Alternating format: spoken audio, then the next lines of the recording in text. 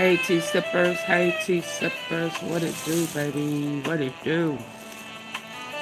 Hmm?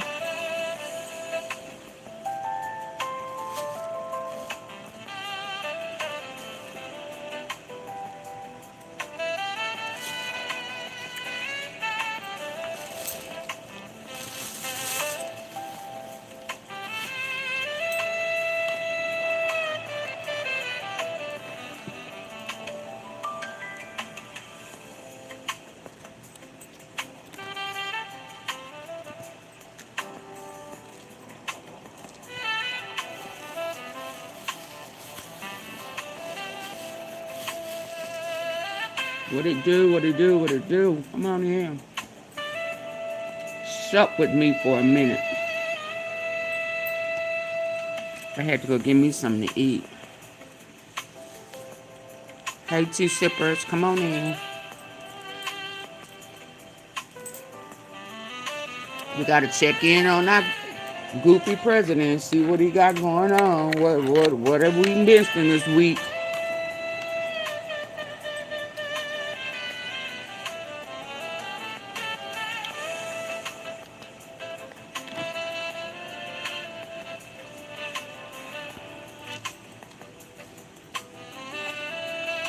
Before I went on my hey Bryant. Thank you. Thank you, thank you. I greatly appreciate it. I had to go get me something to eat. Mm. But before I went on my Carmelo Anthony hyenas, I remember BB Netanyahu and Trump, kind of falling out. But, I never know when it's true or fake.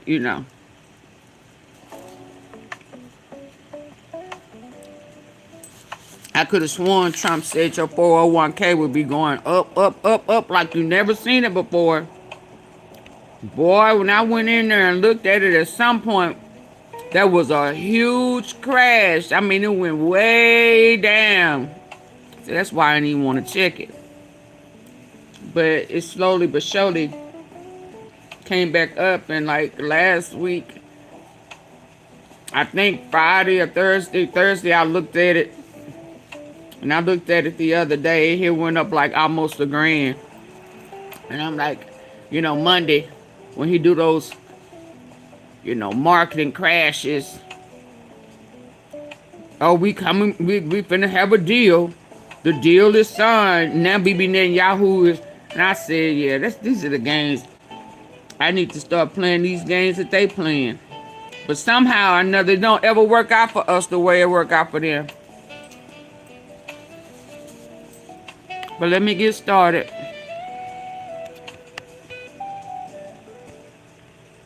Since it's been a minute, and there may be a lot I need to get caught up on. I'm not even sure. I don't even think I wanted to tap in here because he be lying so much. I can't stand it. I cannot stand them lies.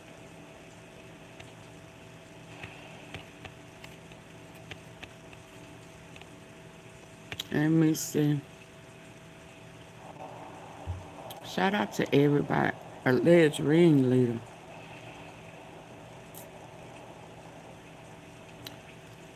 Omaha man arrested in foiled White House. They had a plot. Oh man, so it was staged. My God.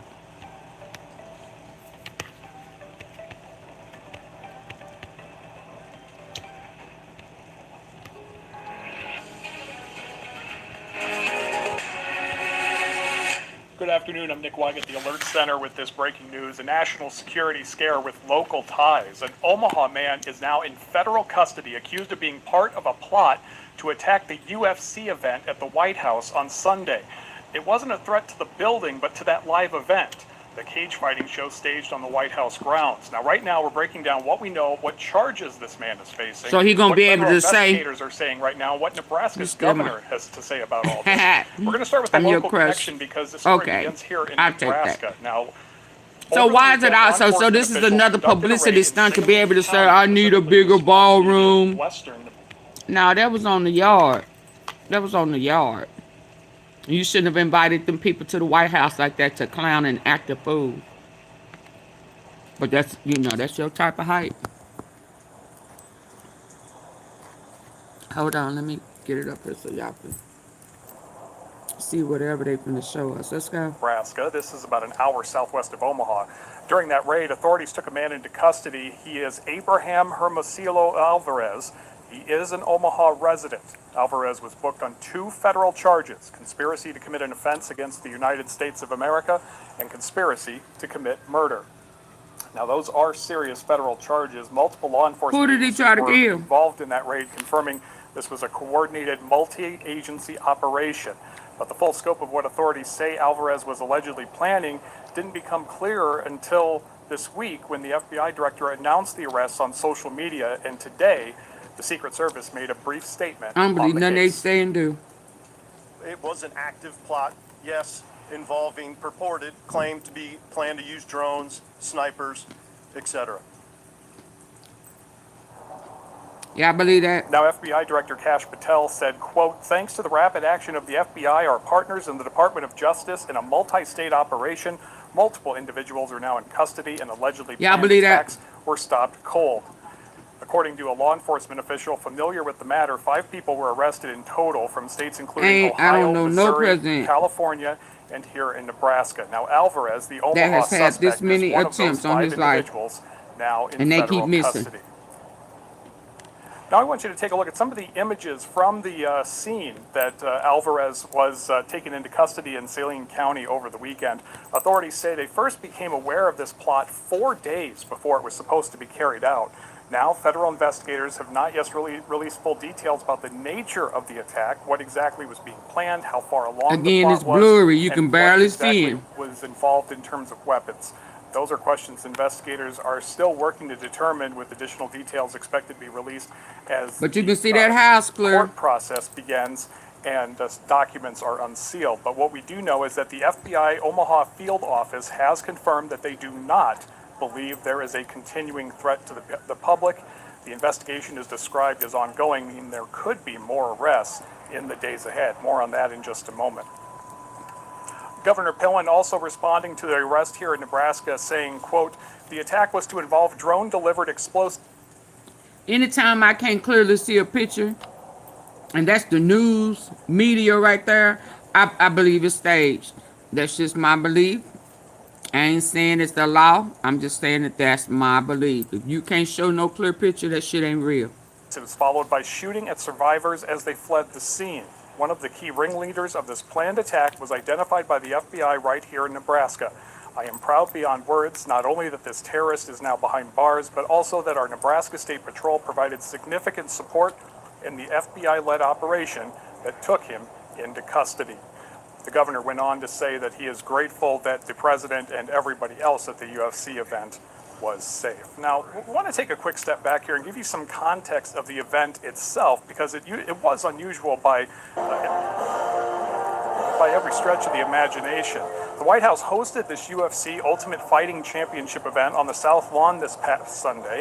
It was a massive, high-profile production with All the of that cage mess set was up on the dumb. grounds of the White House, thousands of spectators in attendance, and a live national broadcast. President Trump, who was celebrating his 80th birthday Sunday, sought to tie the fights to larger celebrations for the 250th anniversary of the signing of the Declaration of Independence.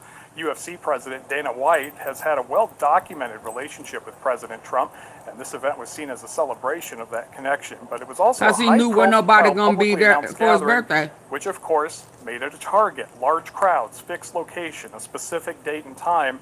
Those are the kinds of things that security experts say are most vulnerable to attacks from terror plots. Now, earlier we told you how FBI Director Kash Patel went public with the arrests on social media yesterday. Now there are reports that the Secret Service was not happy that this was made public. because they're still looking for everyone they believe is responsible. The deputy director of the Secret Service spoke about this a short time ago. Don't nobody want him? They were planning to attack the Freedom 250. Some of what you read this morning's accurate. I'm not going to get into too many details because, like I said, this is still an active, ongoing investigation. Just because we're done with Freedom 250 or that particular event doesn't mean we're going to stop. There are still suspects at large. Just like the guy in everyone's been the Hilton Hotel. All of that shit. So likely not the last that we're hearing about this. As you heard the deputy director of the Secret Service say, there remains individuals they believe that were involved that are at large at this hour. Now, right now, it appears Alvarez here in Nebraska will have his next hearing coming up on June 24th at the federal courthouse in Lincoln.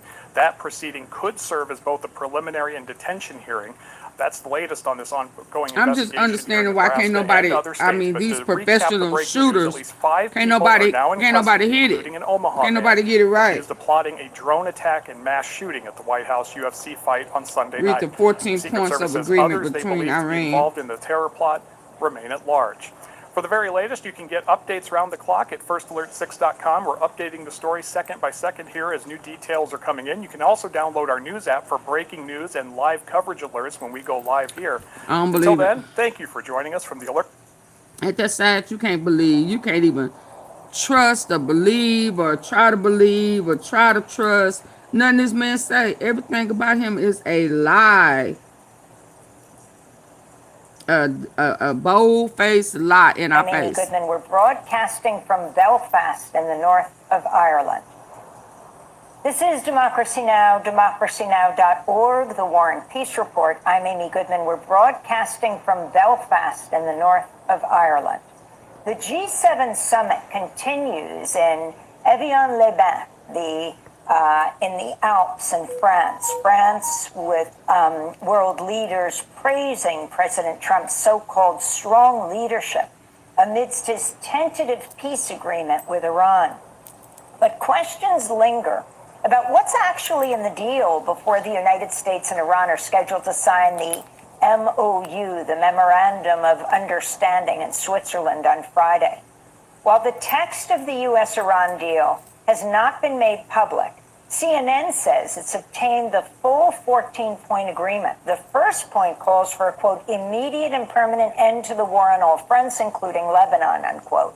Hey, Iran has accused Israel of violating the ceasefire in Lebanon at least 84 times in the days after Tehran reached the tentative deal to end the U.S. war. Iran's Foreign Minister Abbas Araghchi spoke from Tehran Tuesday. The end of the war also includes the end of occupation without the withdrawal of Israeli forces from the territories they occupied in the war. A full end to the war has not been achieved, and any military attack by this... Did I hear without? Let me back that thing up. Because he'll come out and say something totally different. To end the U.S. war. Iran's Foreign Minister Abbas Araghchi spoke from Tehran Tuesday.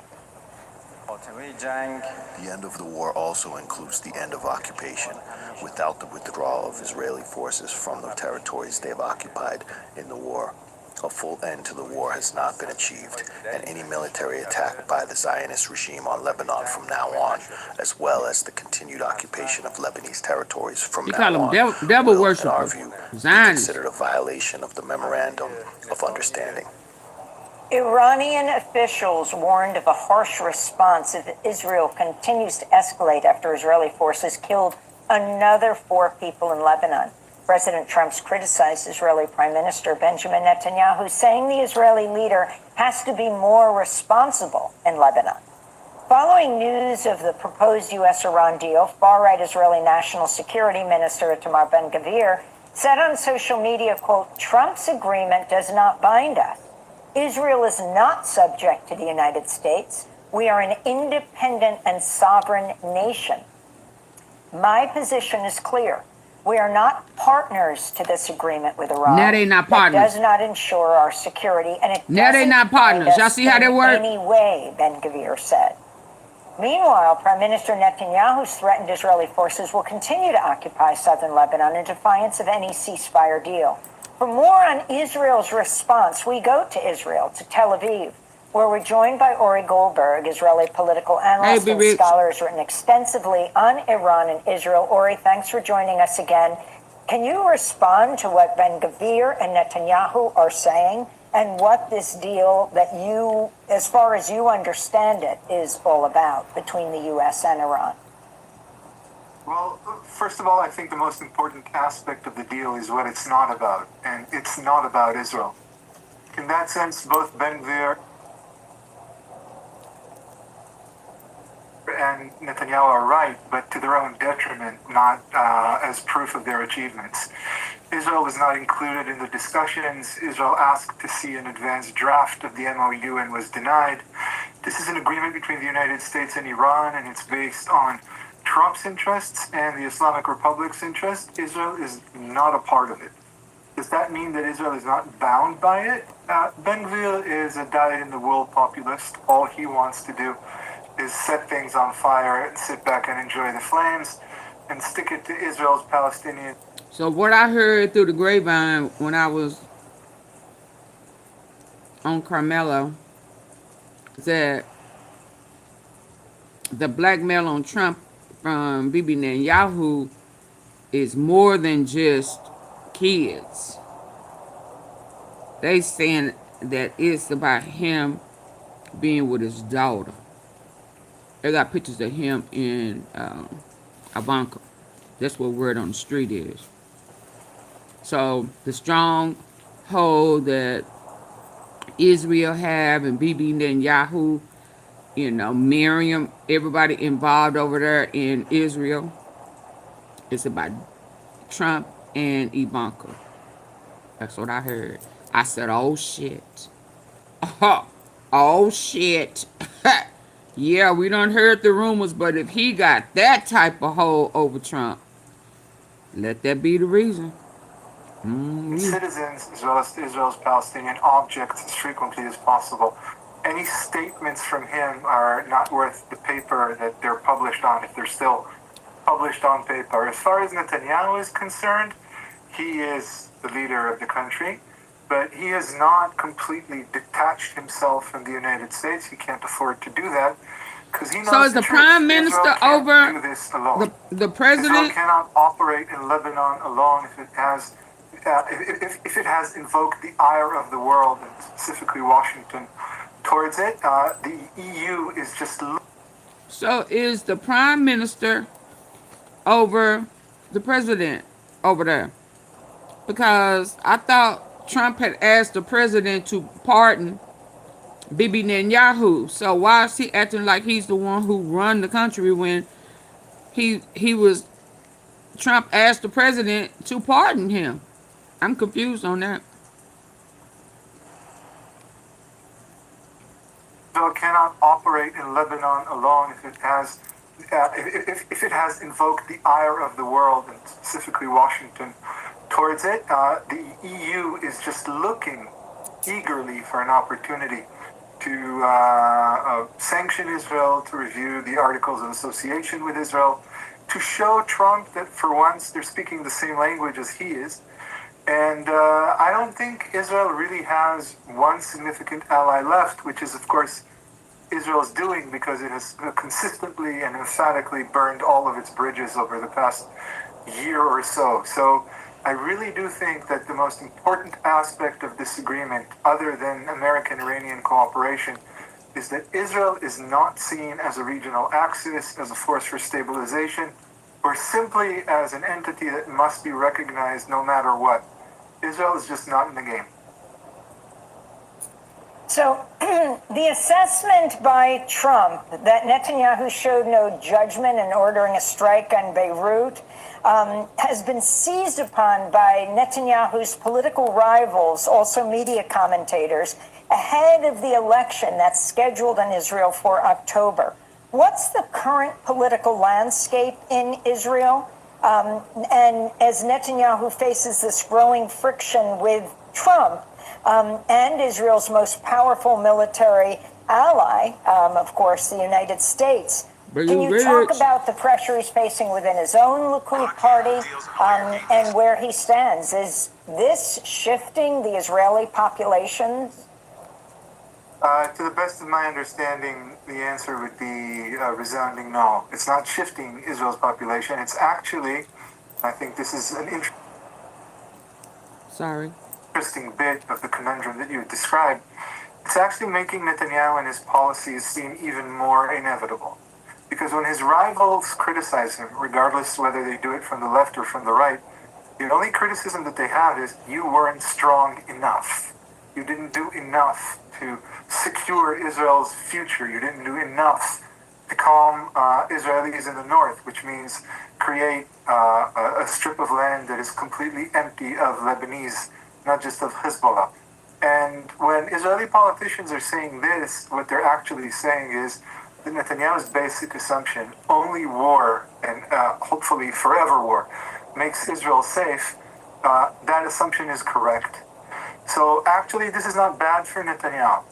As his rivals struggle to put forth some kind of alternative position, the only alternative they can offer, or seem to be willing to offer, is an alternative that says we would have done it better. What would they have done better? They would have managed the war better. They would have been stronger. They would have been able to create better cooperation with Trump. They would not have been so disrespectful. But all of this goes to Netanyahu's management capabilities, not to the principle at stake.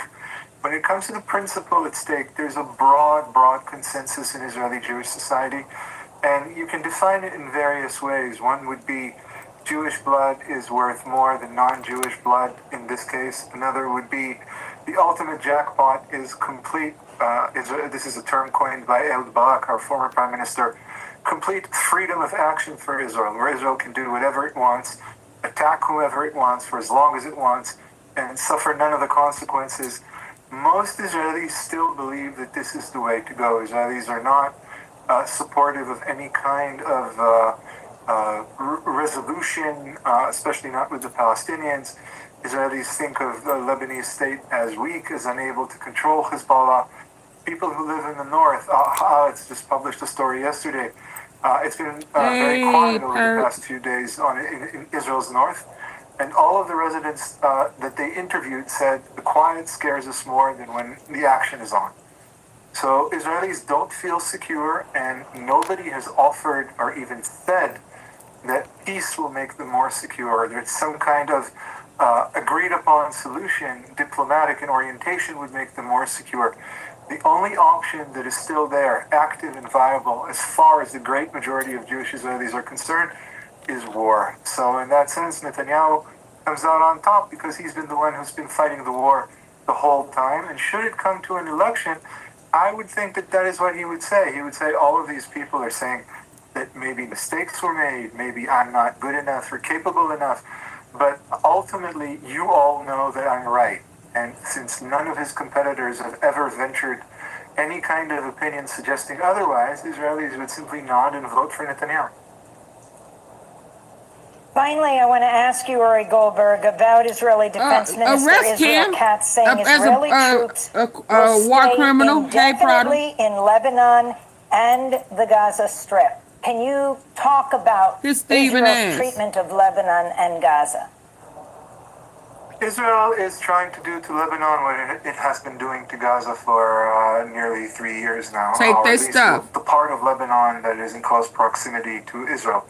It's trying to destroy it, raze it to the ground, leave nothing standing, and thereby provide security for the Israeli north. I don't think Israel is gearing up towards an invasion of Lebanon. I'm sure that there are people on the hard Israeli right who would rejoice at such an invasion, but my understanding from both military and political circles is that this they want to be able to steal the land being considered.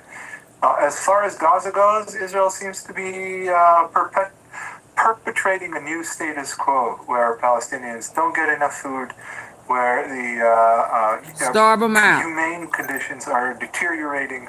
Palestinians are open to disease. They're open to vermin. Palestinians are dying by the dozens every day, not just from Israeli bombings, but from Israeli-induced chaos because they're still living in the rubble, basically, without Israel allowing them any kind of systematic reconstruction. But I do want to stress that Israel is doing this, or the fact that Israel is doing this is, in my mind, a proof of Israel's weakness. all Israel can do is destroy. Right. Destroy or harm or kill. And need Now, somebody else to help them do A lot of blood will it. be shed by Israel, a lot of blood that should not have been shed because the world was too lenient, because the world wanted to give Israel some freedom of action, some leeway. But again, to the best of my understanding, Trump's had enough. He hasn't had enough because he cares about the Palestinians or about Lebanon. He's had enough of Netanyahu's disrespect. He's had enough of the notion that it's actually Netanyahu who's calling the shots. He's very sensitive to the conspiracy theories that are rife, suggesting that Netanyahu is blackmailing him through some sort of covert Epstein fine. Yeah, and I heard through the grapevine that is about his dirty Ivanka. They done caught the video they got of him. The blackmail they got of him. They say it's far worse than, I mean, you could have never, but she would have been a minor then. They said it's him and Ivanka. I said, oh shit, oh shit, oh shit. Suggesting that Netanyahu is blackmailing him through some sort of covert Epstein finding, or I don't know, whatever else he has on him, or simply denying him money from the Adelson family or whatever. Trump has had enough. He feels that he is not just within his rights, but within a general comfort zone to praise Netanyahu, and I think he's right. I think the EU agrees with him. I think China agrees with him. I don't think there's anybody in the world who sees Netanyahu as a trusted leader. Last thing I want to say about our defense minister, he's a hollow trumpet. He echoes his master's voice. He's not responsible for any kind of serious initiative. While he has some authority, he really does not call the shots on either policy or even day-to-day action. He just reads what's on the paper if he can read it. A blowhard. Oh, wow. Ori Goldberg, I want to thank you for being And the fish. Israeli political analyst, scholar in Tel Aviv, written extensively on Iran and Israel. Thanks for watching Democracy Now! On YouTube. Subscribe Ain't that to the channel. a blowhard or blowfish or whatever he called him? He said, you a fish in the water. And I don't want to play with you no more. You a fish in the water. I don't want to play with you no more. Oh, no more. No more. No more. Ooh, blowfish. Yeah. Hold on. What I got next? I need to go to my boy Ben. I'm just so out of the loop. Oh, well, let me go here. The oversight Democrats revealed critical information staffers learned while visiting Ghislaine Maxwell. Is she there? Did you see her? I want you to look her in her face and say, help her, help her, help her, madam. Is this you? And what's really stunning. Make sure that that really is that helper. Pressure today on Acting Attorney General Todd Blanche as he angles for Senate confirmation to that post. The scrutiny particularly focused on his role in moving Epstein accomplice Ghislaine Maxwell to a more reduced security facility. Yesterday, congressional staff visited the federal prison camp in Texas, where Maxwell is currently serving her 20-year sentence. But the top Did they see her? I need to know if you saw her. But the top Democrats on the judiciary, where Maxwell. Yesterday, congressional staff visited the federal prison camp in Texas, where Maxwell is currently serving her 20-year sentence. But the top Democrats on the Judiciary and Oversight Committees, they say that despite an extensive tour, prison staff, quote, repeatedly shut down our lines of questioning or could not provide basic information about our central concerns. With me now, California Democratic Congressman Robert Garcia, ranking member of the House Oversight Committee. Congressman, what did your staff learn from that visit, and what questions still remain? Let me just begin by saying that we sent a team of 5 Democratic staff, oversight and judiciary members. Obviously, they were there touring the Camp Ryan, and what's really stunning Another cover-up. All of them agreed that the facilities themselves, they all described as a park-like community college. It was open. Folks were walking around freely. There were few restrictions. It was clearly a place that folks were there and were building their own relationships and activities. And what's odd is, of the entire Federal Bureau of Prisons system, this actual facility is ranked the least amount of security in the entire system. And that's where Ghislaine Maxwell was moved. One critical piece of information that we got that which we didn't know is that we learned yesterday that Ghislaine Maxwell is the only sexual offender, convicted sexual offender in the entire 600 and plus member facility. And so she's the only one, which is an interesting coincidence that only Right. her would be given the treatment to be moved to this facility. And the warden was asked multiple times, why was Ghislaine Maxwell moved to this facility?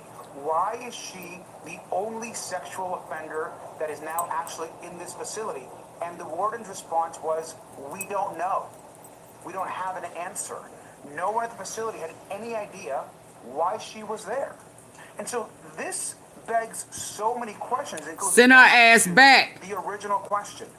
Who ordered Ghislaine Maxwell to be moved to a less secure prison?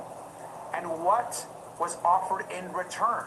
And that's a question that the Attorney General Pambani, that I asked her directly. She directed the question to Todd Blanche, and Todd Blanche must appear before our committee and answer that question, and surely should be asked that question in the confirmation hearing, because up to right now, nobody knows the answer. Right, and the fact And that it was they're saying after this he question met with her. allows these conspiracy theories to fester. Speaking of which, I want you to take a listen to Vice President Vance on The View. He offered some contradictory comments about Epstein during that appearance. Take a listen. I am, frankly, kind of a conspiracy theory on the Epstein stuff, and that story says that that's one of the things that's true, is that some people called me a conspiracy theory Chief of on the Staff, Epstein he stuff. was. I think that it's crazy that you had this guy who is clearly a sex predator who is hanging out with a lot of very wealthy and powerful people. Like, that really bothered me. I don't know what's there, of course. Nobody knows exactly what happened unless you were there, but that really bothered me, and I wanted to have full transparency. What I disagree with is the idea that the White House wasn't committed to full transparency. If there was, in That is fact, so full laughable. transparency.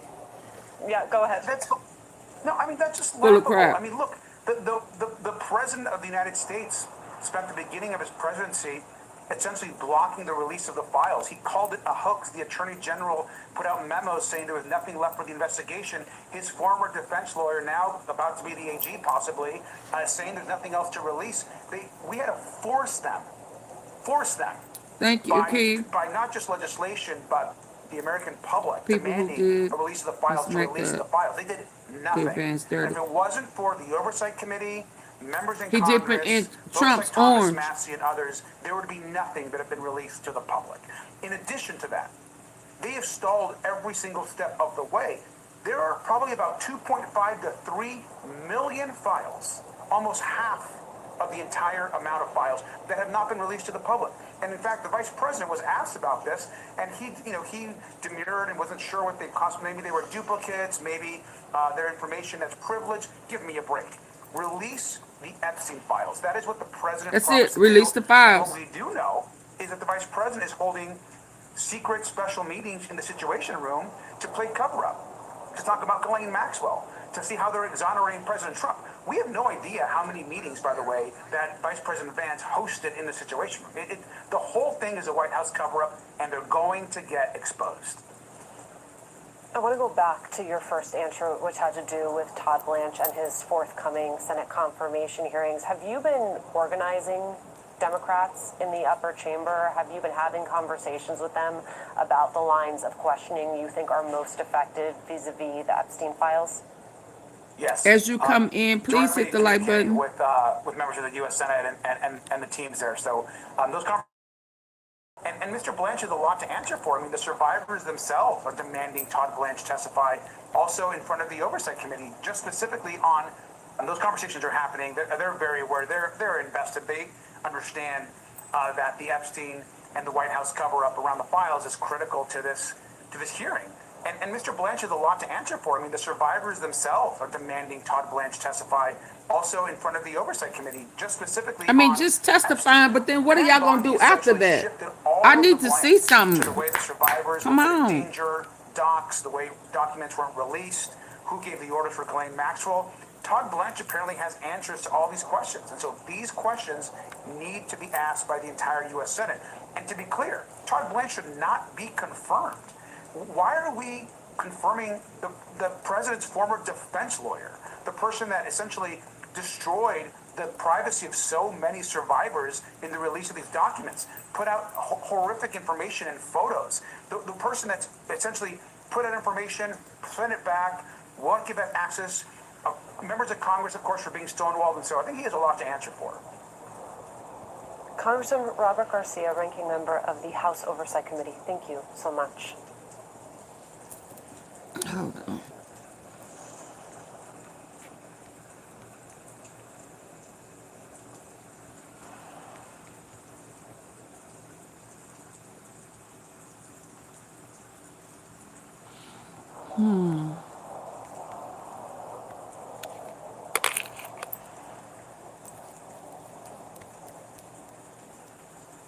So much cover up all over the place. All over the place.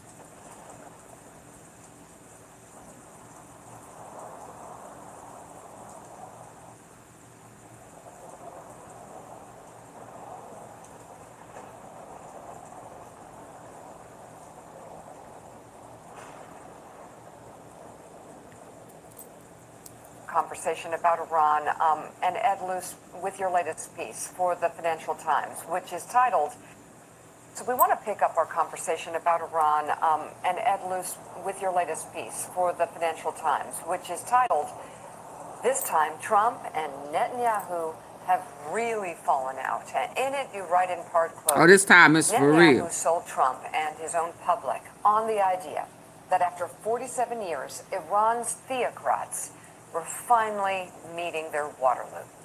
Rarely has a geopolitical roll of the dice gone so rapidly wrong. The Israeli leader thus faces an unpalatable choice. Either he submits to a deal that leaves Iran considerably stronger than it was before February 28th, or he breaks with the U.S. by trying to scupper the deal. The America First camp will be primed to praise whatever deal Trump strikes, even if it's less good than Obama's, which Netanyahu also did his best to scupper. From their point of view, Trump's flirtation with Middle Eastern forever wars is over. He is back to the president they thought they knew. Netanyahu is often called Israel's Houdini. Even he, however, will find this vice hard to escape. Should he try to jeopardize the Iran talks, Trump's reaction could be worse than mouthing off to a reporter. And Ed, how bad could it get? Well, so part of this draft MOU is unconsulted with Israel, but part of it is that Israel withdraws from Lebanon. That is how the Iranians understand it. And that is something that the Israelis are not prepared to do. It's very unclear whether Iran has full control over Hezbollah, but if Hezbollah continues to fire rockets at Israel, Israel has said it will respond and it will not withdraw from Lebanon. So if you take that as read, this will immediately jeopardize the deal. But I think the sort of bigger picture here is that Netanyahu's life's work is getting rid of the Iranian regime. And he thought on February 28th that he was now on the cusp of realizing his life's work. And you heard the language, from Trump talking about the people rising up, the regime being changed, unconditional surrender, and all the kinds of things that were music to Netanyahu's ears. Trump is now saying that the Iranians are very rational, they're very reasonable people, that Israel should stop sort of targeting apartment blocks in Beirut, that it should it should ideally outsource the battle with Hezbollah to the leader of Syria, because Israel can't be trusted. Of course, he said those things that he said to Axios about Netanyahu. It's a family show, so I won't repeat what he said. I was talking last night to David Ignatius at an event, and we agreed that we had never heard an American president talk in that way about a leader of an allied, of a friendly nation, as Trump did about Netanyahu. So this is a political death sentence for Netanyahu, and therefore we'll see what he does over the next 60 days, whether he tries to undermine this deal. But Trump's made it very clear that he's going to get this deal with Israel's support or not. And the potential for a U.S.-Israeli breach should not be underrated. David, as Ed says, I mean, Prime Minister Netanyahu thought at long last he had found the president who was going to help him wipe out Iran. Its military capability, its nuclear program, take out the regime, all of those things. You go back to that reporting from the New York Times inside the Situation Room, where Prime Minister Netanyahu came and explicitly made the case to Donald Trump and convinced him to launch the war in Iran. And now here we are all these months later, where you have a memorandum of understanding and talks that from Iran's side need to include Israel pulling away from Lebanon. And Israel says we can't do that as long as Hezbollah is striking us from there. So not only did Netanyahu not get what he wanted out of this war, he may have to retreat because of the agreement that Donald Trump appears to be ready to sign. Yeah, if this unfolds the way it appears to be unfolding, this isn't just it's a defeat for America, it's a potential disaster for Israel. Because if you look at the larger context here, Israel burned a lot of its relationships with a lot of countries in the world over the last couple of years, but it has absolutely wrapped both arms around the Trump administration. It has thrown all the dice in with the Trump administration. And if you have a rift here, if the end result here is not only pulling in Hezbollah into the deal, making Hezbollah a beneficiary of the deal, but also creating a degree or maybe even entire rupture with the Trump administration, then all of a sudden Israel is going to be in a situation where it is going to look in the world and see fewer and fewer friends, and its most powerful friend is now deeply uncertain in its relationships with the country. So obviously we're thinking first and foremost about the impact of this deal on the United States. But if you put on the hat of analyzing this from the standpoint of Israel's best interests, not only do you not totally destroy the nuclear program, not only do you not completely destroy the Iranian missile program, not only do you not end its support for proxies, you've actually brought one of its proxies in, the worst one, the most dangerous one in, as a potential beneficiary. This is a disastrous for Israel. I love G-Fiber. I love my G-Fiber. Dude, Google Fiber is the best. Fast and reliable. Quality is great. I don't know what I just said.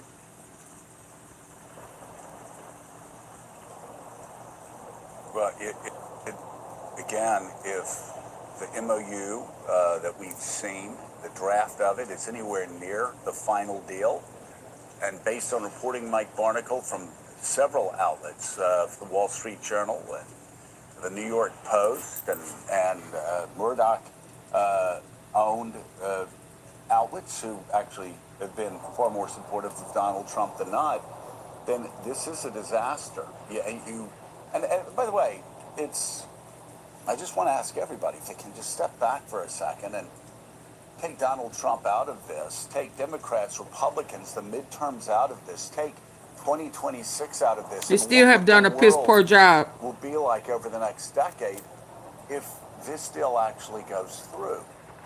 Mike, we're talking about $100 million. The New York Times or the Wall Street Journal is estimating $100 billion in unfrozen funds. J.D. Vance admitted to the possibility of a $300 billion fund for the Iranians. It's a reparations fund. Like we lost. Yeah, another reparations, but African Americans can't get one. Nuclear language that is identical to the same language the Iranians have been using. Everybody can get a reparation except us. Trump distracted, saying, "Oh, we're not even concerned about the nuclear materials in there. Why even go in there after it?" You know, I can add all of this up. And if it's anywhere close to what news reports are suggesting, Mike, this isn't a disaster for Donald Trump. This isn't a disaster for I'm just sick of him. Republicans Me or too, Democrats. Kurt. This is a disaster for America. Me too. Absolutely. And he finna be in Texas, so all of this is just sickening to me.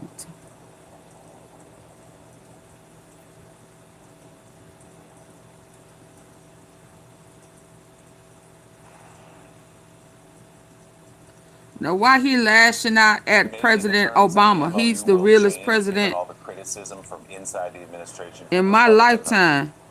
maybe the terms of the MOU will change given all the criticism from inside the administration, from Republicans on Capitol Hill, not from us, but from Republicans. Maybe that will change the posture here of President Trump and the administration. But what's in there right now, and it's supposed to be signed in a couple of days. They're not in competition. Switzerland, is disastrous, frankly. You could add to the list, too, Joe, the front page of the Journal this morning that Iran... Epic failure. You was trying to compete with Obama again, and it was an epic failure.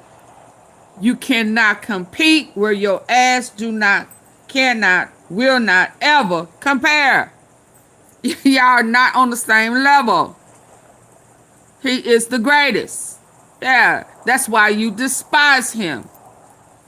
Yeah, because he's everything opposite of what you think about black people. Yeah, he beats you in everything you try to compete with. Starting with he's handsome. He has charisma. He don't look like his breath is funky.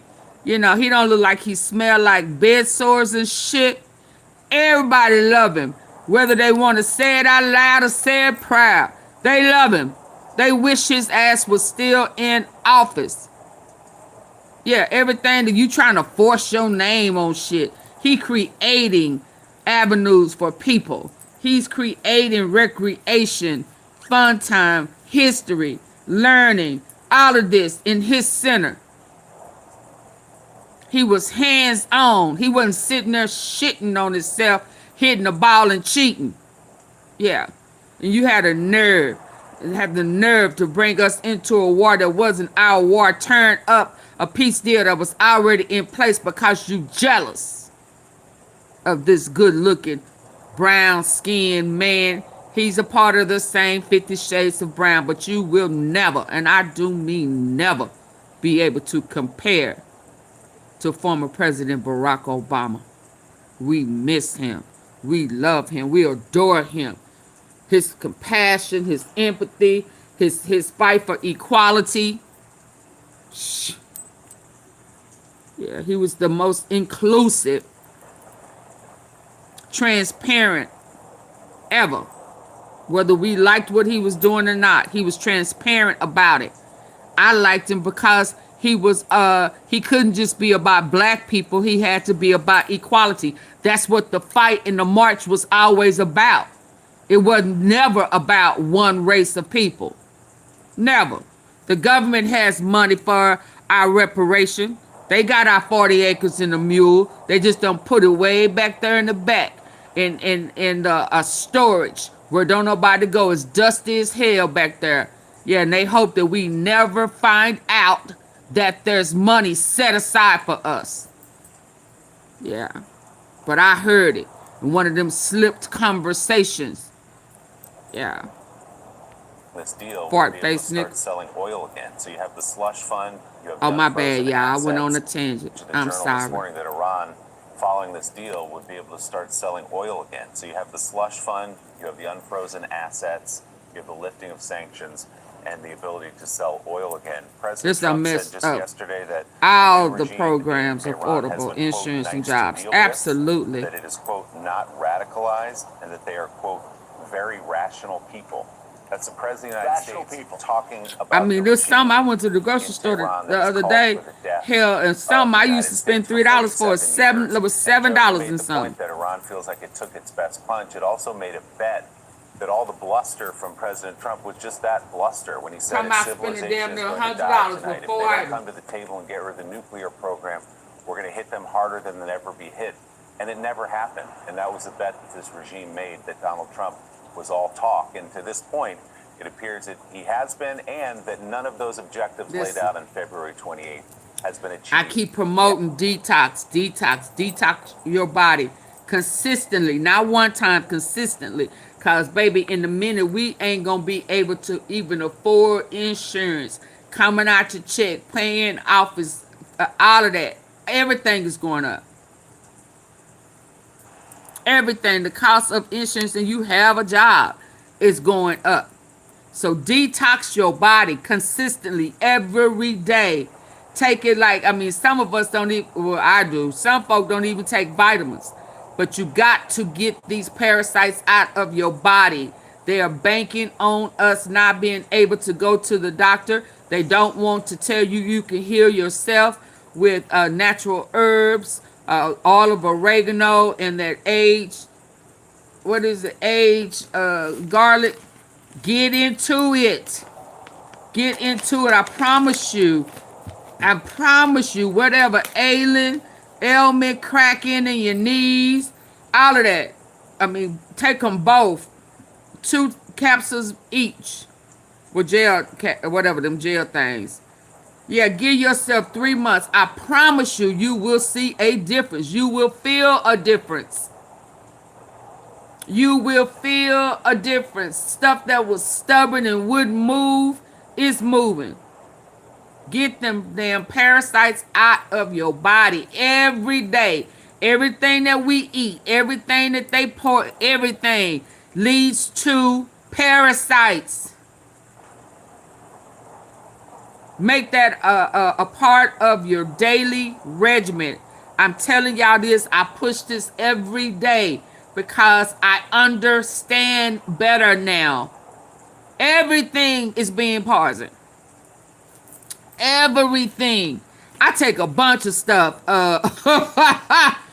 Cause baby, I do clove water, clove tea. I drop cloves in my water. I put a fourth of a teaspoon of baking soda in my water every day. Sea salt, the pink salt every day. But the oil of oregano. Hold on.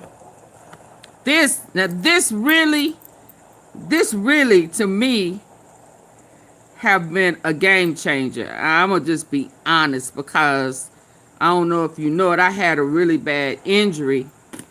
I think our last snowstorm and busted up both my knees, but one worse than the other. And I refused to take any pain pills.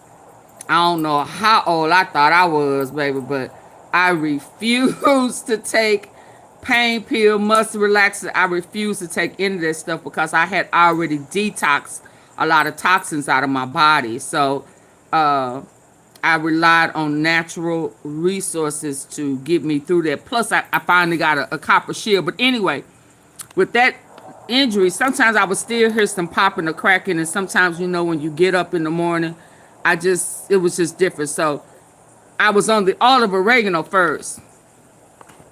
I was on this first, and I could tell some difference.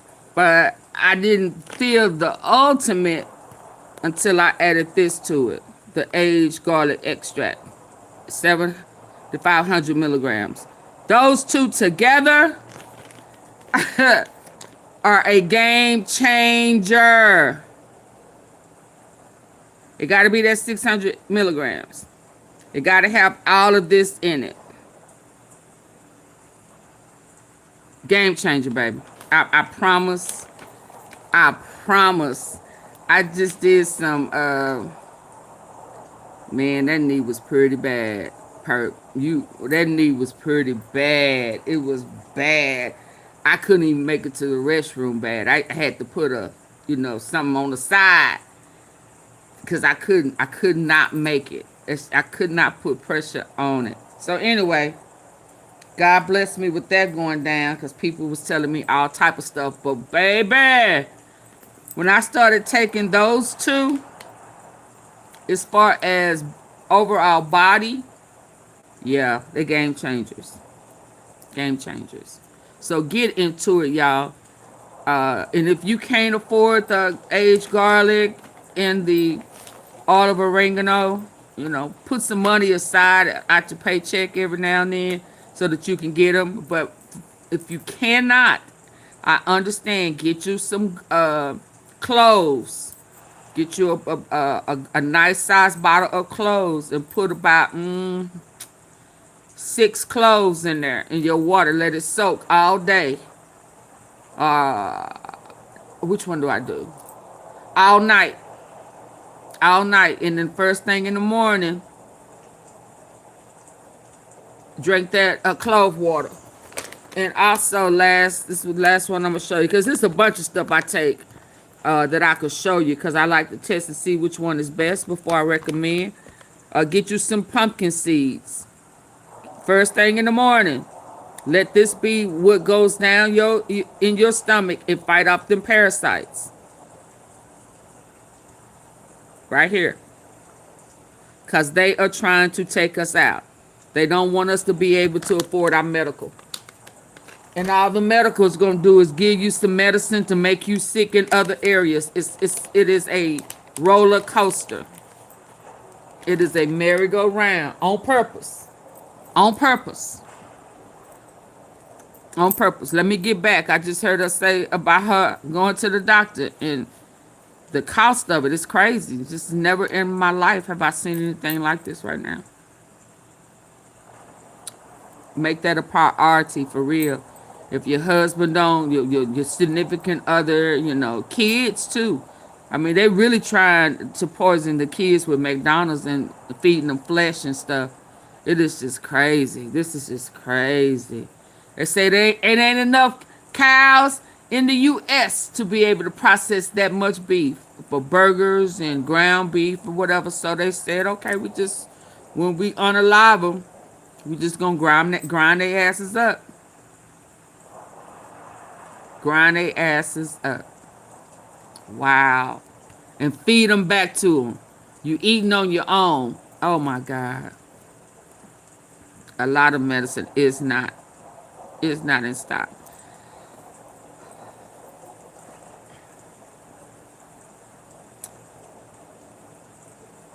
But if you get on natural herbs, there are medicines for everything, every ailment.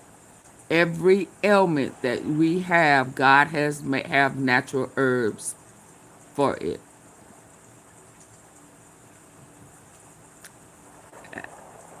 I believe it. Get into your alkaline water. And if you can't afford alkaline water, alkaline your own water with sea salt and baking soda. I got, throw that iodine salt away. Stick only with the pink salt, sea salt, or Celtic salt, or kosher salt. They don't eat like us. I didn't even realize, y'all, that they, like, if you go to get some potato chips, I don't eat potato chips like that anymore, but they have Lay's that don't have the U on it, don't have kosher, and they have Lay's that do. You have to look for the ones that have the U or the K on it. But they stack them all together. I said, what? And if you can't find none on the shelf that have their U on it, don't get them. Do y'all believe that? Everything that they have, even soda, I saw, or juice. So some of that juice, like orange juice, they have some that do not have the U on it, and some that do. Some of it, so that means some is clean and some is not. And they put it all on the same shelf. They preserve themselves and poison us. Ain't that nothing? So we just got to be mindful of that. But let me finish. Negotiations go deeper into the nuclear program, but from You're what welcome. we're seeing this morning, nothing is there for the U.S. You can work full-time with confidence while on SSDI. All sub-employment services is authorized by the social...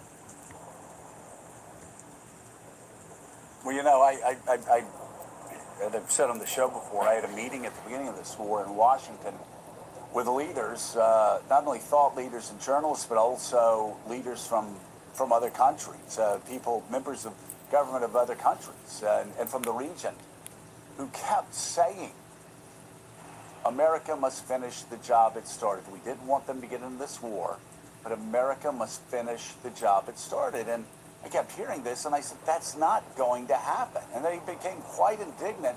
Why? Because Trump don't know what he's doing? There's no other choice. He said, you're dealing with Donald Trump. Yeah. At some point, this is going to become too uncomfortable, and he's just going to pull the ripcord and get out of there when it becomes too uncomfortable politically. Some became quite indignant and said that's not a possibility. I said, well, you've got to know who you're dealing with now, and that is very much a possibility. As far as the nuclear program goes, Donald Trump kept saying Iran can't have a nuclear weapon. And 7 presidents before him have agreed with him. And, you know, he has said, I'm the only one that's going to take care of that. Now he's become extraordinarily disinterested, even in that topic. You talked about him saying nuclear material. Hey, Room Shaker. That's not even important anyway.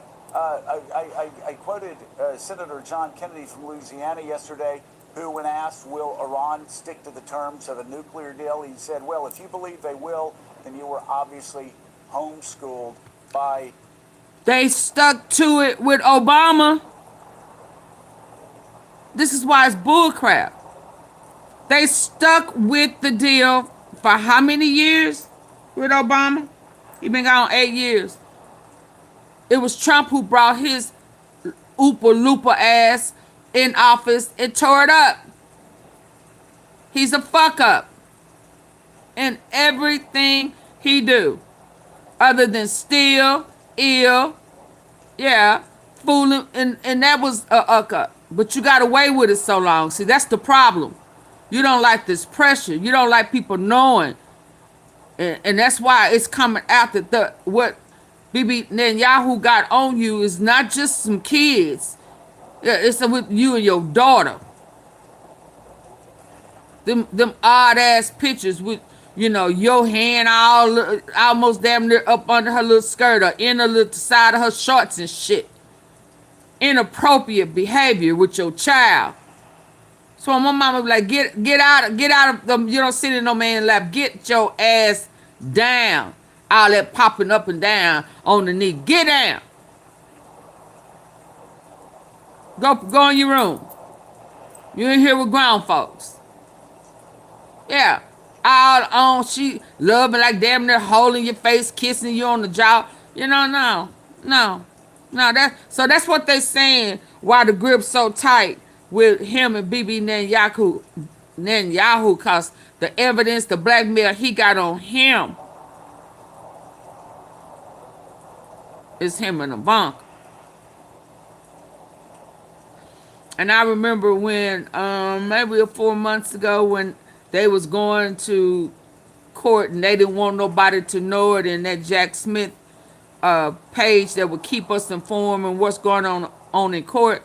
One of them was when she had to testify against Trump. And I think he made reference to that your dad or your father or something, and she said, he's not my dad, he's not my father. And I remember thinking, ooh, that was kind of, ooh, they must really, you know, because he was ranting around saying that the family's in trouble because of Ivanka, because she gave up that paperwork on who taught her how to milk the system. Yeah, all of that stuff. They've been having court, and the average person don't know nothing about it. All of these appeals, tying up court, starting war, the Epstein files, stealing. All of this crap is going on. But I remember her saying that he's not my father. Like she was disgusted with him. And she testified against it, but carry on. Don't be surprised if that come out. What did he say? A day drinker. He says that's a Louisiana term. You are homeschooled by a day drinker. It will never. And one more thing, just so we clear. Put the word out. All that cyber stalking, cyber bullying, all that type of stuff. Baby, quit. Hernandez Govan locked up behind that type of stuff. Hey, Miss Tom, that don't work no more. People better stop playing.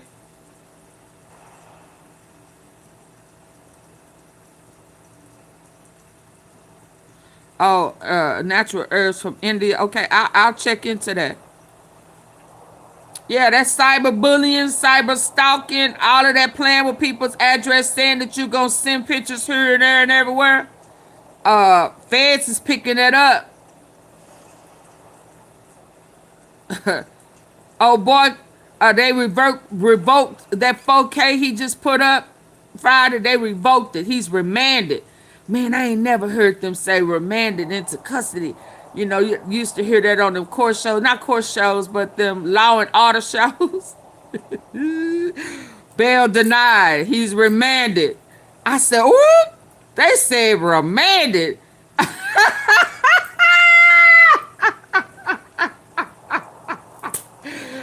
Oh my God. So hey, listen, heads up, stop playing with that stuff. I mean, I know they want him on other stuff. You know, I know that. But I heard them say bail denied, revoked. You're remanded in custody until your trial. Baby, I know he's sick as a wet puppy. Let's go.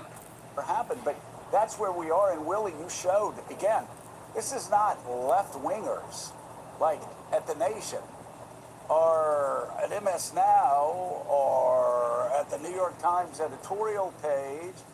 This is coming from Republicans and from what our own newspapers show, as you did before. I think you're reaching for it right now. People play too much. How Black Swan?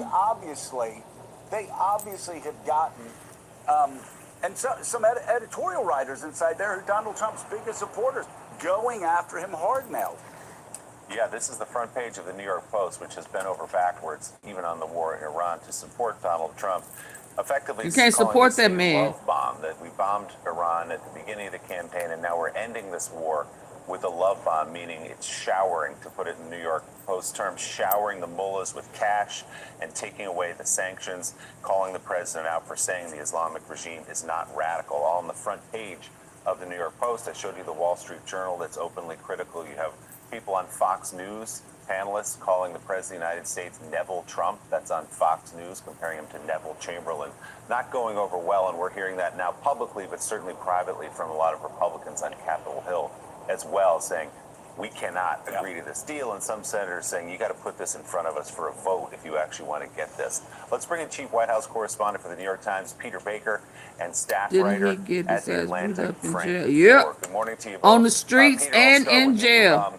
Can you shed any more light about this memorandum of understanding? It is. I don't know if y'all remember, but when he beat the case on Dolph, I don't know if y'all remember or not, but I said all of his protection from the feds and stuff is gone because he exposed. Remember when Manny was talking about the police force and it's corrupt and they have I'm gonna say mob, in-house mob and stuff, and it needed to be exposed, and then Govan was trying to act like, yeah, I'ma sue people and this, that, and the other. He knew then that all of whatever help he had, whatever gig he had was over. He knew then. And when he went over and exposed that he knew Paper Route Woo daddy, and he met them in the backyard, and it was a lot of PRE there, and they let him out because in my mind, they knew he was white. He knew that all of his protection, for the most part, was over. They was done with him. The mere fact that they was add those, what is it called? I can't think of the name. It's not amendment.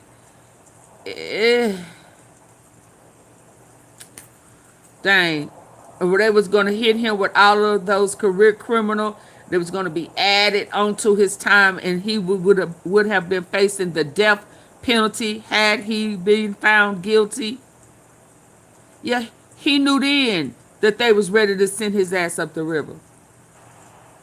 So he should have known they was waiting for the perfect time to set his ass up. Let him talk himself into some shit, and that's exactly what he did. For him to say, I'm going to have somebody come, put fire to your house with my son and my special needs son in there. Oh, yeah, no. That's the same thing he did to straight drop in Cornelius. Sent them on dummy runs to go, shoot up stuff.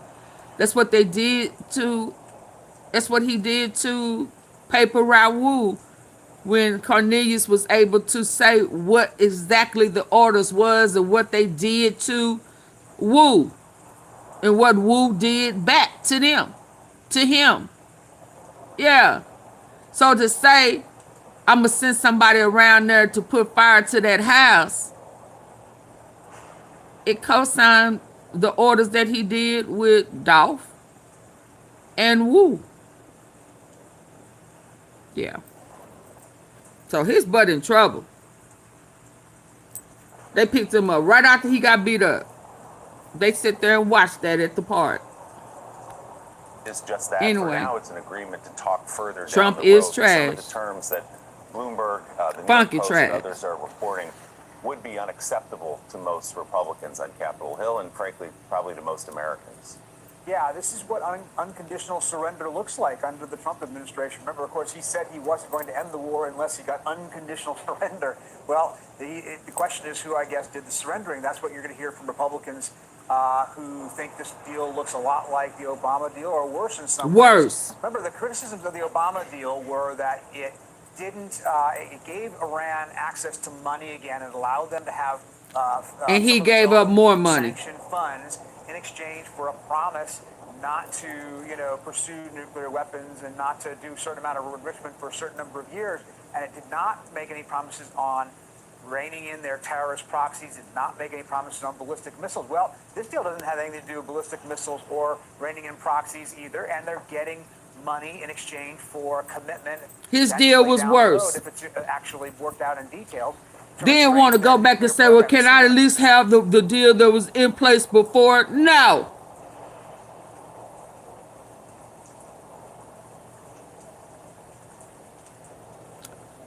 His proffers are not back in play. He done lost. He gave up all his proffers. The way he beat that case was because he had to. He cashed in all of his proffers, all of them. So he was working on new proffers. Well, who did he turn in? He was trying to get Gotti. He wasn't able to get Gotti. So who did he turn in? He probably had some part of that for hire list that they found in South Dallas that tied it to Yellow Beezy. Because as soon as they found that list with those big busts on Malcolm X is when Yellow Beezy got picked up.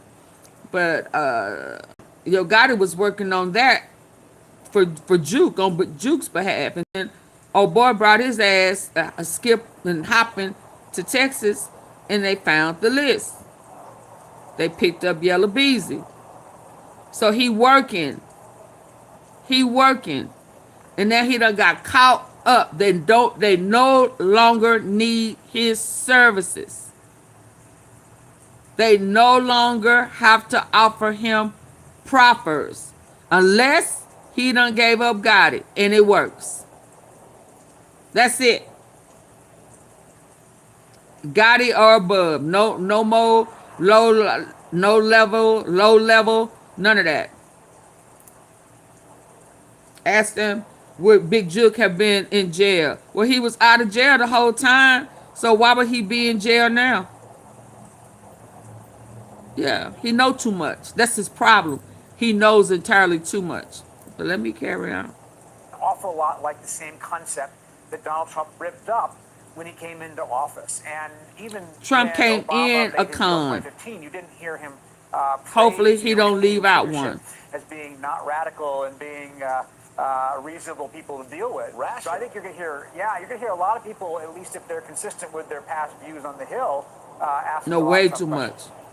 Yeah, and President Trump's now I don't want to sound like I'm a gangster.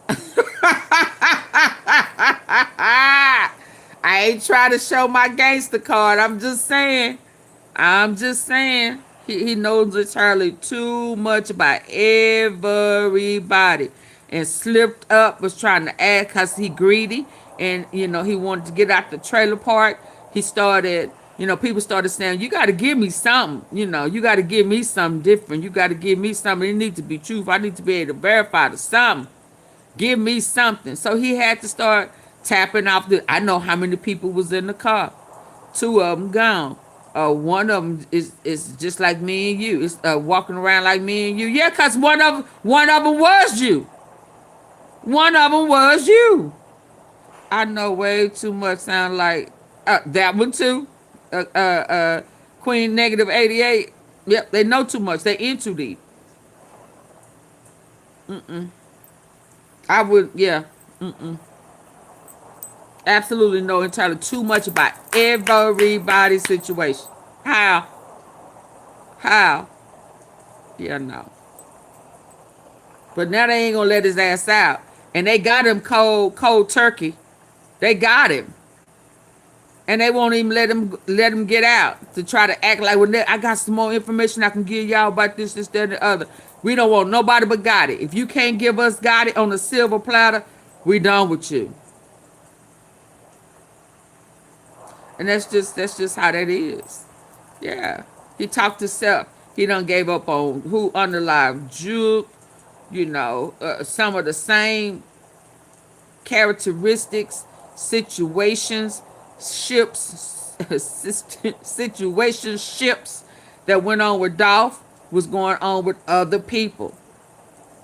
They was just sitting back waiting for him to say something about sending somebody to unalive you. That's a hitman. That's a hitman. If you gonna send somebody to go do a job for you, what is that called? A hit. Ain't that what he did with Cornelius? Ain't that what Cornelius said? Yeah. Yeah. So again, I said then, and I'm gonna say it again now. He was the mastermind when it came to Cornelius, because Cornelius didn't know none of them. He wasn't in the rap industry, so the person who pulled him in and who was orchestrating, as far as Cornelius goes, it was Quick. It was Quick. Now, he wasn't the mastermind behind the whole hit, but he was the mastermind as far as Cornelius, because that's who pulled Cornelius in. And that's who Cornelius got his orders from. They just worded it wrong. But let's go. And he is going to try to bluster and spin past them. But as I wrote in The Atlantic this morning, President Trump lost this war. The United States leaves it. I'm already on the gangster lean. Strategically, militarily, and for President Trump, perhaps foreshadowing, his eventual lame duck status, where we are seeing leaders of the world begin to defy him. Europe doing so on Ukraine. Xi Jinping in China refusing to give him a trade deal, and now it appears Iran gets the best of him in this agreement. This is so he wound out in a less position. His goals. He's now walked away from most of them. Iran still has the ability to support terror groups with this waste of time and our tax dollars. Get $300 billion. They have far more control over the Strait of Hormuz than they ever had before. And then said in 60 days, they had suggested they will put together some sort of toll or fees mechanism there.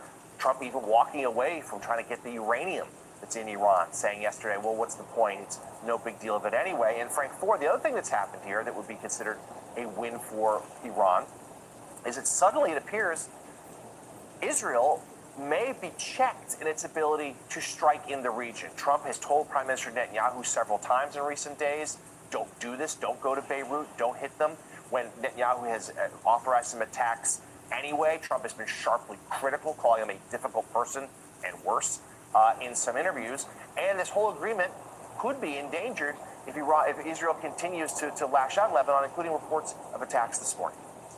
Right. I mean, Donald Trump was just a month ago touting himself as the most popular politician in Israel, saying he could be president of Israel. But now that story has completely flipped because Israelis are very frustrated that Iran seems to have this veto power over Israel's ability to operate in Lebanon. He didn't walk away with nothing on top. And they're not able to respond by striking Hezbollah leadership in Beirut. And so this is just one among the many ways in which Iran has proven what you just described, the point that Donald Trump is a lame duck president. They patiently waited him out here. They were able to maintain, to achieve some of the most important goals here, which is that they wanted to restore their deterrence, which I think they effectively did by showing that they could take our best punch. They wanted to be able to maintain their most important military proxy, which is Hezbollah, which they've effectively been able to do. And when it comes to these negotiations that are about to happen, what leverage does the United States have? The details matter in these types of agreements. Whatever negotiation happens over nuclear materials, the details matter. And we don't have leverage in these negotiations. The blockade is gone. The promises that are made in this understanding suggest our ability to fold. They've waited us out. They waited us out. Starts to shrink. It starts to shrink. It So starts what to was the shrink. purpose? Wow. So if you take good news. You have made us look weaker than we ever have in life. Fold. I mean, this is running away tail between legs. I mean, the entire basis of this war, when President Trump was asked to give one after he attacked Iran, was that Iran cannot have a nuclear weapon. Marco Rubio parroted that. Everybody said Iran cannot have a nuclear weapon. And Iran said I can have what I want to have. Bloomberg's reporting on this MOU bears out, and it doesn't change in any way. He said this land is our land. This is more than folding. And meanwhile, look at what President Trump is doing right now. He's lashing out at former President Obama. It just happened moments ago when he was asked about the Iran memorandum. Nobody could have made this deal. I mean, the JCPOA done by Obama, he handed him $1.7 billion in cash, gave him hundreds of millions of dollars, gave him billions and billions of dollars, but he gave him $1.7 billion in cash. And you gave 16. Green cash from banks into a Boeing 757. Talking about real and cash. Flew it into Iran. And how much did you give? I have pictures. How much did you give, Lottie? Lala? Money's giving us. You gave, I think, 15. Nobody mentions that. 1.7 billion and hundreds of millions. Do he not know how much he gave? Y'all, Lord, please, let me take this earpiece out of my ear. Do he not know how much he gave? He don't know. He don't know that he gave more. Now, oh my God, let me tell y'all something funny. Scooter, I don't know. He just started, you know. Decent talking kid, but he would tease me sometime when I be playing and I say Mo. And baby, the time I heard him say, I don't want that no more. I said, what? Mo? When you start talking like that? He said, you be doing it. It did not sound right coming out of his mouth. No more. No more. I said, boy, stop playing with me. It made me think of when I said, you gave up Mo? You gave up Mo? You gave up Mo? then Obama. Boy, that was one of them times I sure wanted to say, don't do what I do. Don't do that. It don't sound right coming out your mouth. You ain't hood certified to say no more. I don't want to play with you no more.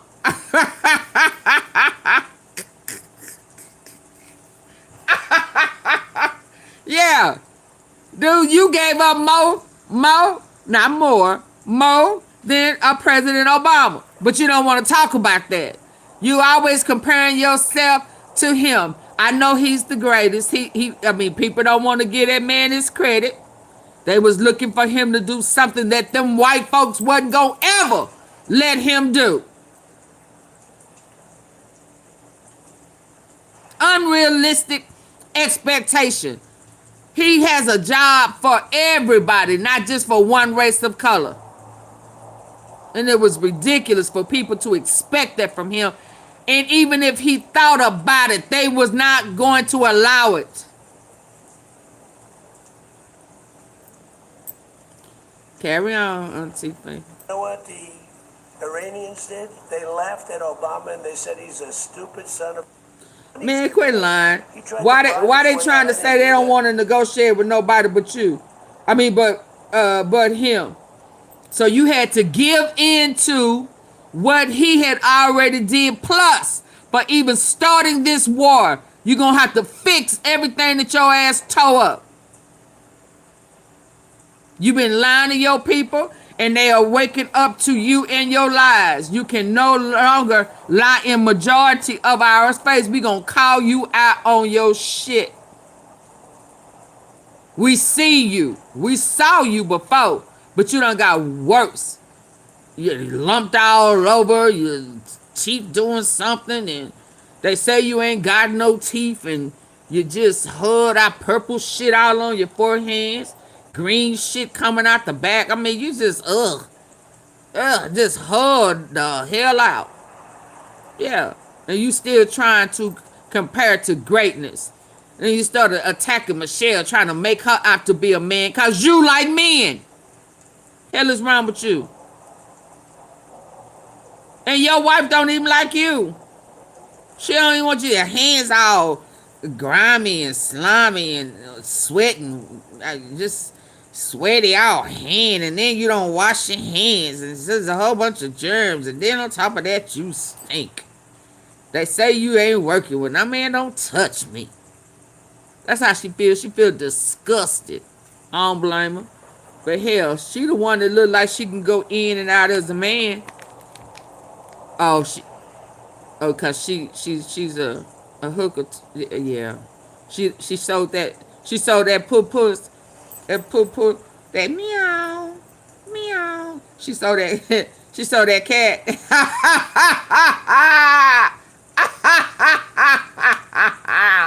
Meow. Yeah, he paid for it. Yeah, that's what that big old check that Epstein was for.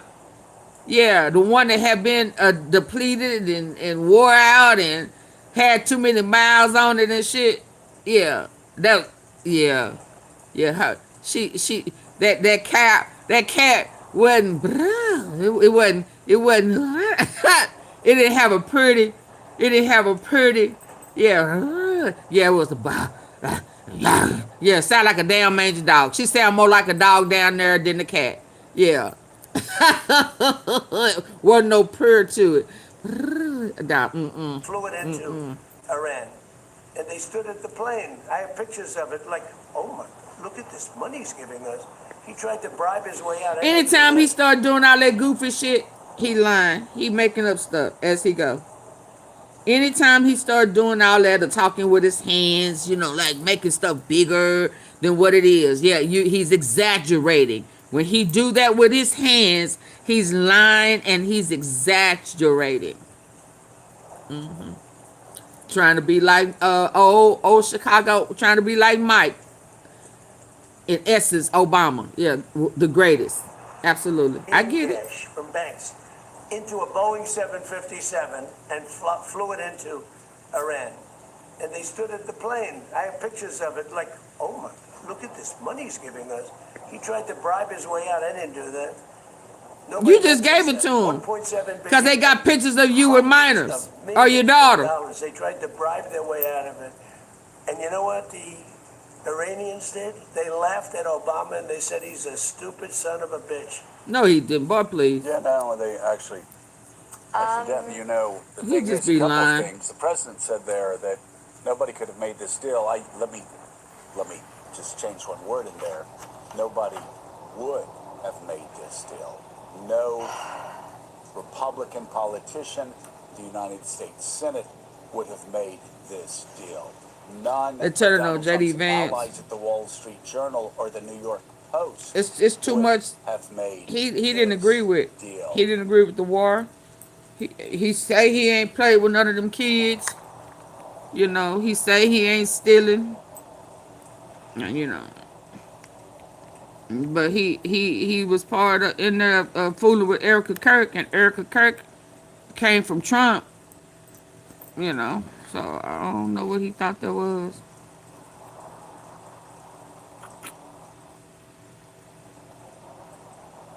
Hold on. Where my boy Ben? And then I'm gonna get to Trump. Y'all please hit the like button, double tap the face of the screen. I know I'm early, but I gotta get back into the swing of things. You know, because this man here, he'll switch stuff up on you. And hell, you thought things was going one way, and then he done moved a whole total new way.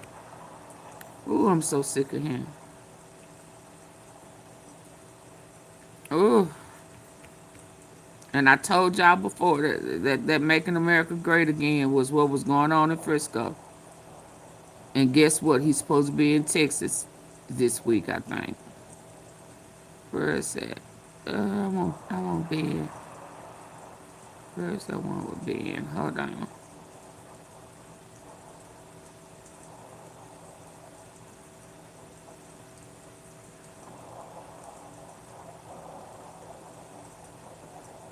Oh, yesterday. Hold on.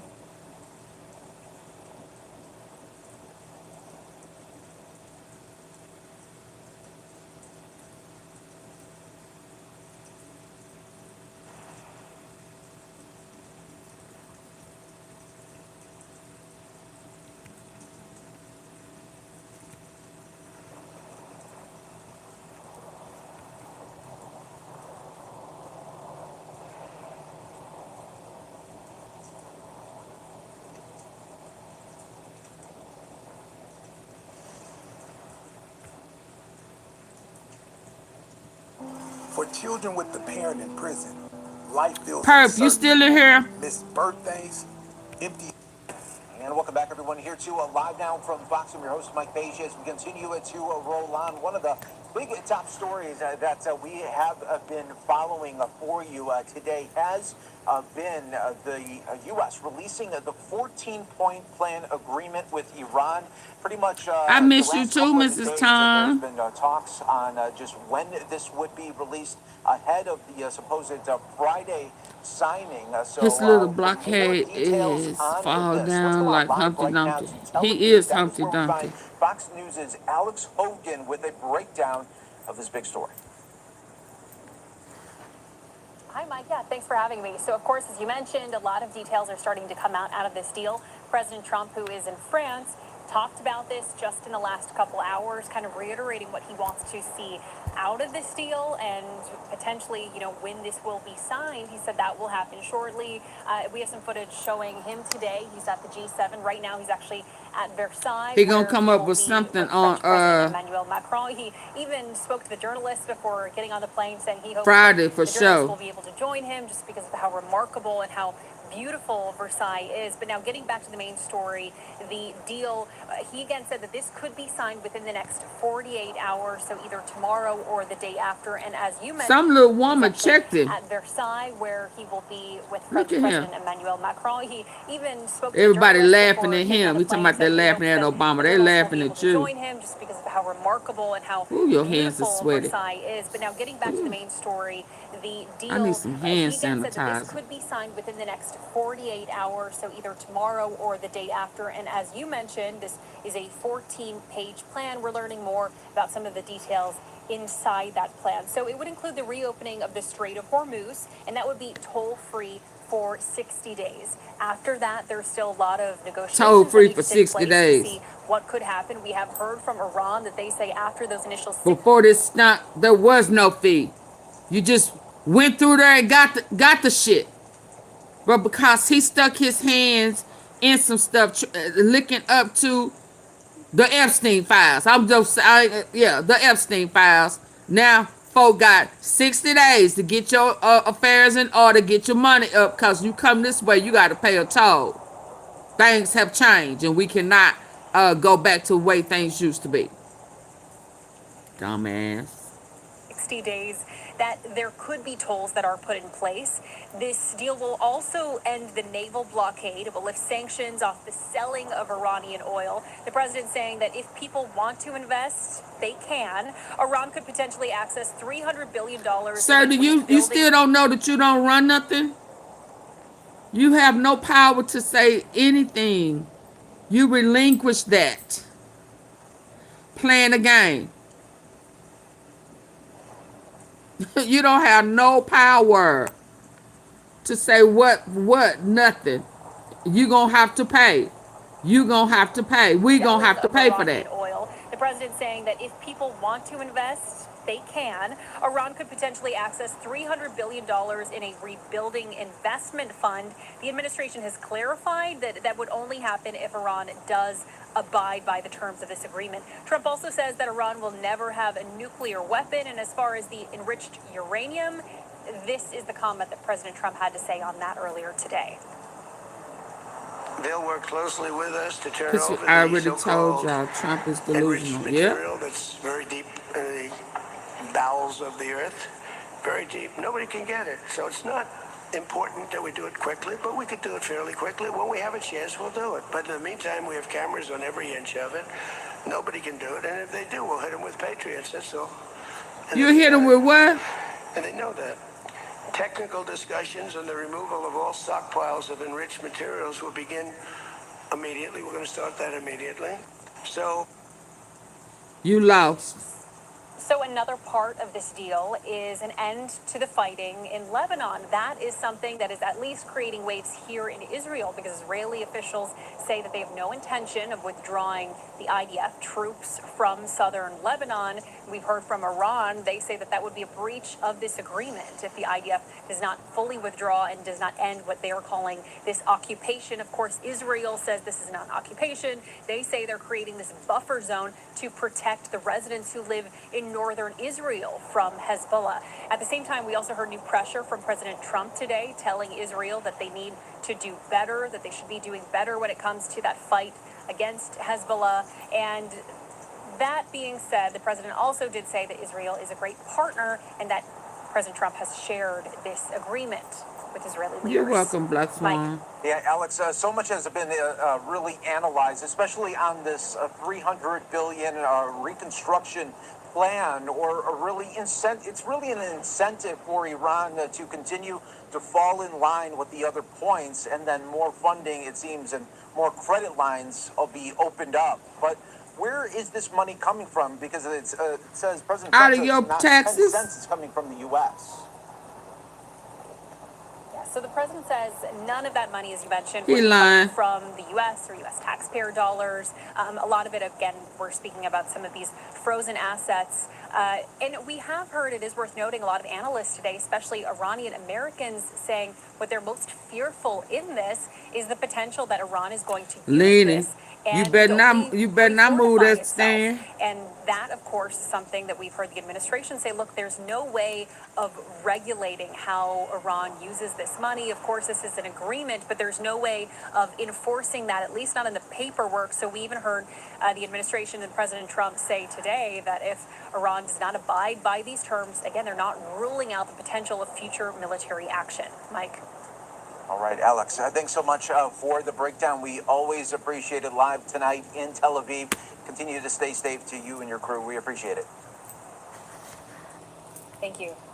Yeah, what she need? Ain't she safe? Didn't they reach a deal? She good, ain't she? Yeah. Are they lying again? You don't know with Trump. You tired of faking the funk. You know, tired of having this bag. Tired of believing in him. What Iran gained from. Let's hear this.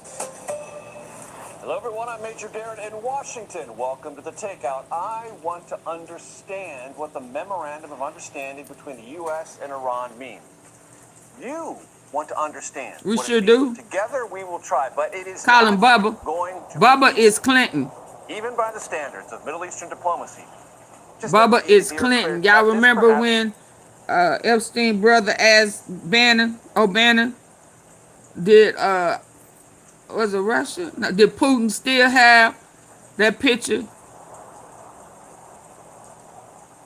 of Trump, of Donnie sucking the juice out of Bubba's pickle? Now we got a Bubba. Bubba's Clinton. Yeah. Yeah, they have a kiss and tell little situation going on back in the day. Well, sucker pickle and yeah, you know what I mean. Get down on it. But put your head down there. Yeah. Yeah, that's Bubba. Bubba is Clinton. That's a new standard for not easy and garbled. At least we have the text. You can read all of it, every word, on CBSNews.com. For starters, Here's this question. Is the memorandum and that text that you can read done? President Trump said today at the G7 summit, not necessarily. Could be changed before its scheduled signing on Friday. But for the moment, let us take it at face value. Paragraph 1 reads in part, U.S., Iran, and their allies, quote, declare the immediate and permanent termination of military operations on all fronts, including Lebanon, and undertake from now on not to initiate any war or any military operation against each other and to refrain from the threat or use of force against each other, unquote. Refrain from the threat or use of force against each other. You just heard me read that. Here is President Trump at the G7 press conference today talking about that language in the context of reopening the Strait of Hormuz and other compliance measures. So when I say permanently, it should be permanently. But if it's not permanently, we will bomb them.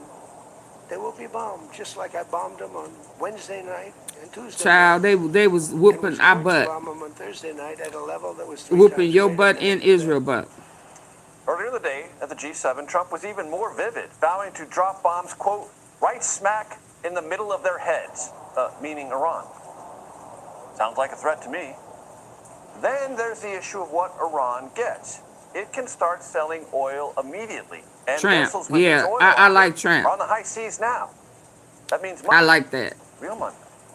Plus, nations in the region and possibly even American companies are getting set to pony up some $300 billion for Iranian reconstruction projects. That's real money, too.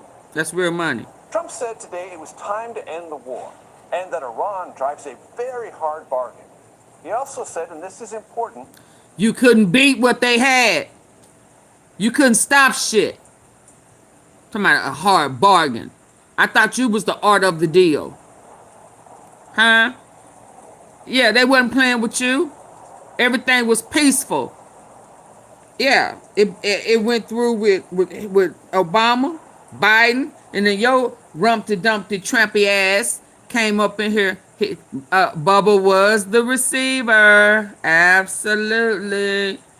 Humpty Dumpty Tramp, head was bobbing. Yeah, trying to compete with Monica Lewinsky. You know, that's what they say when they gay. They be saying, oh, I could do it better. No female knows how to really sexually satisfy a man. I can do it better than her. Let me show you. And then he went, ham, trying to get off into that belt buckle or whatever and tried to get to that pickle, baby. It's like, God damn, I heard this pickle was the bomb. Ooh, let me taste this thing. Let me see if my gag reflexes this shit. Can I handle this pickle?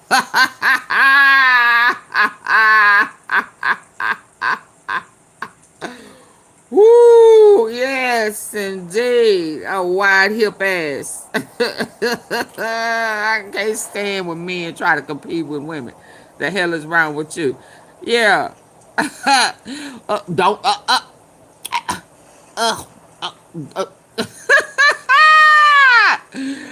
Wait a minute. Oh, my gag reflexes. Yeah. You trying to be like a female. Monica Lewinsky didn't skip a damn beat. What the hell you talking about? That's what you get for trying to fuck with a pro.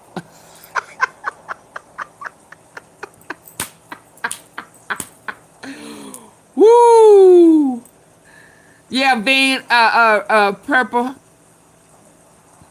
I was calling for you a minute ago. I remember we got to stop using vegetable oil too. We got to stop using seed oil too. We got to stop using that too. But let's go. We'll get on this pickle game. Let's go. $100 billion for Iranian reconstruction projects. That's real money too. Iranian reconstruction projects. That's real money too. That, vegetable oil make fried food taste so much better. I will admit. But they did that shit on purpose. They did that on purpose, y'all. Y'all realize that? When you frying fish, frying chicken, frying whatever, salmon, that vegetable oil hit it different. But we got to pull away from it because everything that they have done to, play with and I know they're saying, God damn, they won't die for shit. So now they trying everything. They poisoning everything. I'm like, God dang. Can't have nothing. Good health, Hard bargain. nothing. He also said, and this is important, he was motivated in part by Look at this clown. June. Trump said today it was time to end the war and that Iran drives a very hard bargain. He also said, and this is important, he was motivated in part by the specter of Republican President Herbert Hoover, ruined in the early 1930s by the Great Depression. The only difference is that a player that's very volatile, very tough, very smart, frankly, you know, they have in one way a primitive culture, but it's also a genius primitive culture. They're very smart people, very good negotiators, but so are we. They wasn't scared of you. You showed that you was weak. Going into a depression, rather than having your favorite president be Herbert Hoover, I was always the one I didn't want to be. At the same time, Trump said the U.S. had maximum leverage over Iran. Can that be true? If Trump fears failing to declare peace now might trigger a Hoover-like global depression, can you have leverage and fear things like that at the same time? Again, I'm just trying to understand. Trump also criticized again Israel and Israeli Prime Minister Benjamin Netanyahu for military attacks against Hezbollah in Lebanon. Trump called that was your booty buddy, noting the obvious truth that scores of civilians have died inside Lebanon as Israel has targeted Hezbollah fighters, funded, of course, by Iran. So, the Lebanon piece. Hey, in my opinion, it's a very small. Wait, what's going on? Piece of the puzzle, actually, but it still makes a lot of noise. The big deal is the Iran deal. It has a lot of toxins in it that, and chemicals in it. The seed oils is what they use to try to do population control. I did not have relations with that woman. And yeah, but you did take head from Trump. Yeah, you did take that good old head from yeah, Bill Clinton. He may not have had relationships with that woman, but he sure took head from that. Yeah, I was trying to figure out. Yeah, so the oils that they have put a lot of the toxins in is seeds oil and vegetable oil. But when I'm saying, like, when you fry, like, whatever you fry, like fish, I eat fish. It does taste better fried with vegetable oil. I didn't even like it with before I knew that. I had even tried grapeseed oil, because, what's her name? Patti LaBelle fried her fish in grapeseed oil, but that's a seed, ain't it? FDA be fair. FDA took bribes, just like the big pharma took bribes, and that's when they stopped using like copper. They stopped using certain natural healings, and did away with deworming. So all of them have been paid off. I think Israel can do a much better job on it. The all-new Kohler home generator. I still got my copper penny in my. I put one in my water bottle. That, on its face, is At least siding once with an a day, Iranian proxy. maybe twice. Israel is not a signatory to the memorandum. Will it withdraw from southern Lebanese areas it now occupies? Will it stop its military maneuvers against Hezbollah? And if it doesn't, will the memorandum unravel? Again, I am just trying to understand. And what about the Strait of Hormuz? It will reopen. That much we know is agreed upon. Trump said today, as you heard, it will be wide open and permanently so. Interestingly, paragraph 5 of the memo says Iran will, quote, make I thought it was using its best efforts for the a safe little. passage of commercial vessels with no charge. I forgot for what type of 60 plane days it was. It was for like 60 days only. After that, the memo says, quote, Iran will conduct dialogue with the Sultanate of Oman. to define the future administration and maritime Parasailing, services parachute, something. in the Strait of Hormuz. That means I talks with did see Iran. it. Let me double That check. means, in plain language, tolls or some kind of administrative fees. Again, money for Iran is not off the table. Oh, wow. These are some of the complexities that, at the moment, defy my understanding, possibly yours. We turn now, or look straight ahead, with hope to Nancy Cordes for clarity, if it can be found. Nancy, that's a big ask. Well, Major, I think there are lots of questions and complexities, but I think for a lot of leaders here in Europe, for a lot of lawmakers at home, even for the Pope, the fact that this deal represents an off-ramp from a very costly, very controversial war, a way to get the strait reopened, to get oil flowing again, they're willing to accept the deal even if they don't think it's perfect, even if they are, as you are, confused about how it is exactly going to unfold. What we do know is that this 14-paragraph memorandum of understanding only has one, maybe two paragraphs that deal with Iran's nuclear program. And essentially what those paragraphs say is that the U.S. and Iran will work together over the next 60 days to talk about the enriched uranium Iran has already and how to dispose of it, and what to do about Iran's nuclear program going forward. But it does not, as President Trump has been claiming day after day here in Europe, eliminate Iran's nuclear program entirely and prevent Iran from ever getting a nuclear weapon ever again. So in Evian today, I asked him why he's making that claim if we now know that it is simply not reflected in the document. And he said, well, you know, it's simple. If they try to build a nuclear weapon, I'll just bomb them again. And I followed up this way. There's nothing enforceable in the deal itself. Is that correct? Doesn't have to be.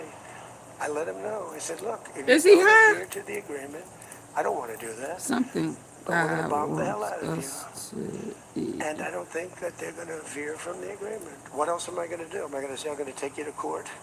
Let me take you to court. Let me sue you.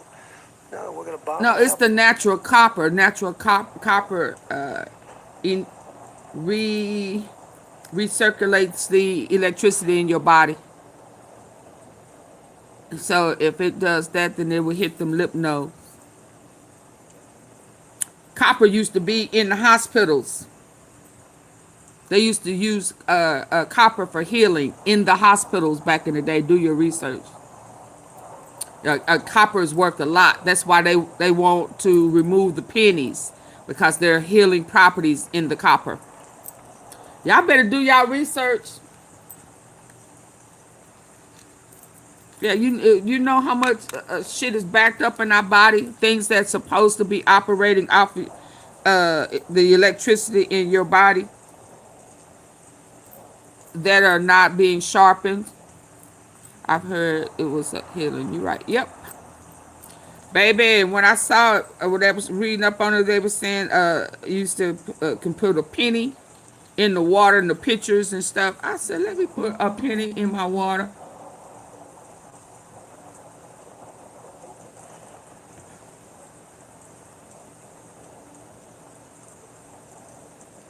Oh yeah, mine gon' I get it, absolutely 100% salute. Hey Keisha, everything that they don't want us to do no more, you better start doing it, cause they don't pump these parasites in our bodies and shit, and they don't want to you to flush them out so you can still be sick. You can ask these tea sippers, did I not suffer when I had that big old the butt end of a whole damn grapefruit for my injuries, and I refused to take any type of medicine. No, nothing other than natural stuff. That's it.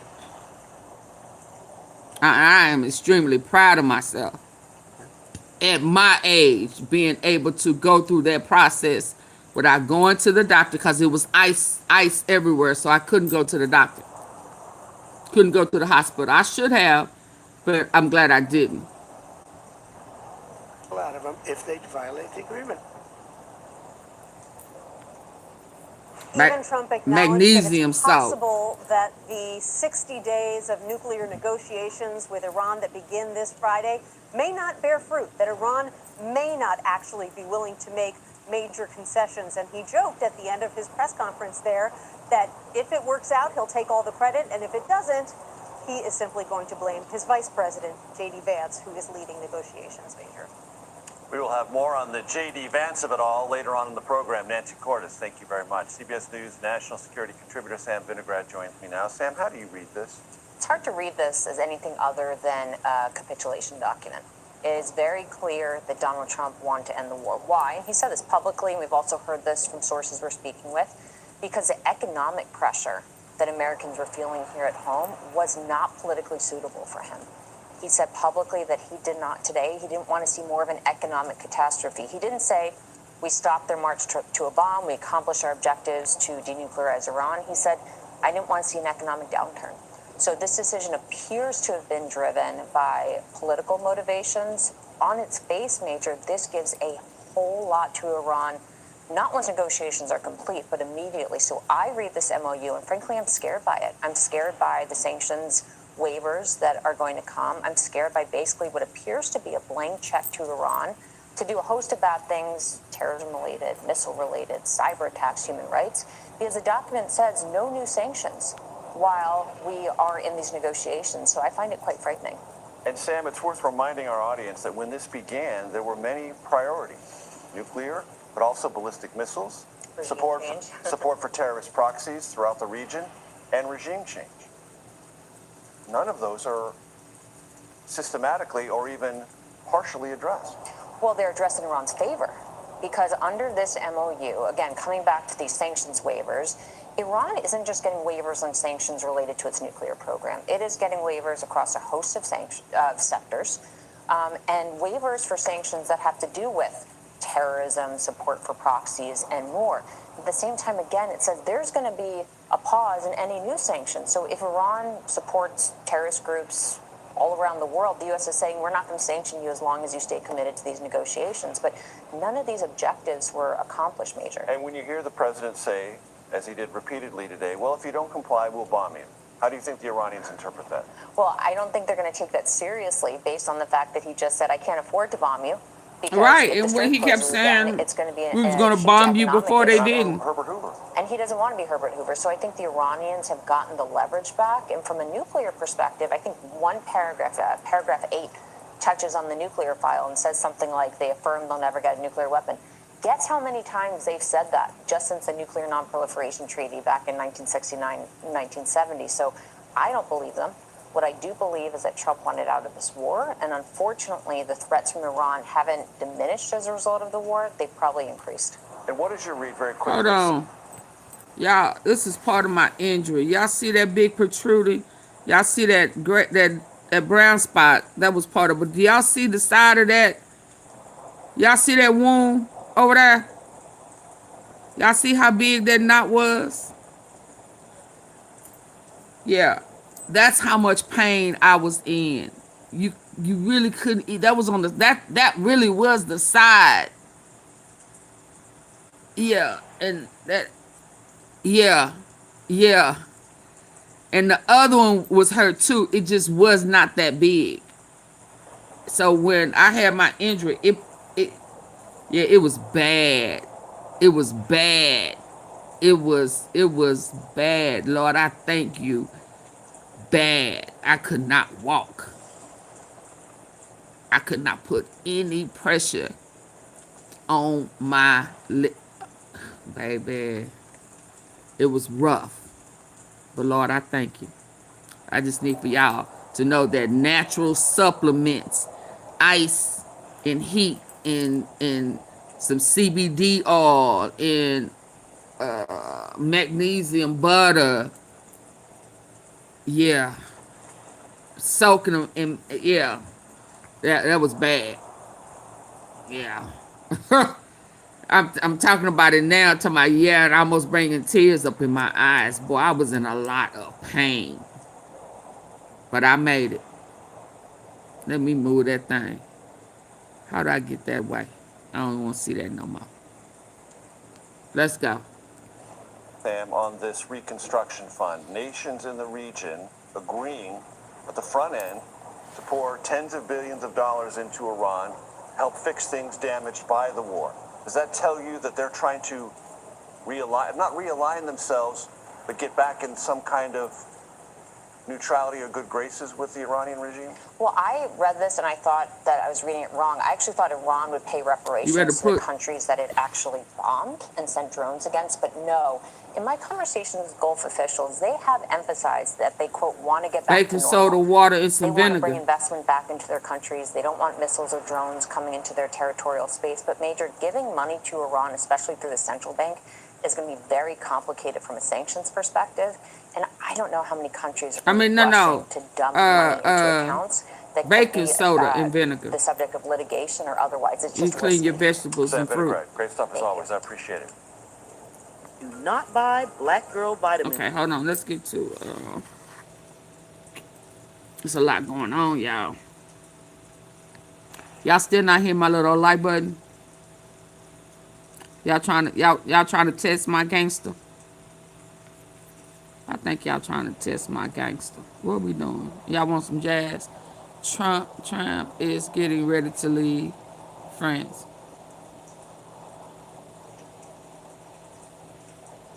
How long was he supposed to stay? I ain't been watching it. She said, no, ma'am. What we saying yes and no to? Question, where's Barron? Hell, running from war? Trying to live his life. He was finna start some trafficking stuff with one of them brothers from Romania. You know, they was teaching him how to pimp them hoes. Yeah. Them criminal brothers from Romania. You don't need your twins to come out.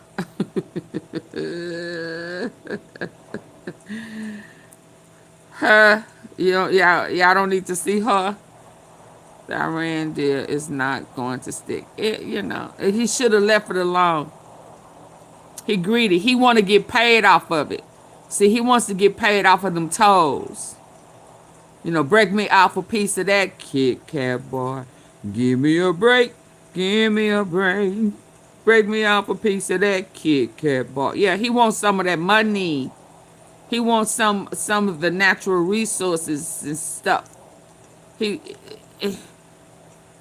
want to tap off into them fallen angels and them giants and all of that. It's just a whole bunch of stuff tied up with him. He played with the devil. I'm sure he want to get out now. Devil won't let him go. Baking soda and vinegar clean sink drains.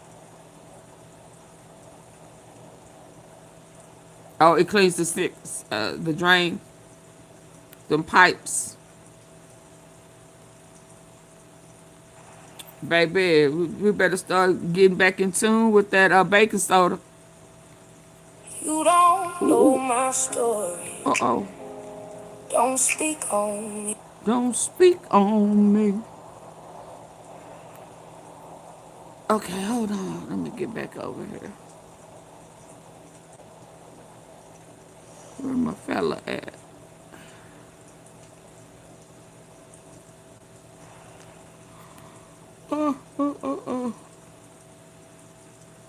And it's fun to watch. It's fun to watch what?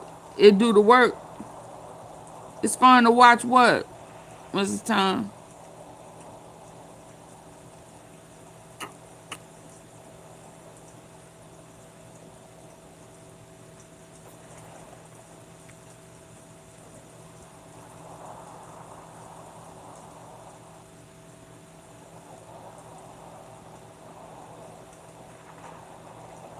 Barron wasn't a fight. He wasn't a fight. Barron wasn't a fight. I don't know. Get the likes up. Please get the likes up.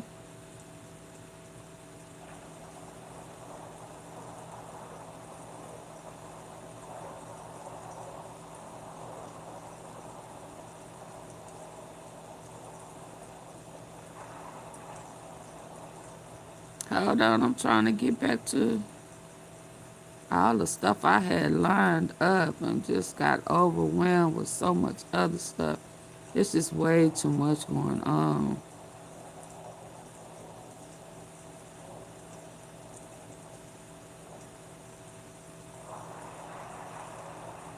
I don't want to hear about.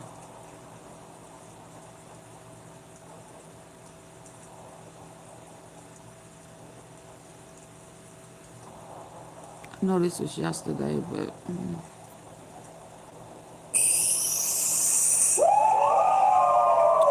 child, please stop lying.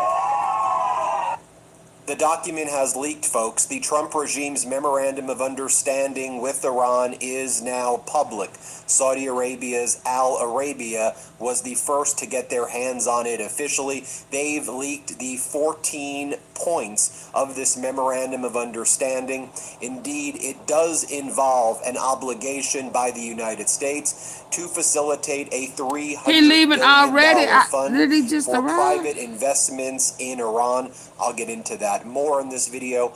I want to share with you the terms of this memorandum of understanding. It's already been signed electronically by Donald Trump and J.D. Vance on behalf of the United States. It was signed simply by M.B. Ghalibaf, Iran's parliament leader, on behalf of Iran. I find it notable that it was signed by the president and the vice president when it came to the United States, but the parliament leader when it comes to Iran. M.B. Ghalibaf's a powerful person in Iran, but surprising that he's the only person who signed it. In any event, let's go through these terms of the Memorandum of Understanding.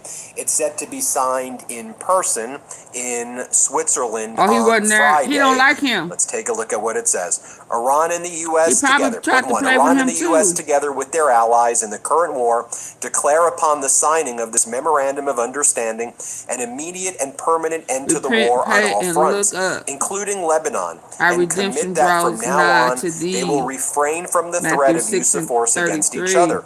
The final agreement will confirm the provisions of this article and remaining articles. So notable, point one, Lebanon is mentioned in the very first point of this MOU.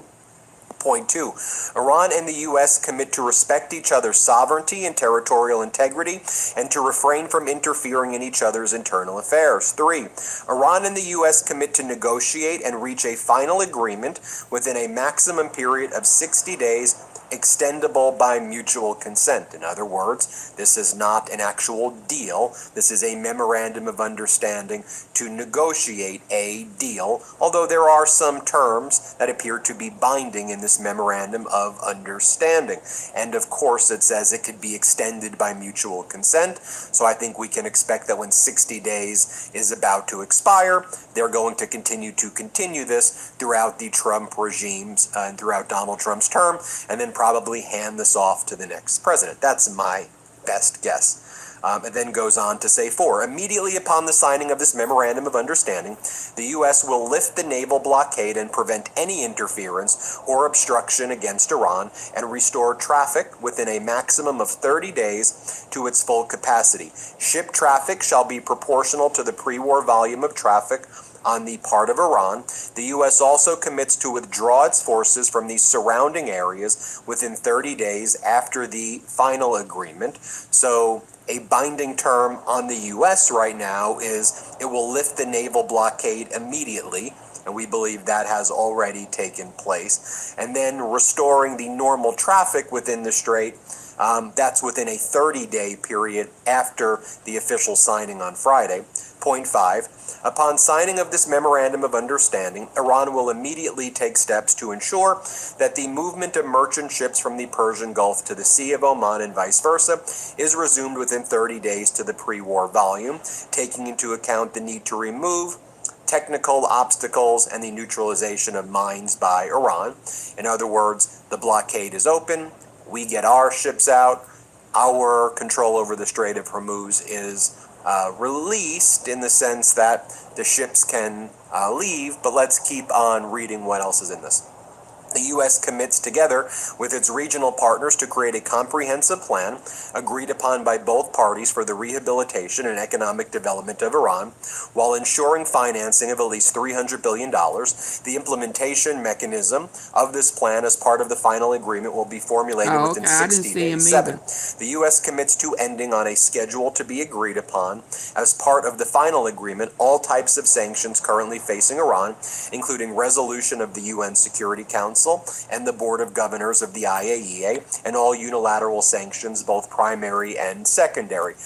Any sanction ever against Iran from all bodies gets removed. A big win for Iran right there.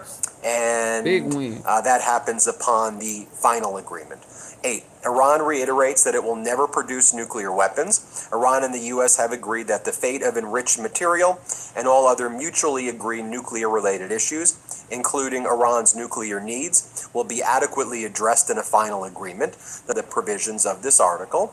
And so Iran is saying, we're not going to build a nuclear weapon, but this also indicates that Iran is suggesting that it's still going to have low-grade nuclear material. It's just not going to make it weapons grade. That seems to be consistent with what we've heard Iran say and what we've heard the Trump regime deny, but we're seeing it here now in writing. Attention retirees, if you're willing to be at your computer from 9 a.m. to 10:45 a.m. on most weekdays, I can show you. Iran and the U.S. agree that pending a final agreement, they will maintain the status quo. Iran will maintain the status quo in its nuclear program, and the U.S. will not impose new sanctions on Iran or strengthen its forces in the region.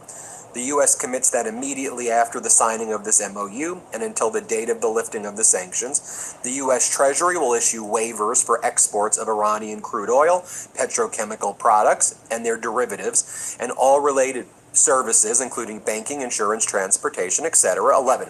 The U.S. commits that in light of the progress of negotiations towards a final agreement, frozen or restricted funds and assets of Iran will be released and made fully available. These funds, whether held in a master account or transferred, will be used for any final beneficiary payment determined by the Central Bank of Iran and will be fully available for use. The U.S. undertakes to issue all necessary permits and licenses on this basis. 12. Iran and the U.S. agree that an implementation mechanism will be established to oversee the successful implementation of and future commitments to the final agreement. 13. Following the signing of this MOU and upon receipt of assurances regarding the commencement and implementation of Article 4, 5, 10, and 11 of this MOU and the continued implementation of these steps, Iran and the U.S. will enter into negotiations for a final agreement solely with respect to the remaining articles. In other words, there are articles here that are binding. The stuff that's been left open will be subject to a future agreement. The final agreement will be approved through a binding resolution for the United States Security Council. As Jana Chokier explains, a $300 billion private fund designed to trigger investment into Iran is outlined in the U.S.-Iran Framework Agreement, and more than half of this amount has already been committed. A source with direct knowledge of the deal told Reuters. So 150 billion has already been committed to be given to Iran. So anybody saying there's not $300 billion is lying. It's in the agreement. The fund is designed, you know who said that? Donald Trump yesterday, that it's fake news. It's not fake news. It's in the agreement. The fund is designed to give both sides an economic incentive to conclude a final deal, said the source, who spoke on a condition of anonymity, because the plan has not yet been announced as Washington and Tehran prepare to sign it on Friday. Also, the following from Reuters. One detail worth highlighting about the reported $300 billion Reconstruction and Development Fund: this is not a U.S. government compensation package, nor a Persian Gulf funded aid program. According to Reuters, the fund would be a private investment vehicle with capital commitments from companies and financial actors across the Gulf, Asia, the United States, Africa, and Latin America. No government is reportedly involved. Well, which companies are involved? Do the companies that are being told that they need to commit $300 billion, are they aware of this plan right here? In other words, the idea is not to, quote, pay Iran for the war, but to create an economic framework that gives all sides a stake in preserving a future agreement. If confirmed, this would represent a significant shift from sanctions and containment toward investment and economic integration as tools of regional stability. Now, according to Israel's Channel 12 news, Israeli officials requested to see the text of this memorandum of understanding, but were denied by their U.S. counterparts. U.S. officials had previously given Israeli decision makers assurances that certain preconditions as it relates to Iran's nuclear program were definitely part of the deal. As Edward Lucy explains for the Financial Times, rarely has a geopolitical roll of the dice gone rapidly wrong. Netanyahu played on Trump's vanity to help convince him to start this war. That same vanity will now be deaf to any future bridges Netanyahu might try to sell. Netanyahu is flailing in a swamp of his own making. He delegitimized all diplomatic pathways while failing militarily to achieve real, long-lasting security for Israel, Noga Tarpolsky explains. His trial is going badly. He's boxed in by the International Criminal Court's indictments. Now even Trump is sick of him, and elections loom. Now, we should not forget that Netanyahu has been involved in a criminal trial, and it is going very badly for him. Netanyahu erupted at prosecutor Yonatan Tadmor during cross-examination in the case today, pounding the table and shouting, "Police state, Stasi, political persecution," after being confronted with inconsistencies in his accounts of certain events. He accused investigators of using spyware in a campaign to topple a prime minister. Judge Rivka Friedman-Feldman repeatedly tried to calm him down, but Netanyahu kept shouting during his criminal trial today, telling the judges, "You'll spend every day in this courtroom," over what he called disgraceful treatment. Trump's support in Israel has now flipped in 3 weeks. It was plus 23 during the last poll. Now Trump's approval in Israel is net negative 23. That's a 46-point drop according to the latest Cantor poll. And Netanyahu's Likud party has shelved a planned campaign highlighting Netanyahu's relationship with Donald Trump. And a few other points I want to bring up. We're also learning that the IRGC is claiming that Israel has engaged in close to 100 violations of the ceasefire deal over the past 48 hours, and the IRGC has warned the United States, make sure you control Netanyahu, or else we're going to deem the ceasefire to be broken.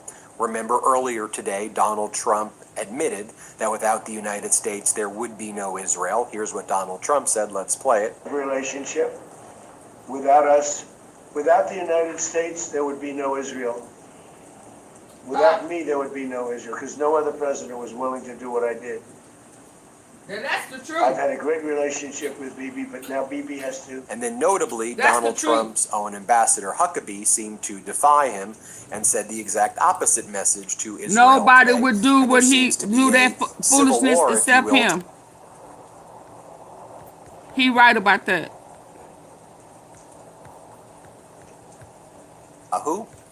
Or else we're going to deem the ceasefire to be broken. Remember earlier today, Donald Trump admitted that without the United States, there would be no Israel. Here's what Donald Trump said. Let's play it. Relationship. Without us, without the United States, there would be no Israel. Without me, there would be no Israel, because no other president was willing to do what I did. Facts. I've had a great relationship with Bibi, but now Bibi has to. And then notably, Donald Trump's own ambassador Huckabee seemed to defy him and said the exact opposite message to Israel today. And there seems to be a civil war, if you will, taking place within the Trump regime right now. Here is what Huckabee had to say. Let's play it. It's also my job to represent the importance of Israel to the United States. This is just another reminder that it is your heritage, without a doubt. But Minister, it is also the heritage of the United States. Without Israel, without the Jewish Foundation, there would not be an America.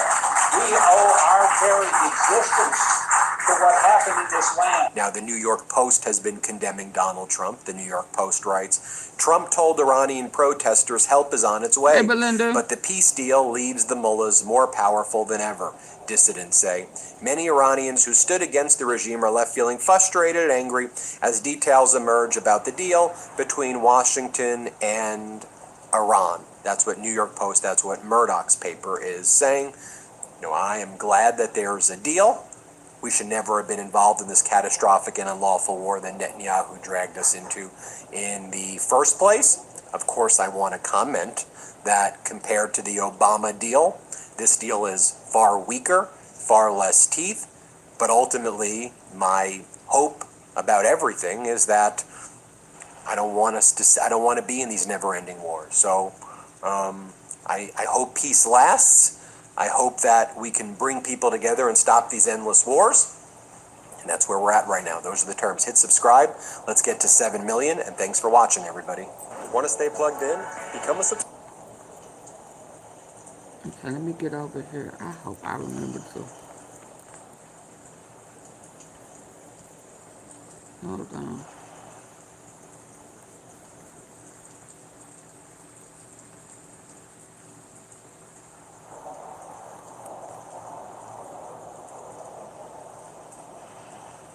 That most people scrolled right past.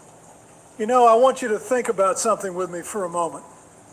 Just yesterday, Donald Trump posted 5 words on Truth Social that most people scrolled right past. He said, the deal with the Islamic Republic of Iran is now complete. Now, that is a big statement.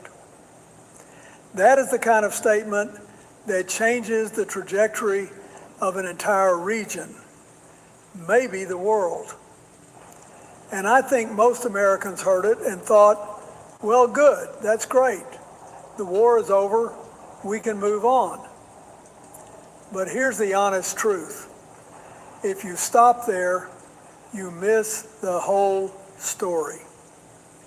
Because this deal didn't come out of nowhere. It came out of a series of choices, some of them very deliberate, some of them reckless, that cost this country enormously. And I'm not just talking about money, though we'll get to that. I'm talking about credibility. I'm talking about American lives. I'm talking about a diplomatic architecture that took decades to build and that was dismantled in a matter of months. Now look, I want to be fair.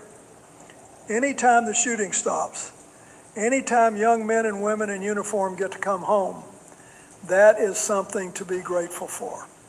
I mean that sincerely. But gratitude for a ceasefire doesn't mean we stop asking the hard questions. And the hardest question of all is this: did we need to be here in the first place? Yes, let's go. Because I'll tell you, when I look at where we started, did we need to be here? This is not our fight. It was not necessary.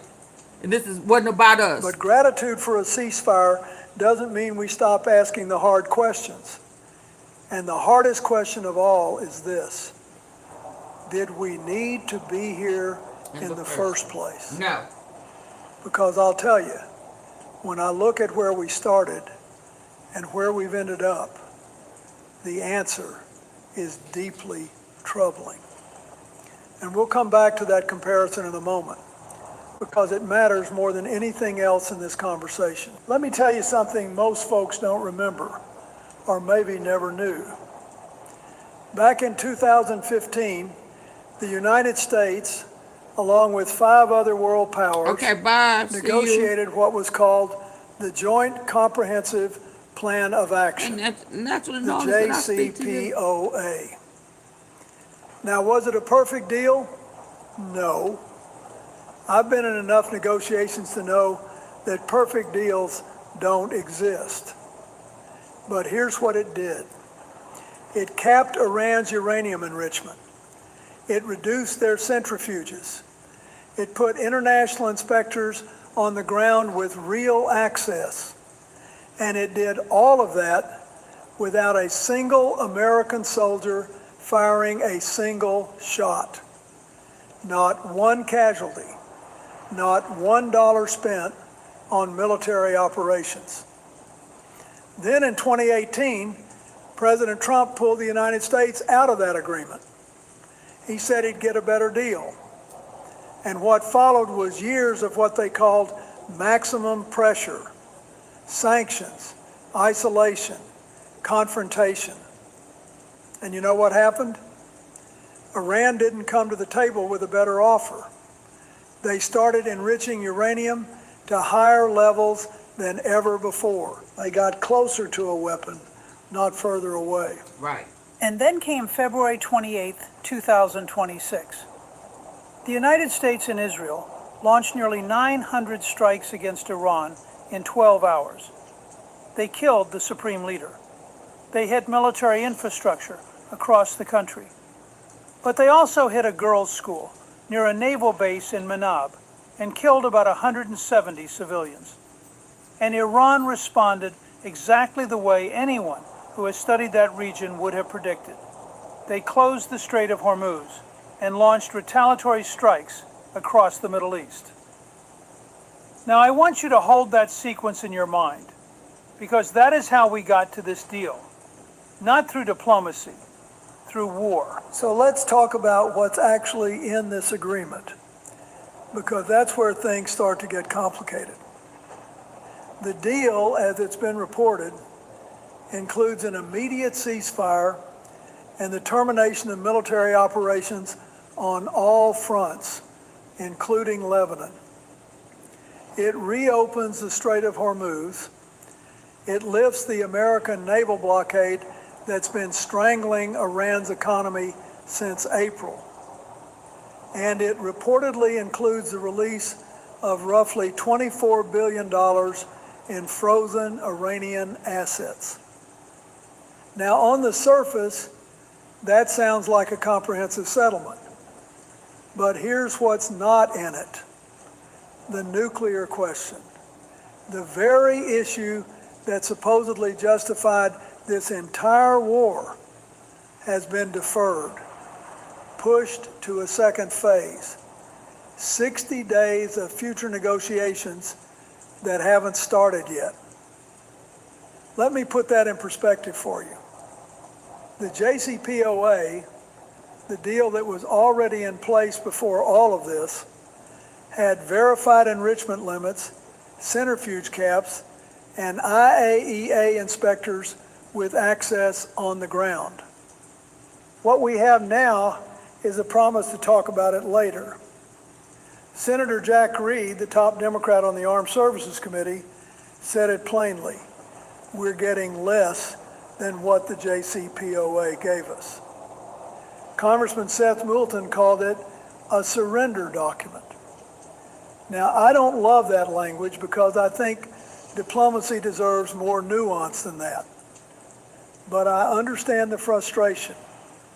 When you spend over $29 billion, lose 14 American service members, disrupt the global economy, and end up with a framework that doesn't even address the core issue, you have to ask what exactly we purchased here. Now I want to talk about something that really concerns me, and it goes beyond the terms of the deal itself. It's about how this was done, because process matters. I know that sounds like something only a former president would say, but hear me out. When I was negotiating at Camp David, or when we were working through the Dayton Accords to end the war in Bosnia, there was a structure. There were career diplomats in the room. There were intelligence briefings. There was coordination with Congress, with our allies, with the military chain of command. And most importantly, there was discipline. You didn't announce outcomes before they were finalized. You didn't negotiate on television. You certainly didn't call your negotiating partners dishonorable in the middle of the process. But that is exactly what happened here. President Trump has been conducting this entire negotiation through Truth Social posts. One day he's threatening to hit Iran very hard tonight. The next day he's announcing a great settlement. He declared signing dates that shifted 3 or 4 times. He called Iran dishonorable people to deal with while the talks were still ongoing. And here's what really gets me. The United States House of Representatives passed a war powers resolution 215 to 208 with 4 Republicans crossing over, directing the president to end hostilities. That is a rare bipartisan rebuke, and it was essentially ignored. When the people's representatives say stop and the president keeps going, that's not strong leadership. That's a breakdown in the system our founders designed. Let me tell you something about alliances that I learned the hard way during my years in office. They are the most valuable currency a president has, and they are the hardest thing to rebuild once you've spent them. And what I see happening right now is deeply worrying. Israel, our closest partner in the Middle East for decades, was sidelined in these negotiations. Pakistan served as the primary mediator. Now think about that for a moment. There's nothing wrong with Pakistan playing a constructive role, and Prime Minister Sharif deserves credit for his efforts. But when your closest ally in the region learns about the deal's progress from social media posts, and when that ally is so frustrated that they're launching strikes on Beirut while you're trying to finalize the agreement, something has gone fundamentally wrong with your alliance management. Netanyahu says the deal is a deep disappointment to Israel, and yet he also claims full agreement with Trump that Iran must never get nuclear weapons. Those two things cannot both be true, and everyone in the region knows it. Meanwhile, Trump publicly condemned Israel's strikes on Lebanon on social media, telling his own ally the attack should not have happened. Now, I've had tough conversations with allies. Every president does. But you have those conversations privately in a secure call with your Secretary of State in the room. You don't broadcast your disagreements to the world while your adversary is watching. And the deeper question is this: if the United States tears up one deal, starts a war, and then signs a weaker deal, right, why would anyone trust us the next time? That credibility gap is going to haunt American diplomacy for years to come. Absolutely. Now look, because what Obama had and in yet place he also was claims working. full agreement with Trump that Iran must never get nuclear weapons. Those two things cannot both be true, and everyone in the region knows it. Meanwhile, Trump publicly condemned Israel's strikes on Lebanon on social media, telling his own ally the attack should not have happened. Now, I've had tough conversations with allies. Every president does. But you have those conversations privately in a secure call with your Secretary of State in the room. You don't broadcast your disagreements to the world while your adversary is watching. And the deeper question is this: if the United States tears up one deal, starts a war, and then signs a weaker deal, why would anyone trust us the next time? That credibility gap is going to haunt American diplomacy for years to come. Now look, I want to be honest with you about what I think is really driving the timing of all this, because I think you deserve that honesty. Let's go. This war is unpopular. The polls show it, the House vote showed it, and Americans are feeling it every single day at the gas pump. He know he upped up. When Iran closed the Strait of Hormuz, it disrupted roughly 20% of the world's energy supply. Prices spiked, inflation climbed, and the American people, who were never consulted about starting this war in the first place, started paying for it with their wallets. The conflict has cost taxpayers at least $29 billion. Some estimates run well over $100 billion when you factor in the economic disruption. 14 American service members have come home in flag-draped coffins, and midterm elections are on the horizon.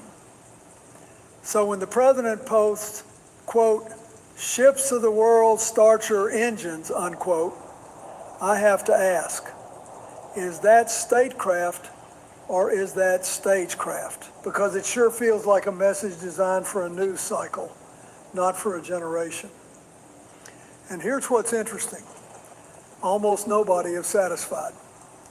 Democrats say this deal delivers less than the JCPOA that was already working. Republican hawks say it doesn't dismantle Iran's nuclear program. The only people celebrating are the ones who benefit politically from the appearance of resolution, regardless of whether the underlying problems have actually been solved.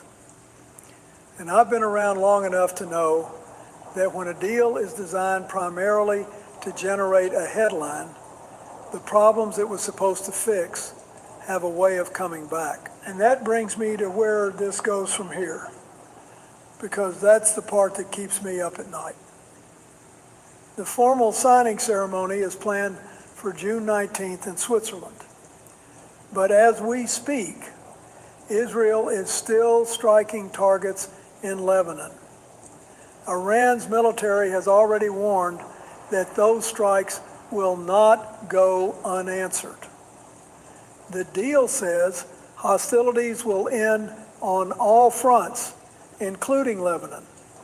But Hezbollah and Israel are still trading fire right now. So the agreement could be in trouble before the ink is dry.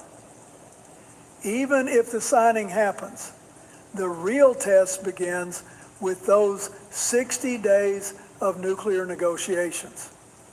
And let me tell you why I'm skeptical about that timeline. President Trump has never demonstrated sustained follow-through on complex multilateral negotiations. He walked away from the JCPOA. He walked away from the Paris Climate Agreement. He walked away from the Trans-Pacific Partnership. And Iran, for its part, has every incentive to run out the clock. They've survived the worst of the military campaign. Their new supreme leader is consolidating power. And they know that every day that passes without a nuclear framework is a day their leverage grows. I've seen this pattern before, where the declaration of peace creates a sense of resolution that doesn't match the reality on the ground. And when that gap between perception and reality gets too wide, the consequences can be devastating. The Lebanon situation alone could unravel everything. Yes, sir. One serious exchange between Hezbollah and Israel. One Iranian retaliatory strike that crosses a line. And we're right back where we started. Except now, we've used up our leverage and our credibility. So here's where I want to leave you. And I hope you'll sit with this for a while. I am grateful, genuinely grateful, that the shooting has stopped, at least for now. I think about the families of those 14 service members who won't get to welcome their loved ones home. I think about the thousands of civilians killed in Iran, the hundreds killed in Lebanon, the millions of people displaced across the region. I think about the seafarers who died in the Strait of Hormuz just trying to do their jobs. Every one of those lives matters, and any agreement that prevents more loss of life has value. I want to be clear about that. But the American people deserve more than a ceasefire purchased at extraordinary cost that leaves the hardest problems unresolved. We deserve a foreign policy built on institutional discipline, on genuine partnership with Congress, on honest communication with the public, and on respect for our alliances. We had a framework, the JCPOA, that addressed Iran's nuclear program through verified multilateral diplomacy without a single casualty. It wasn't perfect, but it was real. What we have now was purchased with American blood, American treasure, and American credibility, and it may ultimately deliver less. Now, I still believe in this country's ability to course correct. That's what democracy is. It's self-correcting by design. But it only works if the people demand better. Not just better outcomes, but better process, better transparency, better respect for the institutions that hold this republic together. Because at the end of the day, a deal is only as strong as the system that produced it. And right now, that system needs our attention more than ever.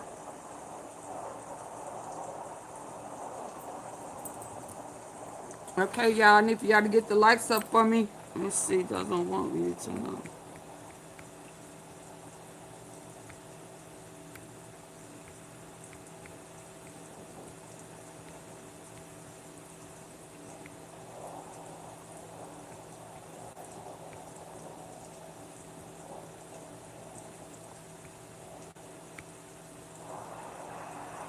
In American history, let's watch what she said. But is essentially the most callous. Kamala Wow, Harris. she's back. Former Vice President Kamala Harris just gave an incredible speech at the 10th Austrian World Summit. She's actually speaking with Arnold Schwarzenegger. She got a standing ovation. I want to show you what went down. Former Vice President Kamala Harris talked about the Trump regime being the most callous and corrupt regime in American history. Let's watch what she said. But is essentially the most callous, corrupt, and incompetent presidential administration America's ever experienced. Now I want to show you the full portion of her comments right there. Very, very powerful. Let's play it. Predicted just about everything that has happened with this administration. And you say I told you so. I don't say I told you so. That's kind of obnoxious. I don't say that, but the reality is many of us predicted, and it didn't require much creative thought because he told us most of what we knew would happen, including that he would go after his political enemies using the Department of Justice. I am not surprised that he may be using the Department of Justice to go after a political enemy in the current governor of California. And this is why I do believe this, upon many other examples of what is essentially, you're going to ask me questions about the current president, I'm going to be candid, what is essentially the most callous, corrupt, and incompetent presidential administration America's ever experienced. And for that reason, I have no question or doubt that we will win the midterms, and it will be a result of people of every background and political association. I agree. Who will contribute to that outcome. I mentioned to one of the officials here, it's important, and I say this to all of my friends here who are not from the United States. Please do know and recall that in the 2024 election, 1/3 of the electorate voted for the current president. 1/3 voted for us, 1/3 did not vote. Which means 2/3 of the American electorate did not vote for this. And so when there are questions being raised among our friends around the world, who are the American people, I think it is important to know and remember that the American people do stand, the majority of us, for the alliances that we have formed over decades do stand for the importance of America being, the Chancellor talked about this, reliable as a partner, being an authority among many on important issues, including this changing climate and what we must do to save this dear planet of ours. More from former Vice President Kamala Harris as she talks about Donald Trump's disastrous, catastrophic, and unlawful war that no American wanted. She makes it very clear where she would stand on these issues. I want you to watch right here. First off, if you were president, does that war even happen? So are we going to have this conversation? I'm happy to. Sure, yeah. First of all, this is a war the American people did not want. This is a war of choice.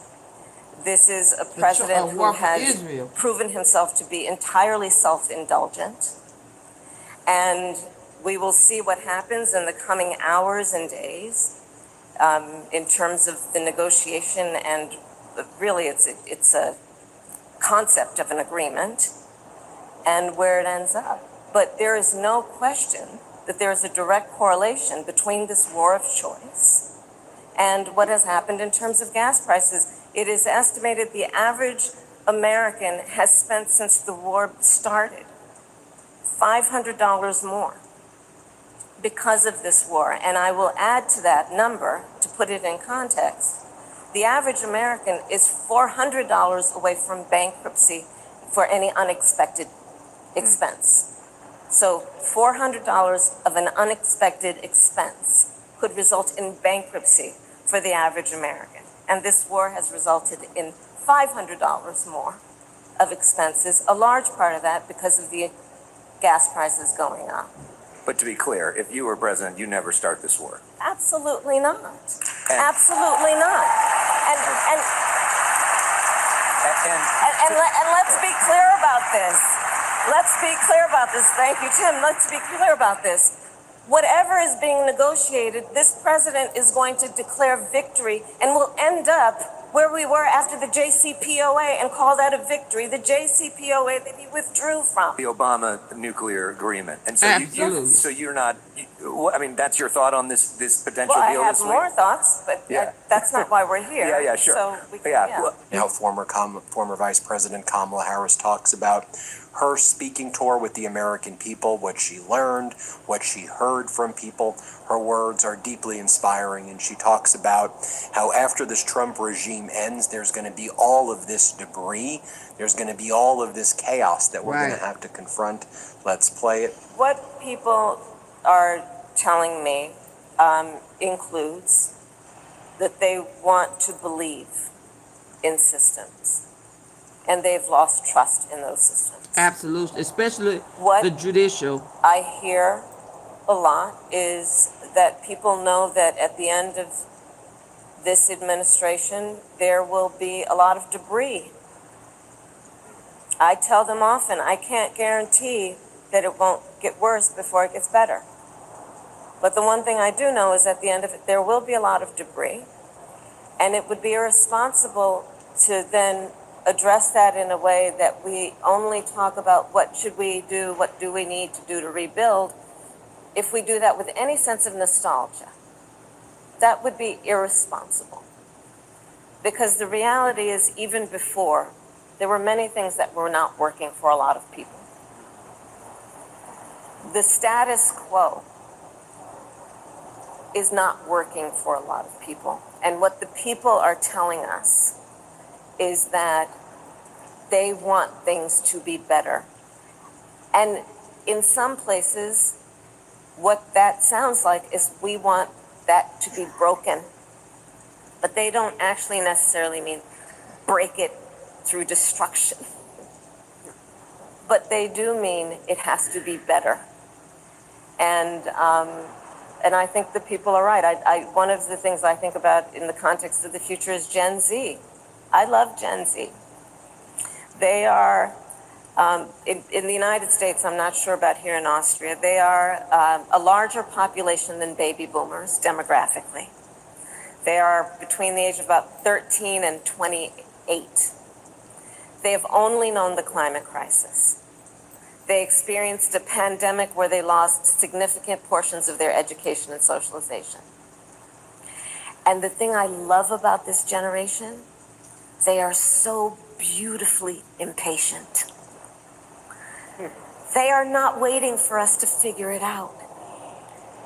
And if we think about, as we invest in the future of our world and we are unstoppable, if we think about investing in that generation, knowing, for example, that someone who is 20 years old today, based on all actuarials, will live to be about 100. Policymakers among us, let's think about what are we doing right now that for the next 8 decades of their life will plant the seeds for the majority of the life they have yet to live. That gives me a great deal of optimism about what we are capable of doing if we think that way. So all that being said, does that make you more likely to?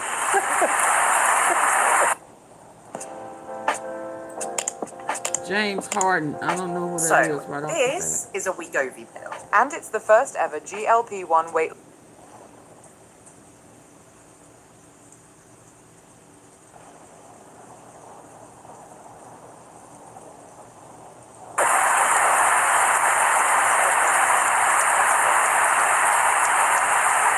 Does that make you more likely to run then? Well, no, you started by asking me what I was going to do next. And what I'm going to do next is get a soccer tort to take home. And I want to show you this as well, because former Vice President Kamala Harris gets into the weeds over here as she talks about data centers, bureaucracy, and, you know, it's refreshing to hear a leader speak like this, to talk in an articulate way after having to hear all of the bloviating nonsense, incoherency that's spewed from Donald Trump every day.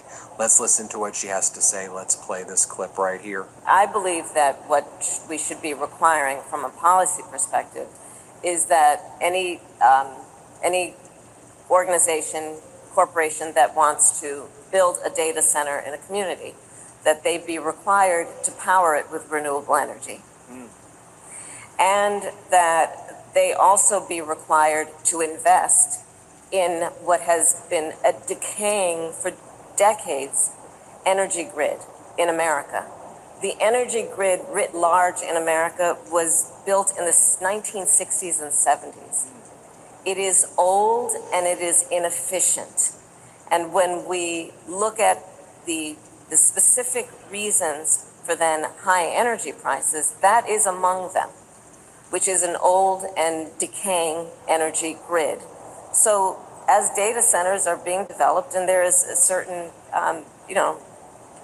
just ubiquitous nature of it, it's happening around the country. Tim, you know that.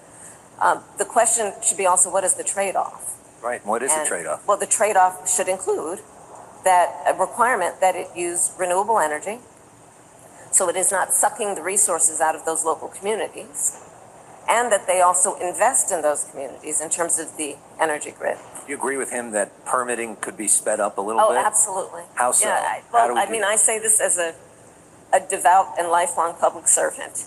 The bureaucracy in government is overwhelming in its ability to slow down innovation and progress. And when we look at increasing distrust that the public has in government, I do believe that is one of the reasons. We have taken on an ethos almost that prioritizes process over progress. What? To our detriment. When I think most countries, but I'll speak for America, when we look at and ask, why do the people not trust their government or its leaders? One of the most specific and obvious answers to that question is, are we delivering? And are we delivering in real time for the real needs of the people? And the basic need that the people have is to be able to afford life, which means raise their children, have enough to eat, have a roof over their head, be able to take a vacation from time to time, And when we're not meeting those needs, we fail. And bureaucracy, and therefore what it does to delay the speed with which we should address the needs of the people, results in distrust and also inefficiency. Now, you can contrast this to Donald Trump from earlier in the day when he was standing next to the leader of the United Arab Emirates. Donald Trump starts talking about how attractive and good-looking the reporter is and how Trump says he's attracted to the reporter. You can play this clip. Mr. President, I have a question. Yes. Regarding this. What a nice-looking person. Is he from your country? Is he from your country? Absolutely. He always compliment men. They're so mean. Look at the handsome guy. Be careful. Okay, so he said that about the man in Dubai. He had him all in his ass. What the world? Just to He coming out, y'all. Trump says he's attracted to the reporter. You can play this clip. He coming out. I have a question. Yes. Regarding this. What a nice-looking person. Is he from your country? Is he from your country? Absolutely. No, he's got such a nice way about him. My people they're so mean. Look at the handsome guy. Be careful. No, I can put him. Y'all, he like man parts. And Donald Trump's really just been struggling at the G7 physically, just to live at this point. He just started wandering around in the wrong direction at the G7 summit photo. I'll show this to you right here. Let's play it.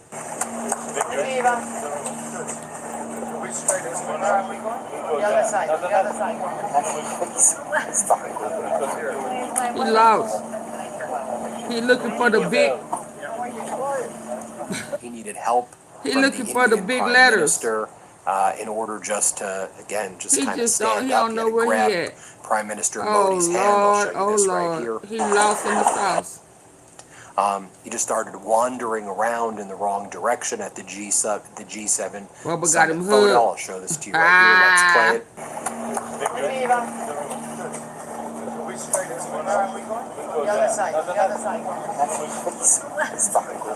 Oh wow.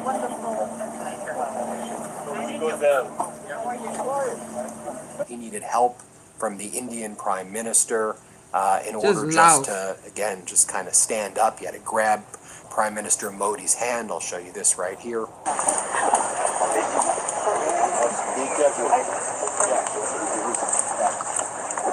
Oh, wipe your hand. I would have to have a when he was with French President towel or Emmanuel something. Macron, just kind of, ranting about UFC fighters, and he just sounds terrible. I don't know what he's even talking about. Contrast what I just showed you with former Vice President Kamala Harris to Trump's behavior. Let's play what Trump just did with French President Emmanuel Macron so you can see for yourself. So I want to congratulate the president. Last night, Cyril Gahn won the fight against a great fighter, supposed to be unbeatable. And that was it. Cyril is from France. Did you watch the fight? Yeah. Not direct, but I saw it this morning. That was a great fight. It was a great evening at the White House. Very proud, Cyril. Thank you. Please. Yeah, well, there you have it, folks. Let me know what you think about this all. Hit subscribe. Let's get to 7 million Okay, I subscribers. think I got one more. Thanks for watching. Want to stay plugged in? Become a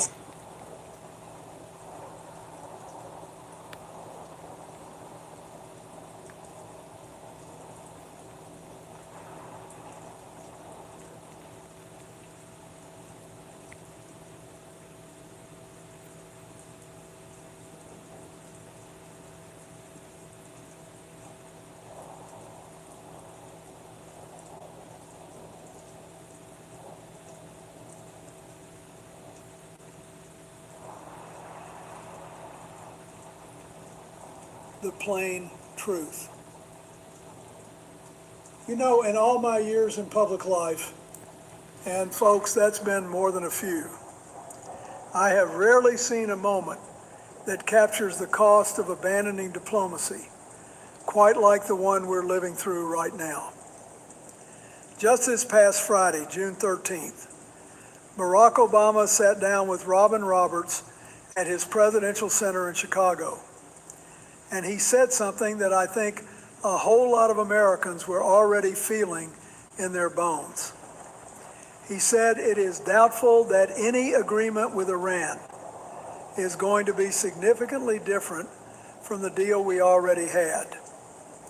And let me tell you, that is not just a former president defending his legacy. That is a man who spent years in the Situation Room, who understands what it takes to build a coalition and hold it together, telling the American people the plain truth. Because one day after that interview, Donald Trump announced his own deal with Iran, a memorandum of understanding to end the war that has shaken the entire world. Now look, I want to be careful here because this is a sensitive moment and the stakes are about as high as they get.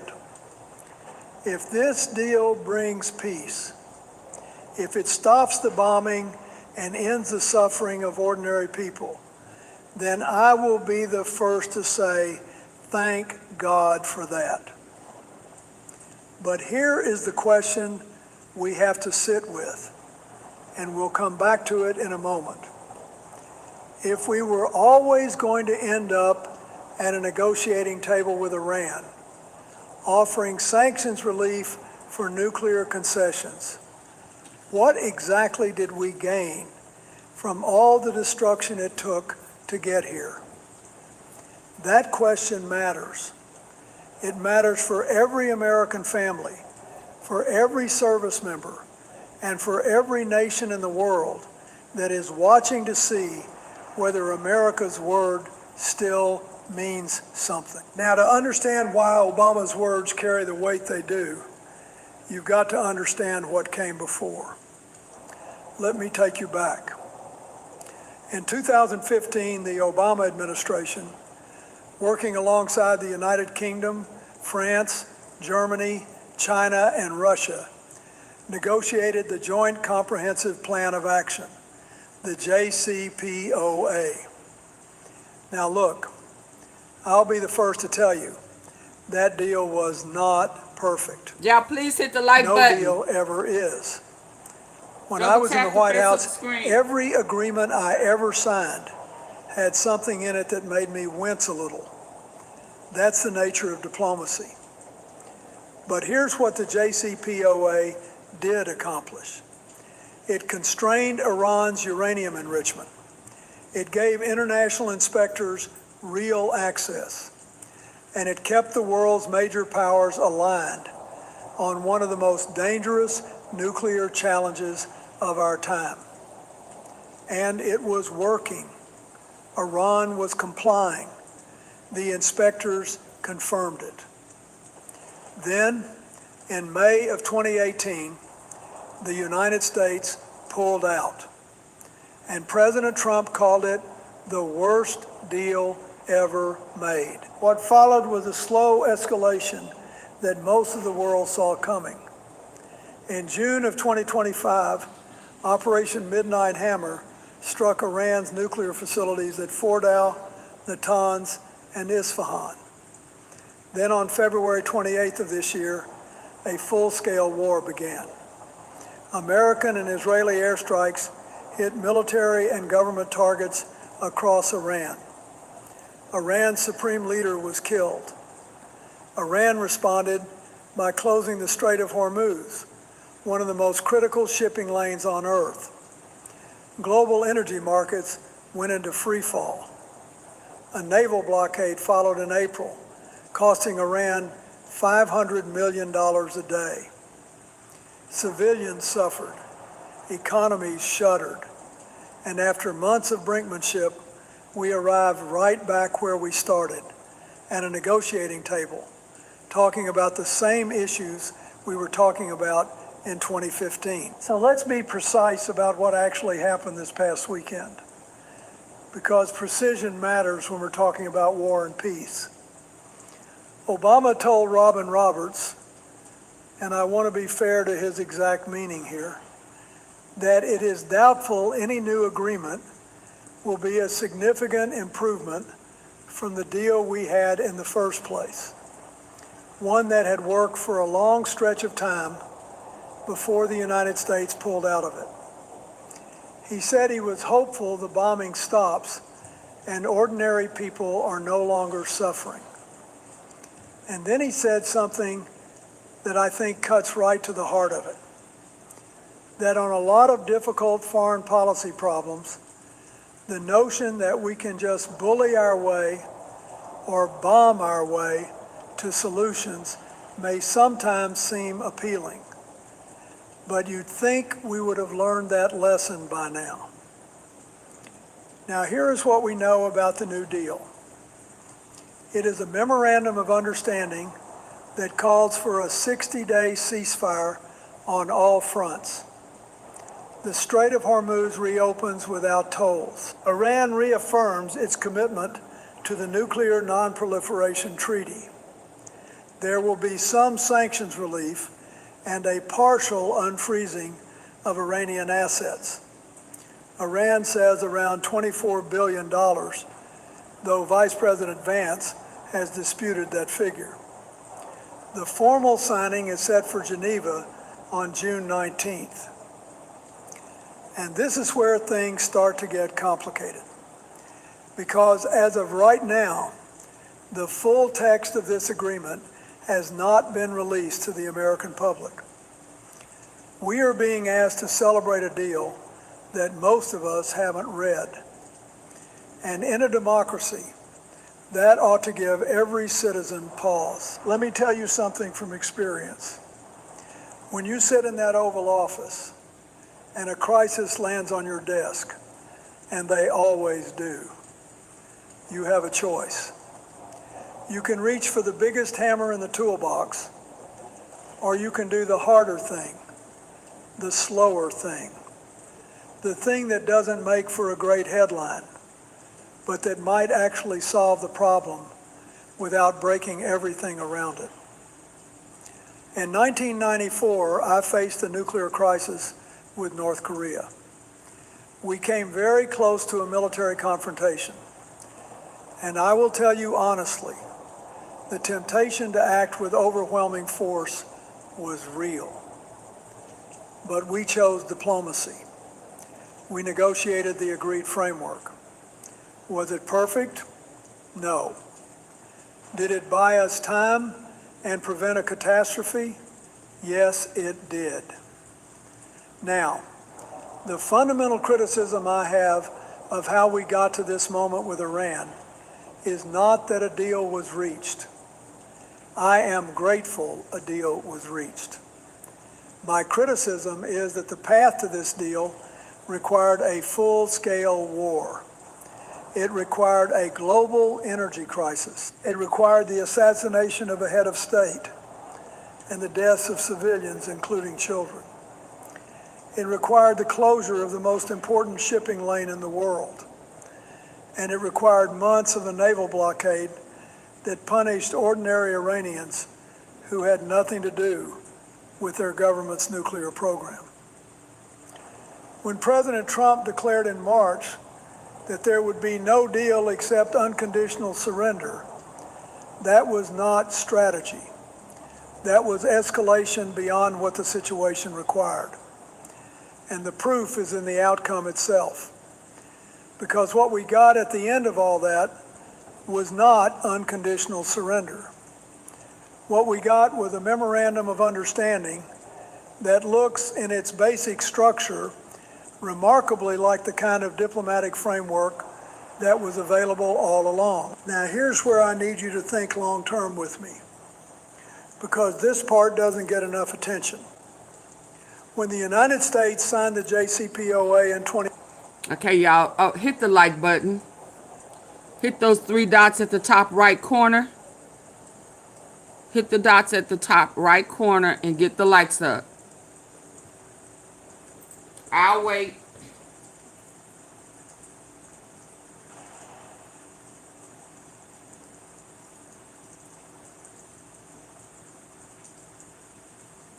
I'm absolutely going to wait. If you're on your phone, just double tap. If you're on your computer, hit those three dots at the top right corner. The quicker you get them up, the quicker I can resume.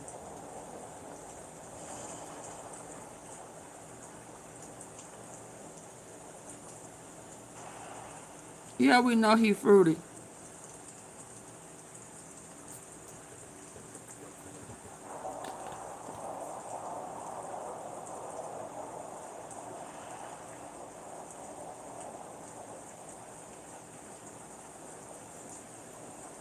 Come on, I need 20 more likes.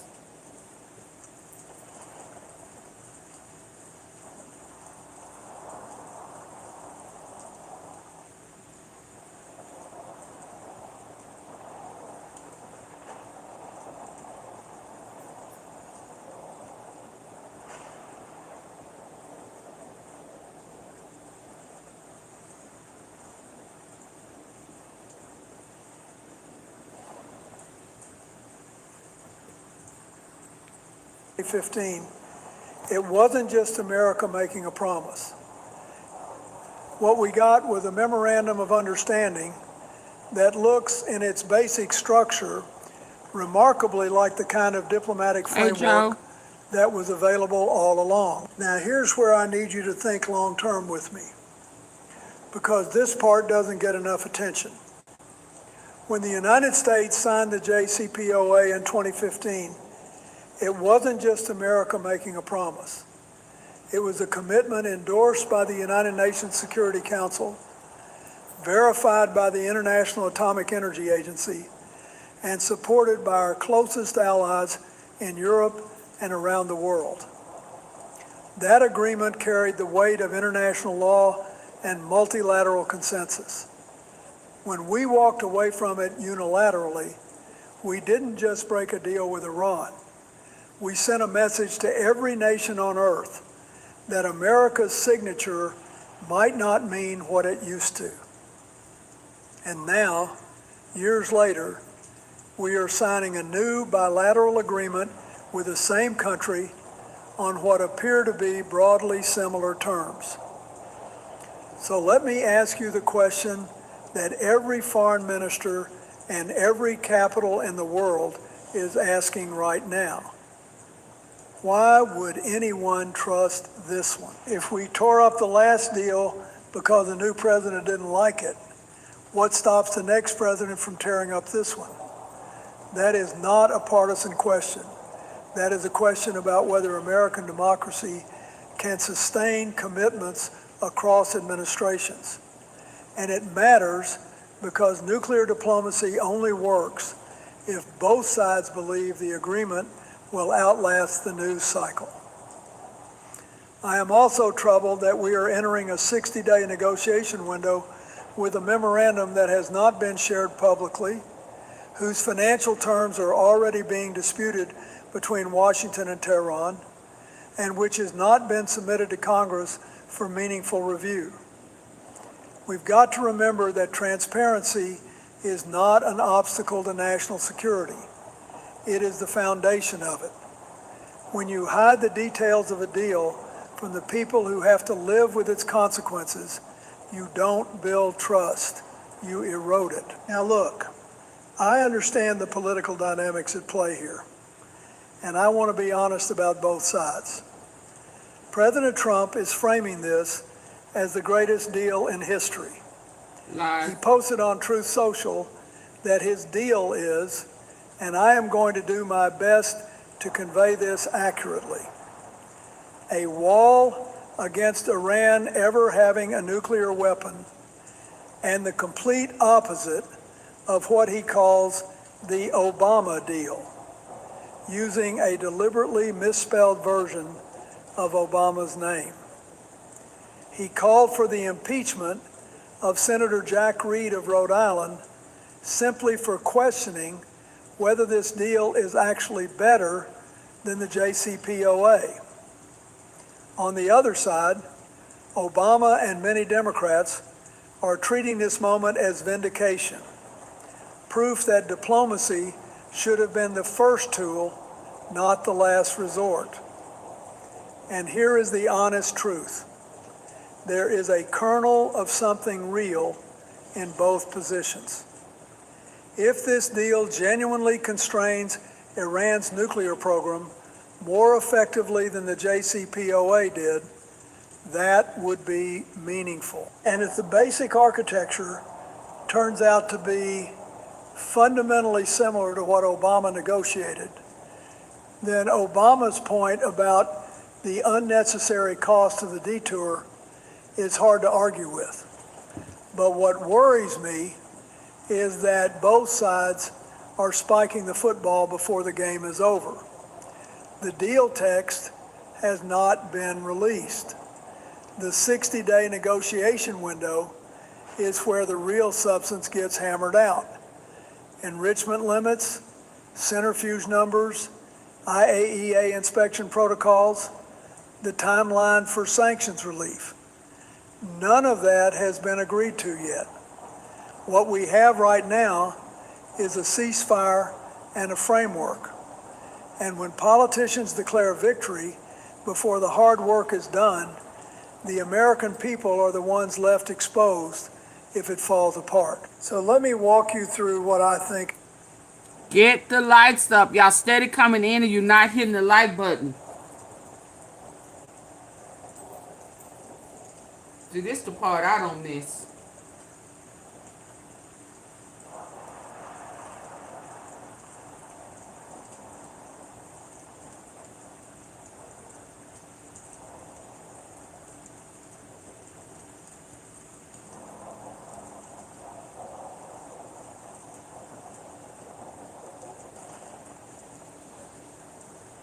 Only one person hit the like button, y'all. I'm finna get ready to shut it down.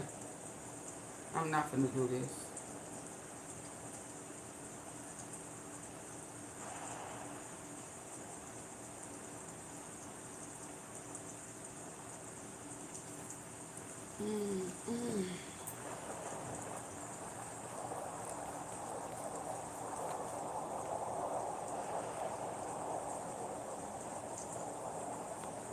I don't miss this part at all.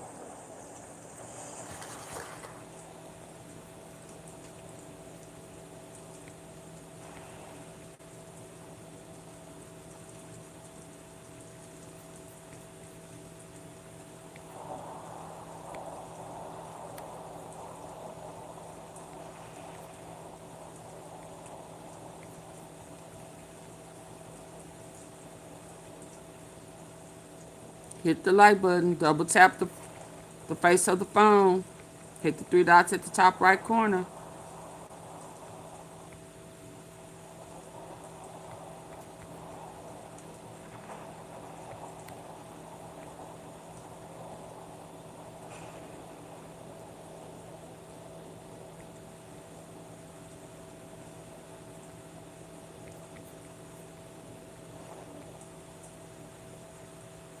Good, they're gone. Please don't come back and not hit the like button.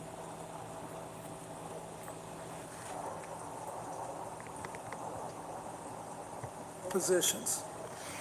If this deal genuinely constrains Iran's nuclear program more effectively than the JCPOA did, that would be meaningful. And if the basic architecture turns out to be fundamentally similar to what Obama negotiated, then Obama's point about the unnecessary cost of the detour is hard to argue with. Absolutely. But what worries me is that both sides are spiking the football before the game is over. The deal text if he'd have left it alone, released. What was working would have continued to work. The 60-day negotiation window is where the real substance gets hammered out. Enrichment limits, centrifuge numbers, IAEA inspection protocols, the timeline for sanctions relief. None of that has been agreed to yet. What we have right now is a ceasefire and a framework. And when politicians declare victory before the hard work is done, the American people are the ones left exposed if it falls apart. So let me walk you through what I think happens next. And I want to be honest about the range of possibilities. The first scenario is the hopeful one. The 60-day negotiation window leads to a comprehensive agreement. Iran's nuclear program is genuinely and verifiably constrained. Sanctions are lifted in a phased, conditional way. The Strait of Hormuz returns to full operation. Global energy markets stabilize. The Middle East begins slowly to rebuild. I want that outcome. I pray for that outcome. And if it happens, I will give credit where credit is due, regardless of who is in the White House. But the second scenario is the stalemate. The 60 days expire without a final deal. The unresolved issues, enrichment levels, frozen assets, verification mechanisms, prove too complicated to close in that window. And then Trump faces the choice he described for the New York Times. Relaunch military strikes, or, as he put it, make the United States the guardian of the Middle East in exchange for 20% of the region's revenues. Neither of those options is a path to stability. And the third scenario, the one that keeps me up at night, is what I call the erosion. A deal gets signed on paper, but the enforcement mechanisms are weak.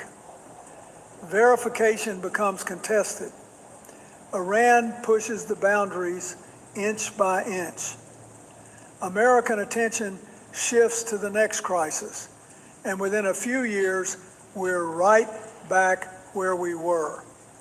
Only this time, we've burned through whatever international credibility we had left. I have seen that pattern before. It's the pattern that makes diplomats lose sleep and makes historians shake their heads. And the only way to prevent it is to take the hard, unglamorous work of implementation as seriously as we take the announcement. We've got to remember something that I think we lose sight of in moments like these. America's strength was never just its military. Our military is the finest the world has ever known. And every man and woman who serves deserves our gratitude and our respect. But what made America truly exceptional? What made nations want to stand with us rather than simply fear us? Was our ability to build coalitions, to honor commitments, to demonstrate that a democracy can be both strong and trustworthy. Barack Obama understood that when he built the JCPOA with 6 other world powers. And the lesson of this entire episode, from that deal to its abandonment, to the war, to this new memorandum, is that when we throw away institutions and alliances for the sake of political branding, we end up paying a much higher price to get back to where we started. Now, I want this deal to work. I genuinely do, because peace is always better than war. And ordinary Iranians and American service members have already paid too high a price. But the 60-day window that just opened is the beginning, not the end. The real measure of leadership will not be the press conference or the Truth Social post. It will be whether America can sustain the discipline, the transparency, and the commitment to see this through, honestly, patiently, and with the kind of respect for democratic accountability that the American people deserve. We have done it before. We can do it again, but only if we are honest about what got us here, and only if we demand better from our leaders going forward. That is not a partisan statement. That is an American one.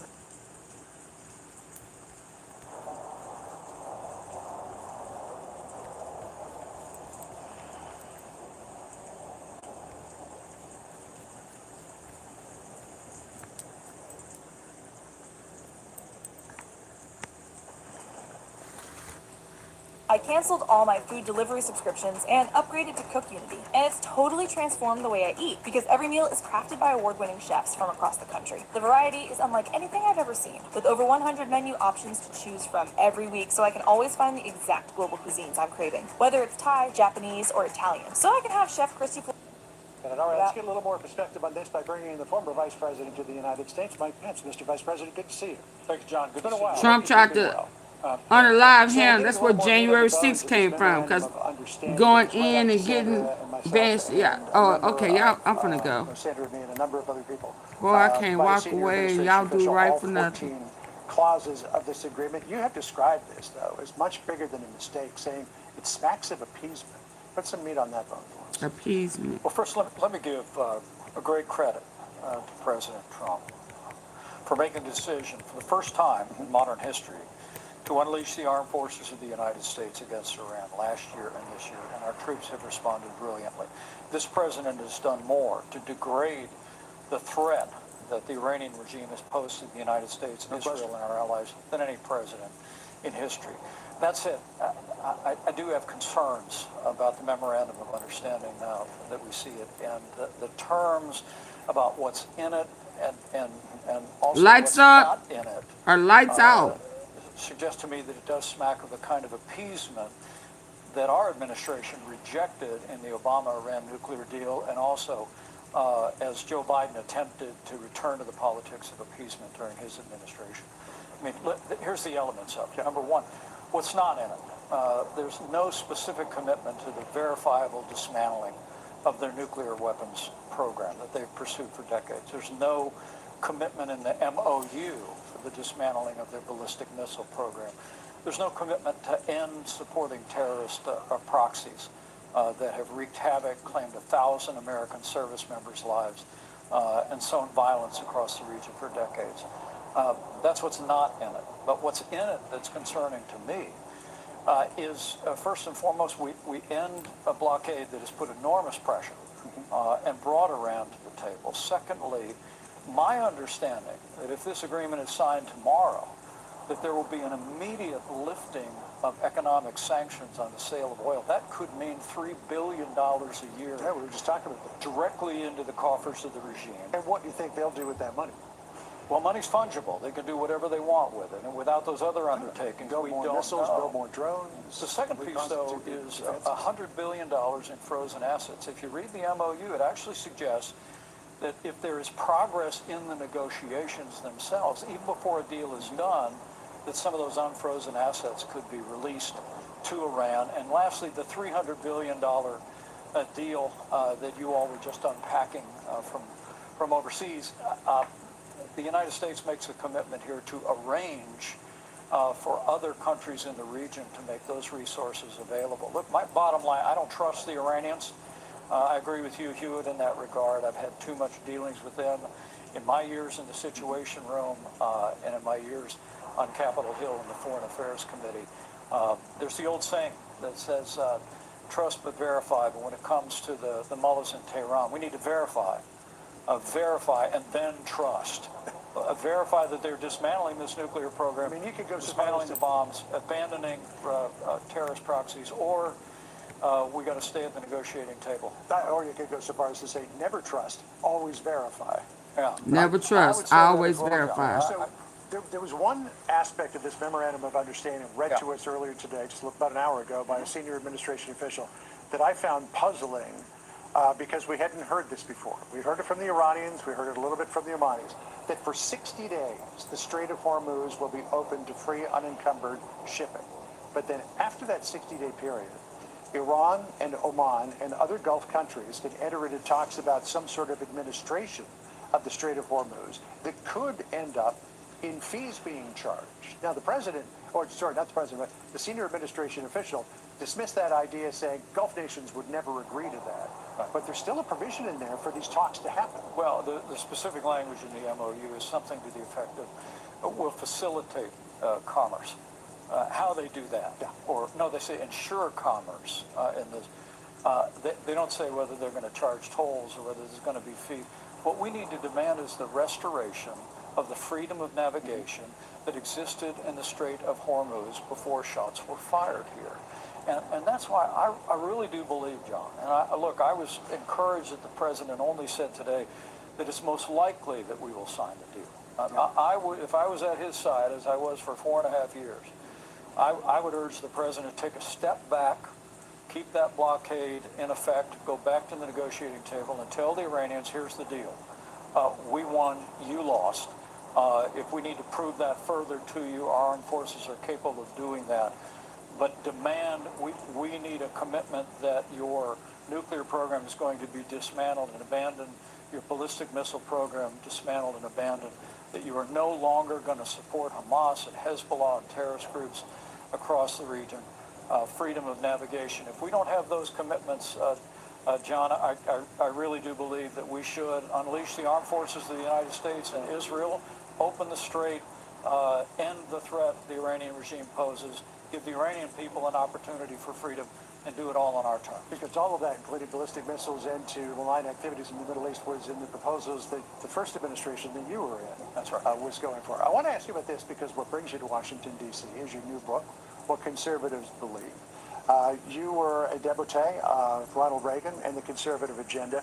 You have suggested that Trump in his second term has gotten away from the core conservative agenda. And you say that the modern Republican Party is under challenge not only from the far left, but also the populist right, which is getting away from that core conservative agenda. Explain. John, thanks. That's a great description of why I wrote What Conservatives Believe. Look, for the last 50 years, the Republican Party, from the Reagan administration to the first Trump administration, was defined by a commitment to a strong defense, American leadership in the world, limited government, traditional values, and the right to life. Hi, Tehran. And politics has changed. The Democratic Party has been overrun by the progressive left, embracing socialism. Yes, please. Can you hit the like button for me? Double tap. World, including our support for Israel in anti-Semitic terms.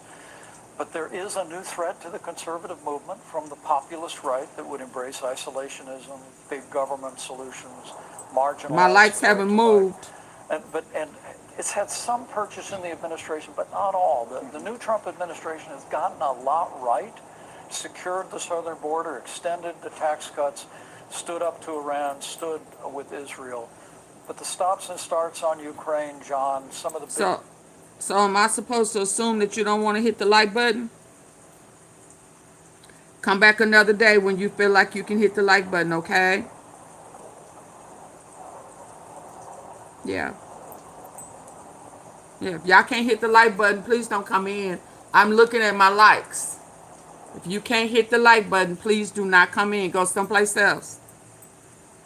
Respectfully. Yeah. Big government initiatives, as well as marginalizing the right to life, tell me that we have an important debate in our party, whether we're going to remain committed to the conservative agenda that has defined our party for 50 years, or whether we'll follow the siren song of populism unmoored to conservative principles. And I intend to be a voice for those conservative principles that drew me to the party and that really guided all the years that the president and I served together at the White House. Well, we'll be watching this as 2028 unfolds, which is going to happen very soon. Mr. Vice President, I was good to spend time with you. Thank you, John. Thank you, sir. Appreciate it. Sandra? He was trying to kill him. Be sure to like and subscribe for all the Fox News latest on YouTube and catch full shows streaming now. I think I got one more I saw I need to see.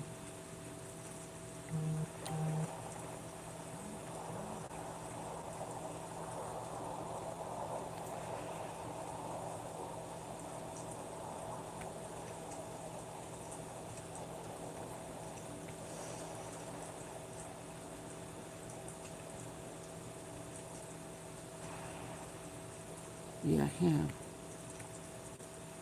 Super important to me. They work with brands I actually trust. Plus, everything goes through quality verification. So, More than 20. Okay? On June 13, 2026, Donald Trump posted on Truth Social. He said, and I'm quoting him directly, that a peace agreement with Iran will be signed on Sunday, June 14th, and that the Strait of Hormuz will immediately reopen for all ships. He also said this deal will prevent Iran from ever having a nuclear weapon. Every major news channel right now, CNN, BBC, Al Jazeera, is covering this the same way. They're all asking the same question. Will Iran sign? Will Trump sign? Is this finally the end of the war? Okay? That is the wrong question. And today I want to explain to you why that is the wrong question. Because while everyone is staring at Trump and Iran sitting across the table in some imaginary signing ceremony, nobody, and I mean nobody in the mainstream media, is asking the obvious question. What is Israel doing right now? And the answer, if you actually look at the news coming out of the ground in these past 48 hours, is this. Yep. Israel is bombing southern Lebanon right now as we speak, the city of Nabatea.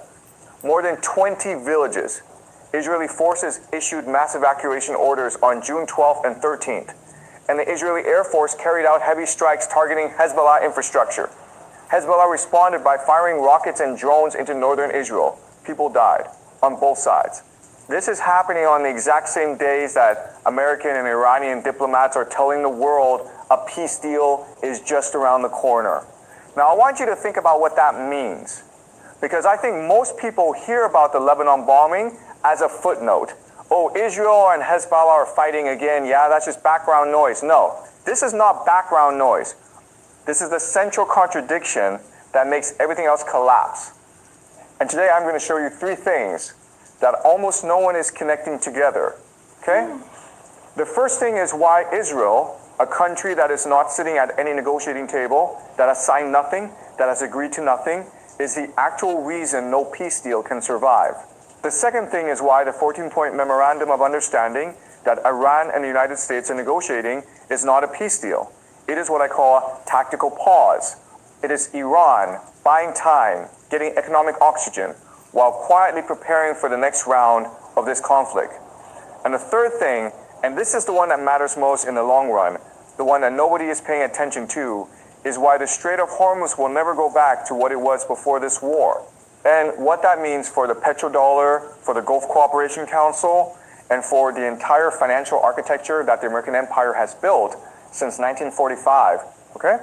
So this is a lot, but I promise you, if you stay with me through this, you will understand what is actually happening in the world right now in a way that most people simply do not. And again, this is my analysis. This is speculation. I could be wrong about some of this, but I'm going to give you the logic and you can judge for yourself. All right? Let's start with Israel. And I want to be very precise here because precision matters. Benjamin Netanyahu, the Prime Minister of Israel, has made one thing absolutely clear in recent days. He said it directly in a phone call with President Trump. He said it publicly through his Defense Minister, Israel Katz. The message is this: Israel will not be a party to any agreement between the United States and Iran. And Israel will retain, quote, freedom of operational action in all arenas, including Lebanon, to protect its citizens and soldiers and prevent threats. Okay? Let that sink in. The United States is trying to broker a peace agreement with Iran. And one of America's closest allies, the country whose war with Iran's proxy network helped start this whole crisis, is publicly saying, we are not bound by whatever you two agree on. We will continue fighting whenever and wherever we choose. Now here's why this is fatal to any deal. One of Iran's core demands in the 14-point memorandum is a ceasefire on all fronts, specifically in Lebanon. Foreign Minister Abbas Araghchi said it explicitly on Iranian state television on June 12th. Iran demands a permanent ceasefire in Lebanon. Iran demands Israeli forces withdraw from Lebanese territory, and he said, I'm quoting him, "We have never forgotten Lebanon, and we will not abandon those who stood with us." Okay? As a former model, makeup artist, and now skincare creator, these are the 5 things. So you have two positions that cannot coexist. Trump is Iran a says loser. the peace Yeah, I deal agree. must include Lebanon, must include Hezbollah, must include an Israeli withdrawal. Israel says, we are not part of the deal. We will not withdraw. We will continue strikes. And what is America doing? America is in the middle, trying to hold both positions at once. Trump is apparently asking Netanyahu to restrain himself in Lebanon to help the negotiations. Netanyahu is ignoring him, literally ignoring the President of the United States and continuing to bomb. Now think about the game theory here, okay? I talk about this all the time in class. When you analyze a negotiation, you need to understand not just the players at the table, but the players with the power to break the table. Israel is not at the table, but Israel has the power to break the table from the outside, and they are using that power every single day. But here is what makes this even more interesting. And this is something I have been arguing in this class for the past few semesters. This is not an accident. This fits perfectly into what I call the Greater Israel Project, okay? Israel's long-term strategic vision is to establish dominance over the entire Middle East, from the Nile to the Euphrates. And the way you achieve that vision is not by fighting every enemy yourself. The way you achieve it is by keeping your enemies fighting each other, keeping the region in permanent controlled chaos, and picking up territory and influence as the dust settles. From that perspective, a stable peace deal between America and Iran is actually bad for Israel, because a stable Iran is a powerful Iran. A weakened Iran, a divided Iran, and Iran still fighting a proxy war through Hezbollah, while also dealing with internal political collapse. That is a better situation for Israel's long-term strategy. So when Netanyahu says Israel will retain freedom of action, he is not just protecting Israeli security in the short term. He is protecting the strategic architecture that Israel has been building for decades. Does that make sense? All right, and here's the thing that should worry you most about this situation. America knows Netanyahu is undermining the deal. Trump is apparently furious about it. There was a direct conflict between Washington and Jerusalem over Lebanon, and Israel is still bombing. What does that tell you about the leverage America actually has over its closest ally in the Middle East? The answer is not much. And if America cannot get Israel to stop bombing for 48 hours to allow a peace deal to be signed, then any deal that is signed is a deal that Israel can blow up the moment it becomes inconvenient. That is the first reason why there is no sustainable peace here. Not the lack of a deal, not Iran's stubbornness. Israel is the wild card that no one is talking about, okay? So let us assume for the sake of argument that somehow Israel decides to stand down. Just imagine that. Netanyahu picks up the phone and says, okay, fine, I will hold off on the Lebanon strikes for now. Would the deal work then? The answer is still no. And to understand why, I want to introduce a framework I want to call the tactical pause. Here's what I mean by that. A tactical pause is when one side in a conflict agrees to a temporary cessation of hostilities, not because they want peace, not because they have changed their strategic goals, but because they need to buy time. They need to recover economically. They need to rebuild military capacity. They need to wait for a more favorable moment, and then they will resume the conflict when conditions improve. Now, I am not saying this because I am anti-Iran or because I am pro-America. I want to be clear about that. I'm saying this because the Iranians themselves are saying it, okay? Their own newspapers, their own officials. Let me give you the quotes. The Iranian newspaper Khorasan, not CNN, not Fox News, not the New York Times, but Khorasan, an Iranian newspaper, wrote this. The main function of this agreement is a breathing space and a chance to rebuild offensive and defensive combat power and prepare for a full-scale and major battle, end quote. Another Iranian newspaper, Kayhan, the hardline conservative daily, which is about as close to the supreme leader's worldview as you can get in Iranian media, published a front-page article titled, "We Close the Strait with Power. We will not open it with diplomacy." And perhaps most revealing of all, before he died, the former Supreme Leader Ali Khamenei reportedly told his own supporters that the negotiations with America are, and again, I am quoting, just a delay until the Islamic Shiite state is established. He said this to his own people, not for Western consumption, for his own base. Now, a lot of people will say, okay, that's just hardliners talking, that doesn't represent the official government position. And they have a point. There is a genuine split inside Iran between the diplomatic faction, people like Foreign Minister Arakchi who are actually trying to negotiate, and the hardline IRGC faction that sees any compromise as a betrayal. But here is what I want you to understand about that split. The IRGC, the Islamic Revolutionary Guard Corps, is not just a military force, it is an economic empire. It controls vast swaths of the Iranian economy through front companies and shadow networks. It has its own revenue streams that are largely independent of Iran's official economy. So when people say Iran needs to make a deal because its economy is collapsing, that logic applies to ordinary Iranian citizens, yes. It does not necessarily apply to the IRGC. They have resources, and they have guns. And in the end, the people with the guns make the final call. So what does the 14-point MO actually say, and why is it structured the way it is? Let me walk you through the 6 core deadlocks, okay? If your BV goes away and then the yeast shows Hit up, the or the like yeast goes button. away and then the BV shows up, that's not Double tap the face Hi, of your I'm Dr. phone. Bob. Hit those 3 dots at the Deadlock top right number corner. 1, the Strait of Hormuz. Trump is demanding the strait open immediately. Free for all ships, no conditions, no fees. Iran is demanding the right to, quote, manage the strait and collect service fees from passing ships. Arabji said directly, our sword will always hang over the Strait of Hormuz. These two positions cannot coexist. You cannot have a strait that is simultaneously free and open and subject to Iranian management fees. It is one or the other. Deadlock number 2, the uranium stockpile. The United States is demanding Iran dismantle its entire nuclear program and hand over its enriched uranium, what Trump calls nuclear dust, for destruction outside Iranian territory. Trump even threatened to send B-2 stealth bombers to physically retrieve it. Iran is only willing to dilute the uranium inside Iran. And here is the part that most people have missed. While these negotiations were ongoing, Iran was actively collapsing tunnels and placing explosive mines around the entrances to its nuclear facilities at Isfahan. CNN reported this based on 5 separate U.S. intelligence sources.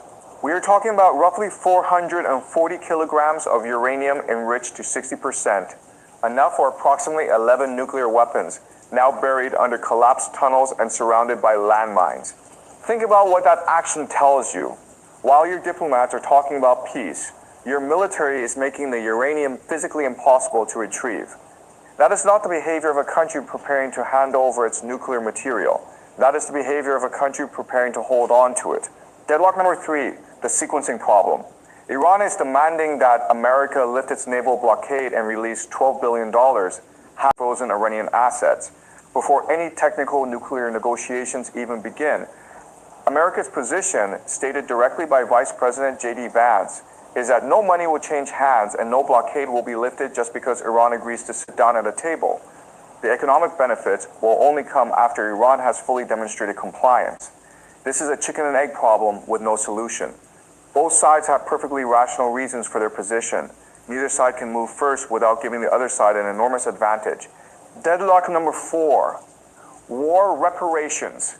The Iranian draft included a mechanism for the United States to compensate Iran for damage caused by American and Israeli strikes. Trump immediately listed the rejection of war reparations as one of his 5 non-negotiable preconditions for returning to the table. This is actually very revealing if you understand American diplomatic history. The United States never paid war reparations after Vietnam, despite having committed to reconstruction assistance in Article 21 of the Paris Peace Accords. They found legal and political reasons to avoid it. They will do the same here. The term war reparations is politically toxic in Washington in a way that is essentially irreversible. Deadlock number 5, the axis of resistance. America demands Iran stop funding and arming Hezbollah, Hamas, and its other proxy networks. Iran says it will never abandon Hezbollah. And while we are having this argument on paper, Israel is bombing Hezbollah on the ground right now, which makes the entire conversation about whether Iran will theoretically withdraw support almost irrelevant. And deadlock number 6, internal political fragmentation. This one is underreported, but I think it may be the most important. At the negotiating table, the Iranian diplomatic team is trying to make a deal. But back in Iran, hardliners are protesting outside foreign ministry offices, calling Arakchi a traitor and a compromiser. They are chanting for his resignation. The IRGC under General Ahmad Vahidi is actively working against the diplomatic team by leaking the contents of the Motu-friendly media outlets, specifically the Mehr News Agency, which is IRGC affiliated, in order to publicly commit Iran to maximalist positions that the diplomatic team never intended to make public. This is not a unified government negotiating strategy. This is a civil war within Iran's own foreign policy apparatus. And in Washington, it is not much better. Democratic senators are calling the deal a surrender document. Influential Republican senators like Roger Wicker and Lindsey Graham are calling for military escalation rather than negotiation. So when you add all of this together, The Israel problem, the 6 deadlocks, the internal fragmentations, the uranium fortification, what you are looking at is not a peace deal. You are looking at a tactical pause, a moment where both sides catch their breath. Iran gets some economic oxygen. Trump gets a ceremony, he can call a victory. And then in 60 days, when the technical negotiations inevitably collapse, we are back to where we started. Except Iran has used the 60 days to continue fortifying its nuclear sites. And America has used the 60 days to argue about who gets credit for whatever was agreed. The Iranian newspaper Khorasan said it best. The deal is not about nuclear weapons or Hormuz fees or any of the specific terms. The main function of the agreement is to postpone the final battle and give both sides time to rebuild for a larger confrontation ahead. Okay? Now I want to talk about the thing that matters most. And this is the thing that almost no one in mainstream media is paying attention to because they are too focused on the short-term drama of whether Trump and Iran will shake hands. The Strait of Hormuz will never go back to what it was before this war. Let me say that again. The Strait of Hormuz, that narrow stretch of water, 33 kilometers wide at its narrowest point, where a strong swimmer could theoretically cross from one shore to the other, will never go back to the pre-war status quo. And that has consequences that go far beyond the Middle East.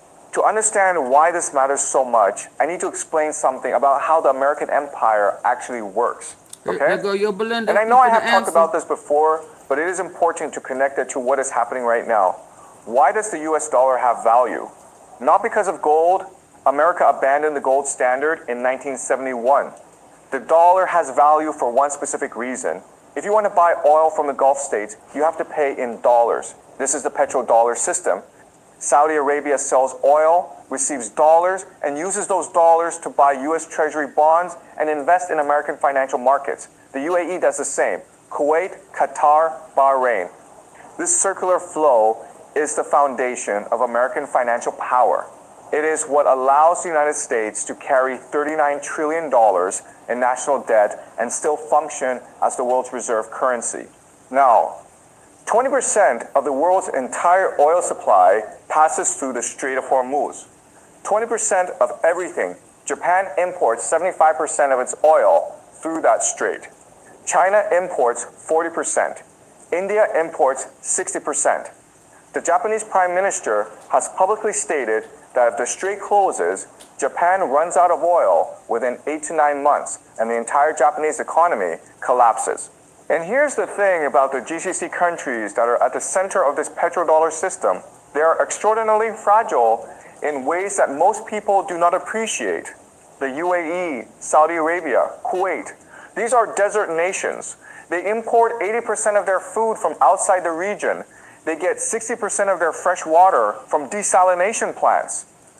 And a single Iranian drone costing $50,000 is capable of destroying a desalination plant.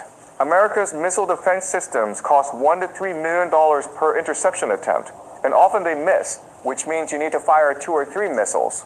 So for every $50,000 drone Iran launches, America is spending $2 to $3 million to stop it.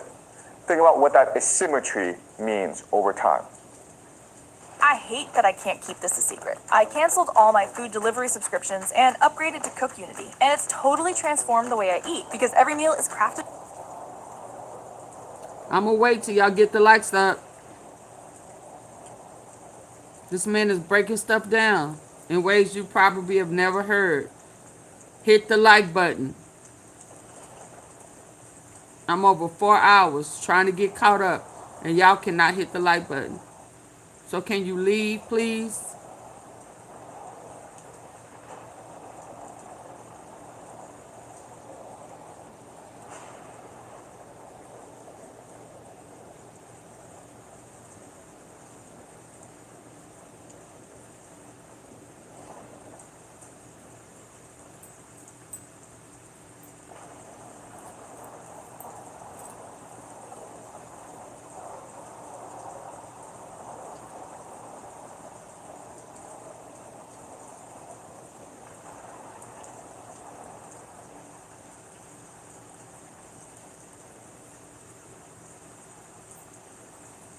I'm only going to ask one more time.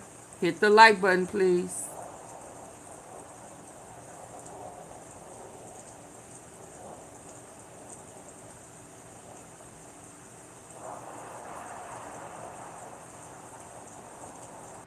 Or hit those three dots at the top right. I'm so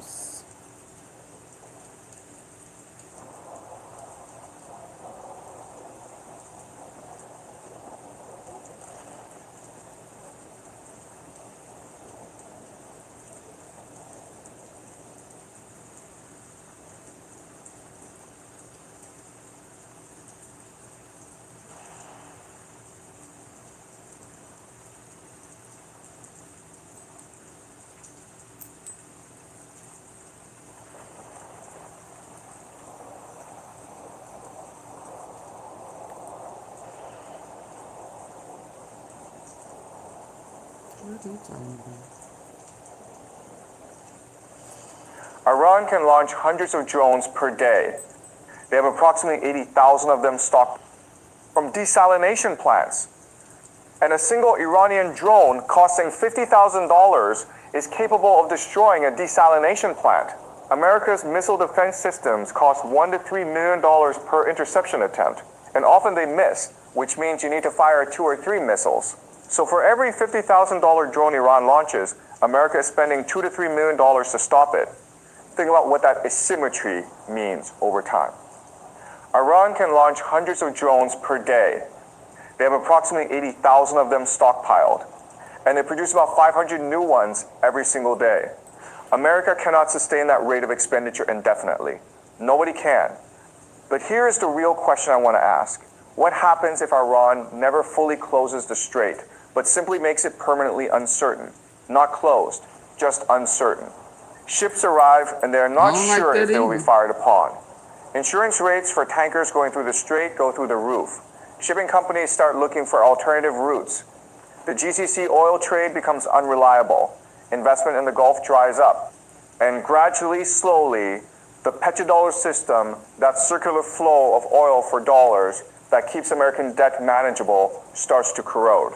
And now look at what Iran is actually saying about Hormuz. Foreign Minister Aragachi said, and this is a direct quote, "Our sword will always hang over the Strait of Hormuz." The Iranian news agency Iran confirmed that the draft agreement contains, quote, "no commitment from Iran to give up management of the strait." An Iranian lawmaker publicly compared Iran's proposed Hormuz management bill to the oil nationalization of 1951. That was when Iran nationalized its oil industry and kicked out the British. This is not a throwaway comment. That comparison is deliberate. It is Iran saying, we are claiming permanent sovereign control over this waterway in the same way that we claim control over our oil 70 years ago.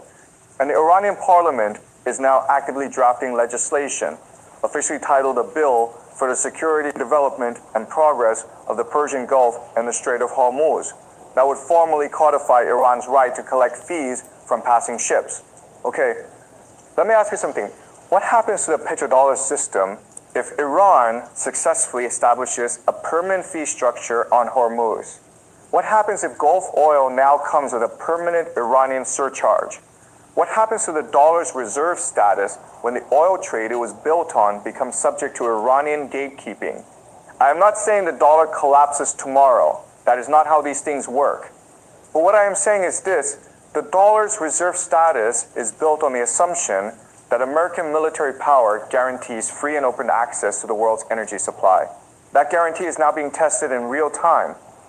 And so far, and I want to be honest about this, America's performance in this test has not been impressive. $39 trillion in debt, a naval blockade that cannot stop $50,000 drones, a closest ally that ignores direct presidential requests, a peace deal that has been announced 38 times in 2 months without ever materializing. These are the signs of an empire that is overextended. And Hormuz is the point where that overextension becomes most visible. Now, I want to be honest with you. I want to give you the best possible argument for the other side, because I think that is how you actually understand a situation. And I never want you to just accept what I say without thinking critically about it. The strongest argument for why a peace deal might actually work is this. Both sides are genuinely exhausted. The Iranian economy is being strangled. Ordinary Iranians are suffering under the combination of the war, the blockade, and 2 decades of accumulated sanctions. Trump needs a political win.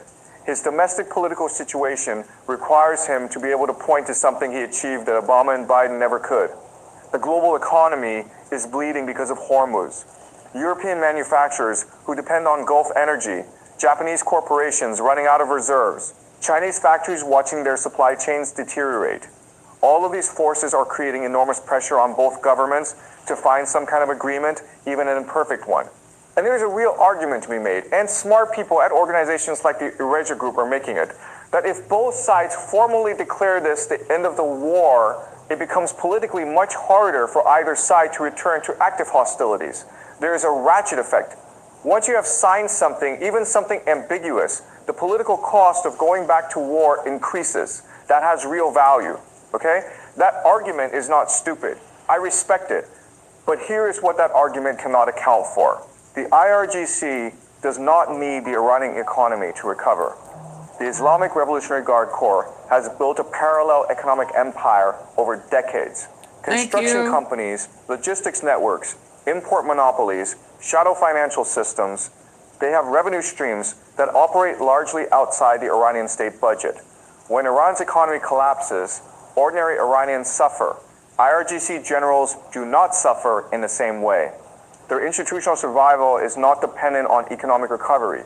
And the IRGC has already shown you what they think of this deal.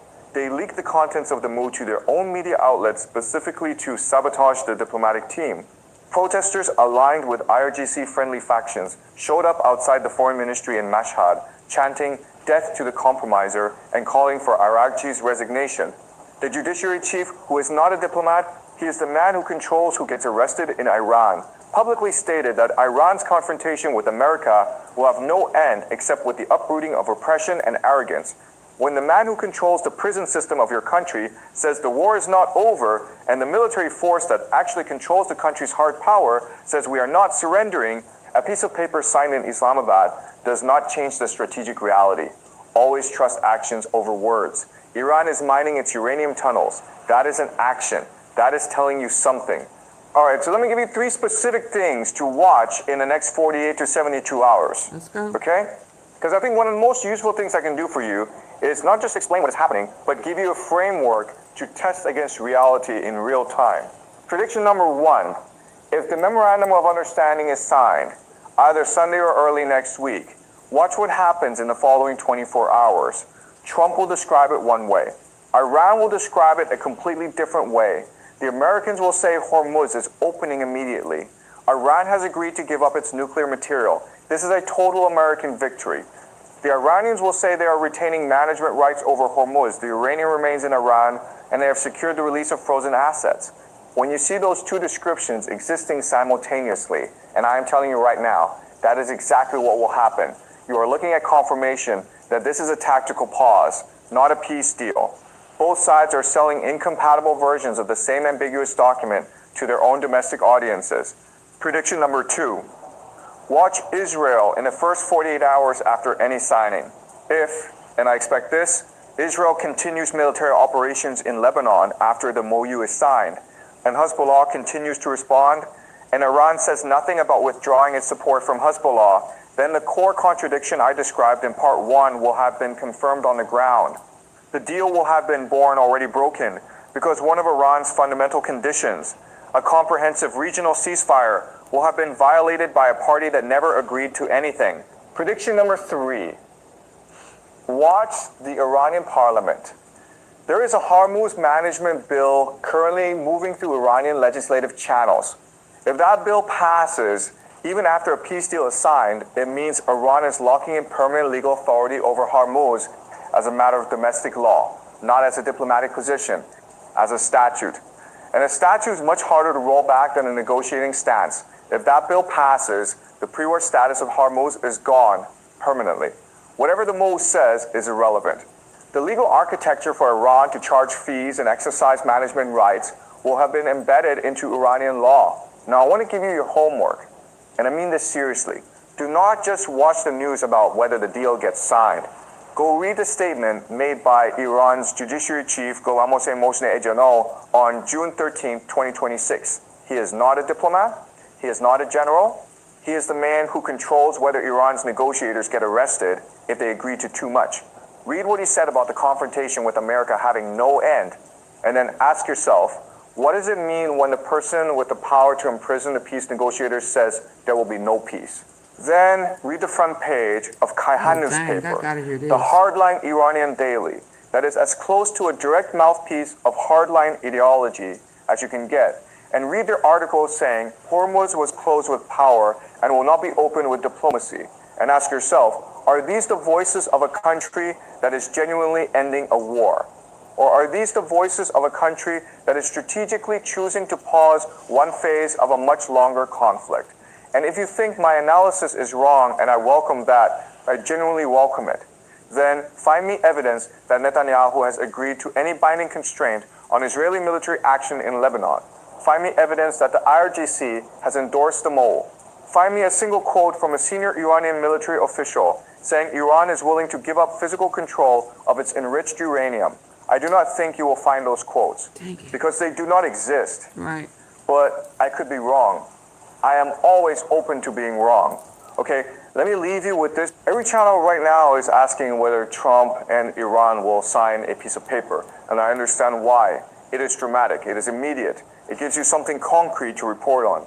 But the real story is not whether the paper gets signed.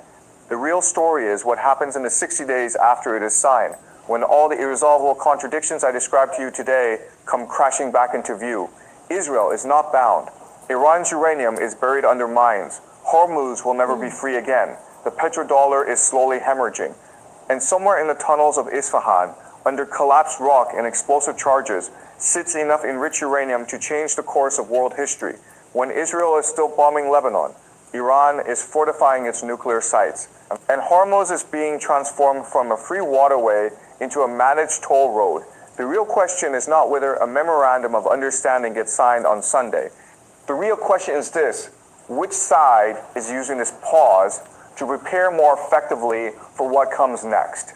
And how many more announcements of imminent peace deals will we hear before the world finally admits that this war is nowhere near over? I will see you in the next lecture. Okay. Plumbing problems I require just fast two more new ones just popped out. Let me see. Let me go on Pierce. I very seldom see him going against Trump. Let me hear this. Let me hear this.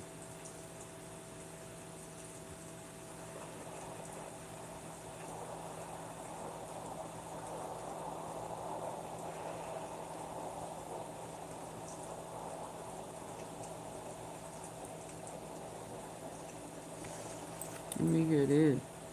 My name is Donald Trump. As we've long covered here, no, it's insured financing of it. It's insured financing.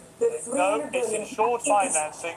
It is insured financing. You can keep talking over me as much as you like, but I will have the last word on this. If that is a good deal for America, given what its supposed war aims were, my name is Donald Trump. As we've long covered here at Pondering Politics, Donald Trump's British BFF, Piers Morgan, has been an outspoken critic of Trump's Iran war since its inception, and his vitriol and criticism have increased steadily over time. Now that we see Trump's total humiliation and total surrender to Iran, Piers is dialing it up even more, both in the latest episode of Piers Morgan Uncensored, in which he smacks down MAGA talking points, as well as some genuinely funny, snarky posts on Twitter that we have to talk about. But before we do, if you end up liking this video and you want to support the channel, please be sure to hit the like, subscribe, and alert bells before you go. Alright folks, I've got a couple of clips to play for you from the latest episode of Piers Morgan Uncensored, as well as the snark that he's putting out against Trump on Twitter. Again, following the revelation that Trump has totally capitulated and bent the knee to Iran. Let's start with this. Why on earth would you agree a deal where you give them $325 billion? Makes because that's not the deal. Zero. That's not the deal. So that is in the deal. $300 billion is not money the Iranian regime has access to. And the Lieutenant Colonel already said this. And Piers, I have to tell you, you have three people here who are foreign policy experts who serve their country with distinction, and we know what we're talking about. The $300 billion. And look, I don't like this deal, and I didn't like the JCPOA. Forgive me, Hagar. With all due respect, forgive me if my confidence in the so-called experts in all this has taken a bit of a battering. in the last 16 weeks because it I was disagree little old completely. me, All we've faced Mister. is a It was petulant little man old. screaming about It was. Israel. Hang That's all on. we've faced. It was little old me. It was little old civilian, non-expert peers who called all this from day one, and very sadly, everything I warned has happened. So, woe be it for me to challenge your expertise, but it seems like my amateurish view turned out to be, sadly, the correct one. I wish Donald Trump had listened to me and not the expert. He's taken off the gloves here, right? And that was, listen, fair enough. I think as a general heuristic, you should defer to experts. It doesn't mean that the experts are always right. It's not 100%, but kind of like generally speaking, you would defer to your doctor on brain surgery, even though doctors can and do make mistakes. They're probably better at it than, let's say, a car mechanic and vice versa. A car mechanic's probably better at car repair than a brain surgeon is. I think it's fair to genuinely or generally defer to experts, but for an expert to say we're the expert and you're not, therefore literally everything we say is wrong, contrary to the facts, that's a bit pompous, and it escalates a bit further. Anyway, on that bombshell, Here's perhaps, but we've you run out say of you have an time. expertise, but you keep saying that they have access to 300 billion, and I'm trying to correct you on something that's false. They're not going to have access. Well, I'm only reading what I read in the. All I'm doing is reading. I'm reading the 14-point memorandum, and in that it makes it clear. It makes it clear. Hang on. Makes it clear there will be financing. Something the Iranians leaked. They're known liars. No, this is actually This is actually the agreed memorandum. Okay. But unfortunately, Donald Trump now knows no one's going to buy it, so he's now trying to change it. Okay. Well, unfortunately, they are listening and they are reading. Anyway, I've got to leave it there. I'm going to be very clear about We will this, see. because like I said, I don't deal in hyperbole. I don't have time for it. I want to tell you the facts on this, because you keep repeating, and it's a disservice to your viewers. Vice I'm President Vance is literally very clear reading about out the a 300 clause from the 300 memorandum. billion is nothing more than a potential opportunity if things go according to plan, which, by the way, I don't think they will. I don't think the Iranians are going to give up their material. It's insured financing of it. It's insured financing. No, it's insured financing. It is insured financing. You can keep talking over me as much as you like, but I will have the last word on this. In the current 14-point agreement, the rehabilitation and economic development of the Islamic Republic of Iran, ensuring financing of at least $300 billion, also unfreezing assets of $25 billion. If that is a good deal for America, given what its supposed war aims were, my name is Donald Trump. And last time I checked, it isn't. Bob told us that they were going to test the alien craft that night. I have seen extraterrestrials face to face. In the shrubbery are little gray entities. UFOs land in front of them. They're in Antarctica. They felt distressed because they were captured. And they're... So, good on Piers for taking off the gloves and reading the fact that, yes, this memorandum of understanding guarantees the financing of a $300 billion reconstruction fund. Now, could things change between now and its implementation? Sure. The hot war could resume. The MOU could collapse. But this MOU, in terms of the $25 billion in unfrozen assets, which is a hell of a lot more than they ever got from President Obama. As a matter of fact, the text of the MOU guarantees the release of all of Iran's frozen assets. All of it. Everything they have that's frozen, they get it all. They're so full Plus of the it. $300 billion in reconstruction that the United States is going to facilitate, if not directly, contribute towards. Staggering. This is a disastrous deal by JCPOA standards, by Obama-Iran nuclear deal standards, by MAGA standards. An objectively terrible deal. I've got another clip for you from Piers, but it's going to come after we look at the tweets here. So this is Piers' first comment on the MOU. This Iran deal is about as far removed from, quote, unconditional surrender as any deal in the history of planet Earth.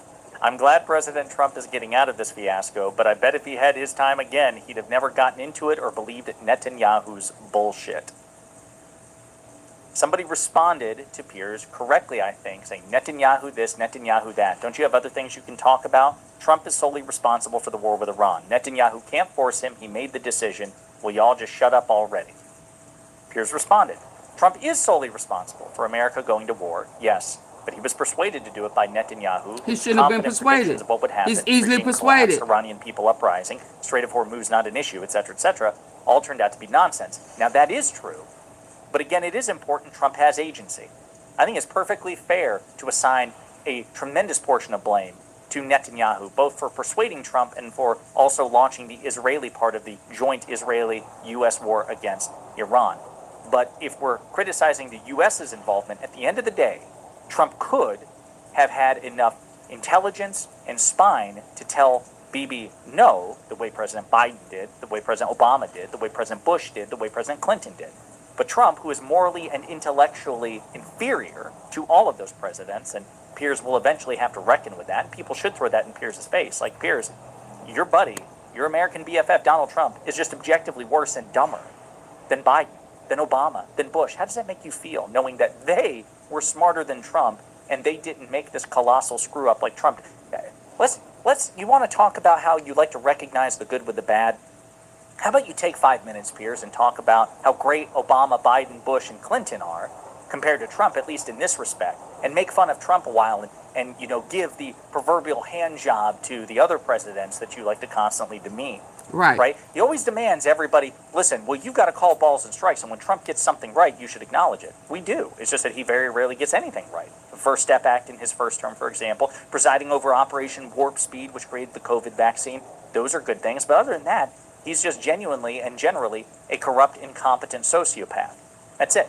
That's why we very rarely give him credit for things, because he does things very rarely that deserve credit.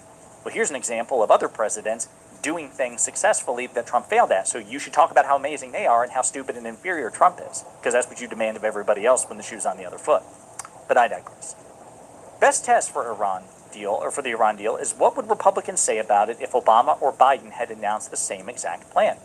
It's a great point, right, Piers? It's a great point. If they were consistent, Republicans would say this is objectively worse by MAGA standards than the JCPOA, because it is.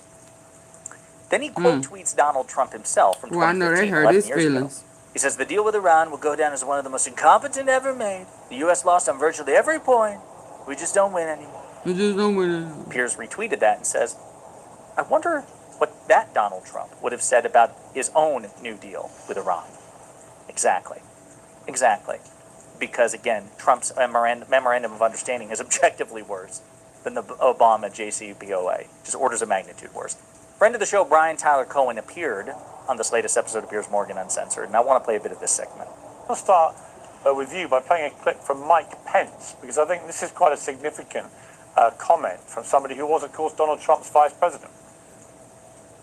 It sounds like you think, from what we know so far, this is a mistake by the Trump administration.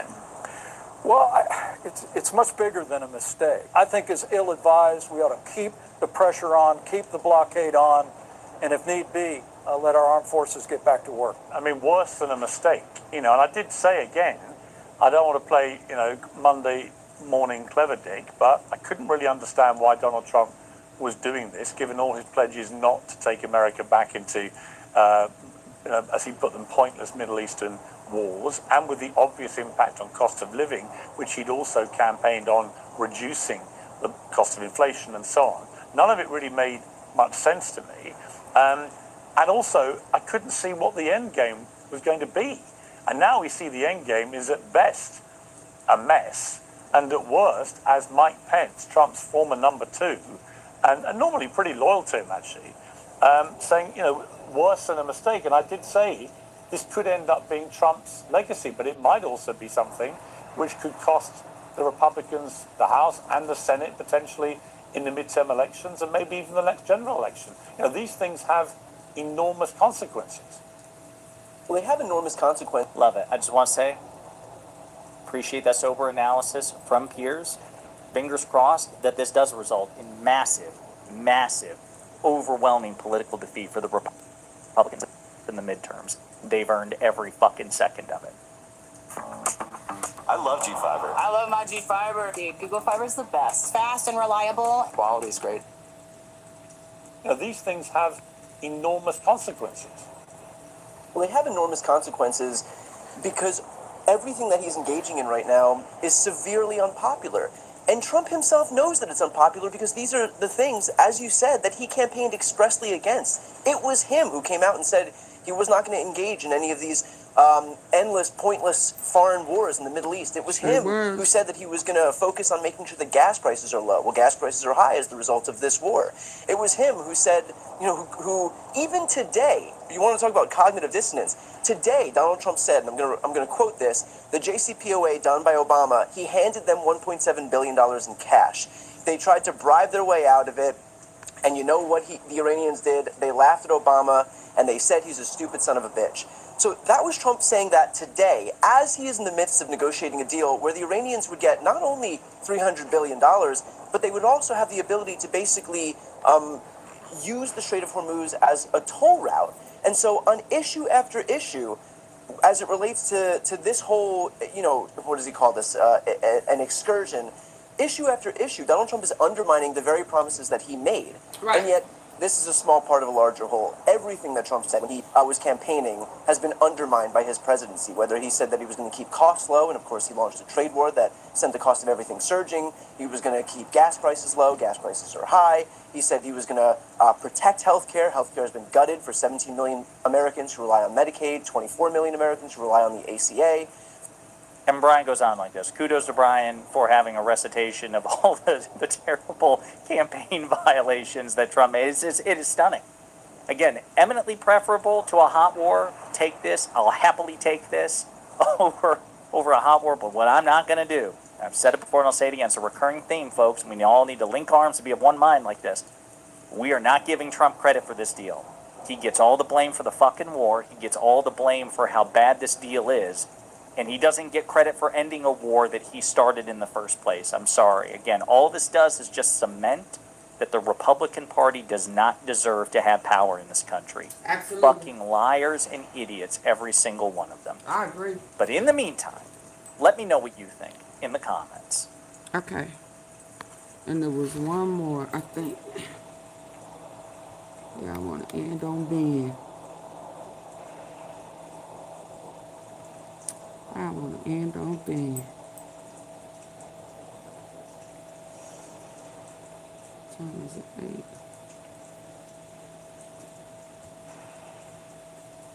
Operation Fury. Come on, Ben. MAGA Republican leaders on Capitol Hill are in full collapse mode right now as the full terms of Donald Trump's surrender to... They hot, y'all. Fish grease. I mean, with vegetable oil, the bad oil. Fish grease. Let's go. MAGA Republican leaders on Capitol Hill are in full collapse mode right now as the full terms of Donald Trump's surrender to Iran have been made public, and Trump officially signed this MOU in Versailles, also the location where the World War I surrender by Germany was signed, in Versailles. So what are the MAGA Republicans doing right now? What do you think they're going to do when they panic? Defraud the American people, defraud their constituents, just hope nobody actually reads this memorandum of understanding and just frame the total defeat as a win. So you have on the Larry Kudlow show, Mike Lee, MAGA Republican senator, they're all like, look, this was a big victory. Iran is on its knees right now. This is what we wanted. Yeah, America. Here, play this clip. You know, they'll never admit it, Senator, but we have Iran on its knees.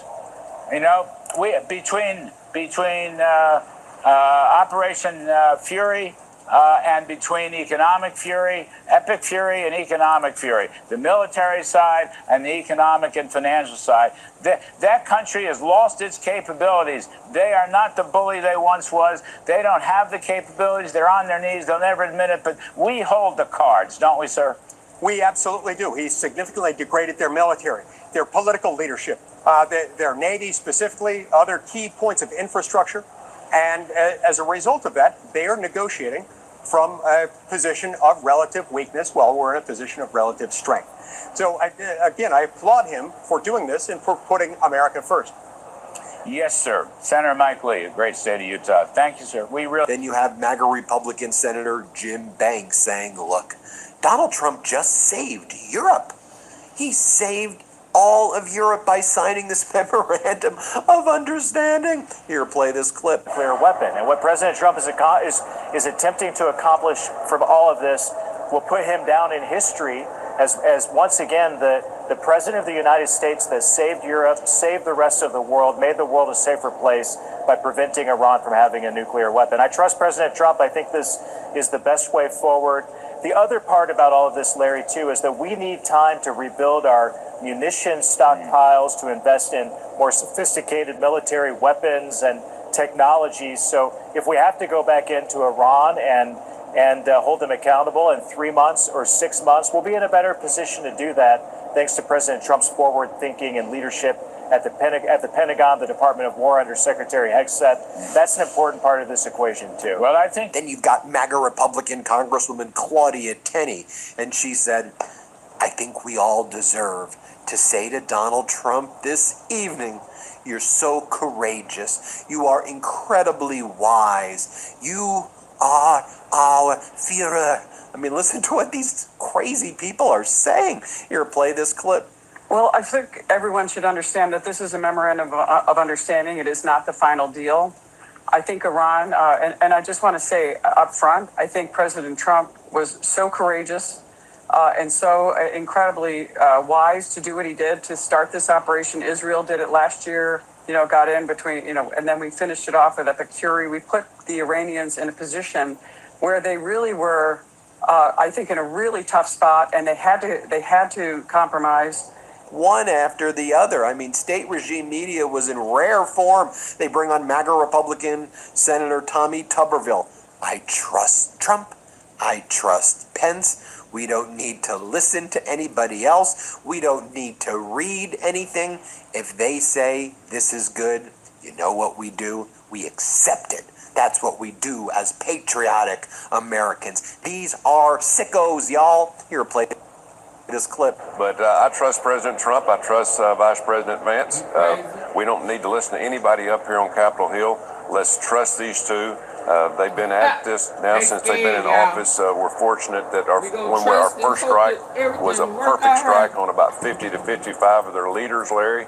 And at the end of the day, it's the only time in my lifetime that we've had this opportunity. So let's take advantage of it and let's put the pressure on them. And again, like he said, all heck will break loose if they break this treaty. Well, for sure. I mean, look, we've crippled them. They're on their knees. They may not admit it, but they're in surrender mode. Trump has destroyed the country for decades to come, whether they like that or not. That's the reality. I just hope we take advantage of it in these memos and other deals. Anyway, Senator Tuberville, sorry we're a wee bit short today, but thank you for your clarification. Then you've got MAGA Republican Congress member Wesley Hunt, who said, and what makes this deal so great, what makes it amazing, is that if Iran does not adhere to it, more bombs drop on you, Iran. Let's play this clip. Let's be absolutely clear here. As somebody that served as a diplomatic liaison officer in Saudi Arabia for 2 years and served in Iraq, this is the weakest that Iran has been in decades. This might be the weakest that they've ever been in the history of this country. We have decapitated their leadership. We have destroyed their navy. We owned their airspace. And the gasping cries of a crying animal for them was to close the Strait of Hormuz. Now that will be opened. And what we have done is we have cut off their BATNA. BATNA is the best alternative to a negotiating agreement, because what they know is if they do not adhere to what we have put before them, then guess what? The pain train is coming. They're going to see more bombs. They're going to see more threats from us that they're not going to be able to withstand. So the fear of that is what has driven them to the table. And also, I will tell you, in the past, nobody has been stronger in understanding the peace through strength that President Trump has put on full display. They know what's coming if they don't adhere to the rules. And now they will also never have a nuclear weapon over President Trump's watch. So I am not concerned at all with what those that may not like this deal might say, because again, President Trump is operating from a position of strength. Okay, so then you've got MAGA Republican Senator Hawley. Do you see their marching orders that Donald Trump texted them? And by the way, you have a lot of hosts on state regime media, Fox, who aren't buying it. But you have like MAGA Republican Senator Josh Hawley from Missouri. He's like, and look, I don't really think we're going to be giving them any money at all. We're not giving them a dime. And then Brian Kilmeade at Fox is like, Yeah, but we just removed all of the sanctions against them and created a $300 billion fund. And Hawley's like, man, those are just facts. What do you want me to do? Here, play this clip. And it remains to be seen whether we will actually give them any money. I thought I heard the president say earlier today, we're not going to give them a dime. I certainly don't think that we should. And I bet President Trump and the vice president, as he continues these negotiations, will hold that line. But Senator, they are allowed to sell oil. And they have more oil than just about everyone, including Iraq. And that'll be the first time in decades they're able to sell oil on the open market. They're usually using ghost fleets and rusted out tankers to deliver it to our let's say, our rivals like China and China. Your thoughts about the fact that everyone agrees they're allowed to resume oil and petroleum sales? All right. As a dad, Ironman athlete, Guinness World Record holder, I've put in a lot of miles. And one of the most popular questions I get is, how do I stay strong throughout all that training? And for me, it's Brodo. I thought your last guest, I thought the ambassador had a good point there about potentially using escrow accounts, ways to track to see, first of all, if they're living up to their other obligations under the memorandum before we release any of that sales, before we allow them to get their hands on the money, and then using accounts that will allow us to ensure that they're not spending that money on terrorist activities, on nuclear enrichment, and so forth. Or from MAGA Republican Senator Jim Banks right here, and he goes, look, Donald Trump is our commander-in-chief for the next 2 years, and so this is how you know they got their marching orders. And if they break the terms of this deal, we just bomb the hell out of them. Let's play this clip. At Armed Services Committee, he joins us now. Good to have you, sir. Let's talk about the memorandum of understanding that has now been released. What are your initial thoughts?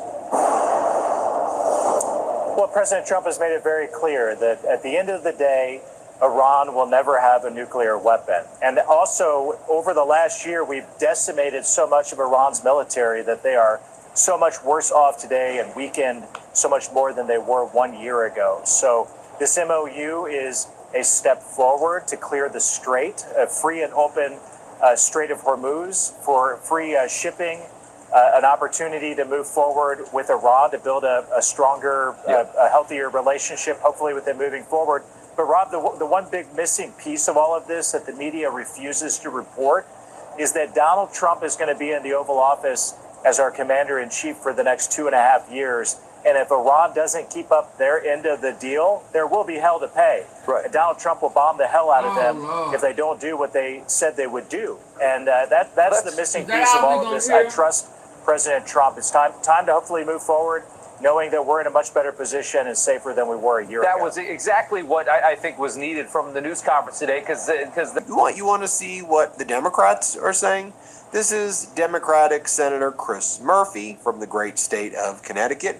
Here's what he had to say. Let's play this clip. I mean, this is an insane deal, and while there might be confusion over when it was signed or executed, there's not a lot of confusion about what the deal is. Yep. It's a multi-billion-dollar payoff to Iran in exchange for nothing, right? Iran says, as you pointed out, they're not going to get a nuclear weapon. They already made that concession. They're reopening the strait. It was open before the war. They are agreeing to sit down to nuclear talks. They were willing to sit down to nuclear talks before the war began. So the agreement is basically just, we lift oil sanctions and Iran does nothing. That's it. That's a humiliation. Now, I'm somebody that wants this war to end, basically on any terms, but this is just proof positive that the war got America nothing. Iran won, Trump surrendered, and that's essentially what this deal represents. Well, it's also when you... And then you'll recall earlier today, Donald Trump said that because of former President Biden and Obama, we were the laughing stock. And now nobody's laughing at us right now. Dude, you literally signed the Versailles Armistice. I mean, you literally did the Treaty of Versailles, except the U.S. signed the terms of surrender. Now, let me just be very clear with all of you who are watching this. We should never have been involved in this catastrophic and unlawful war in the first place, is my view.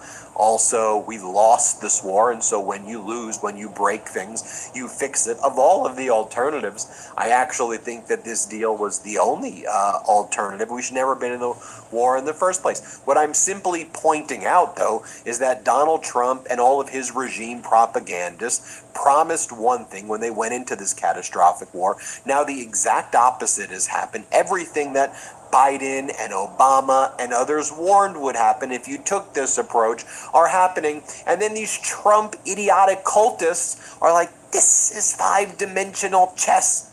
No, it's not. You should never have gone into the war, and now you are the laughing stock. You have turned America into some Trump meme coin stock.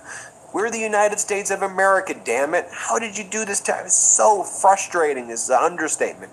And you cause so much pain to the American people. Anyway, here's what Trump said. Let's play it. It's bigger and better and stronger. We're more respected as a country right now, I think, than we ever have been. And we were a laughing stock 2 years ago. They would laugh at us. Shit. We had a man that should have never been there, you know. We can't stop laughing at your ass now. Walk up to a podium once every year, and they'd ask him, what flavor ice cream do you like? I like vanilla. Then he'd try and find the stairs, which he couldn't find most of the time. You can't either. And he'd leave. This is very unfair reporting. And then you said you didn't know about that. You didn't know there was something wrong.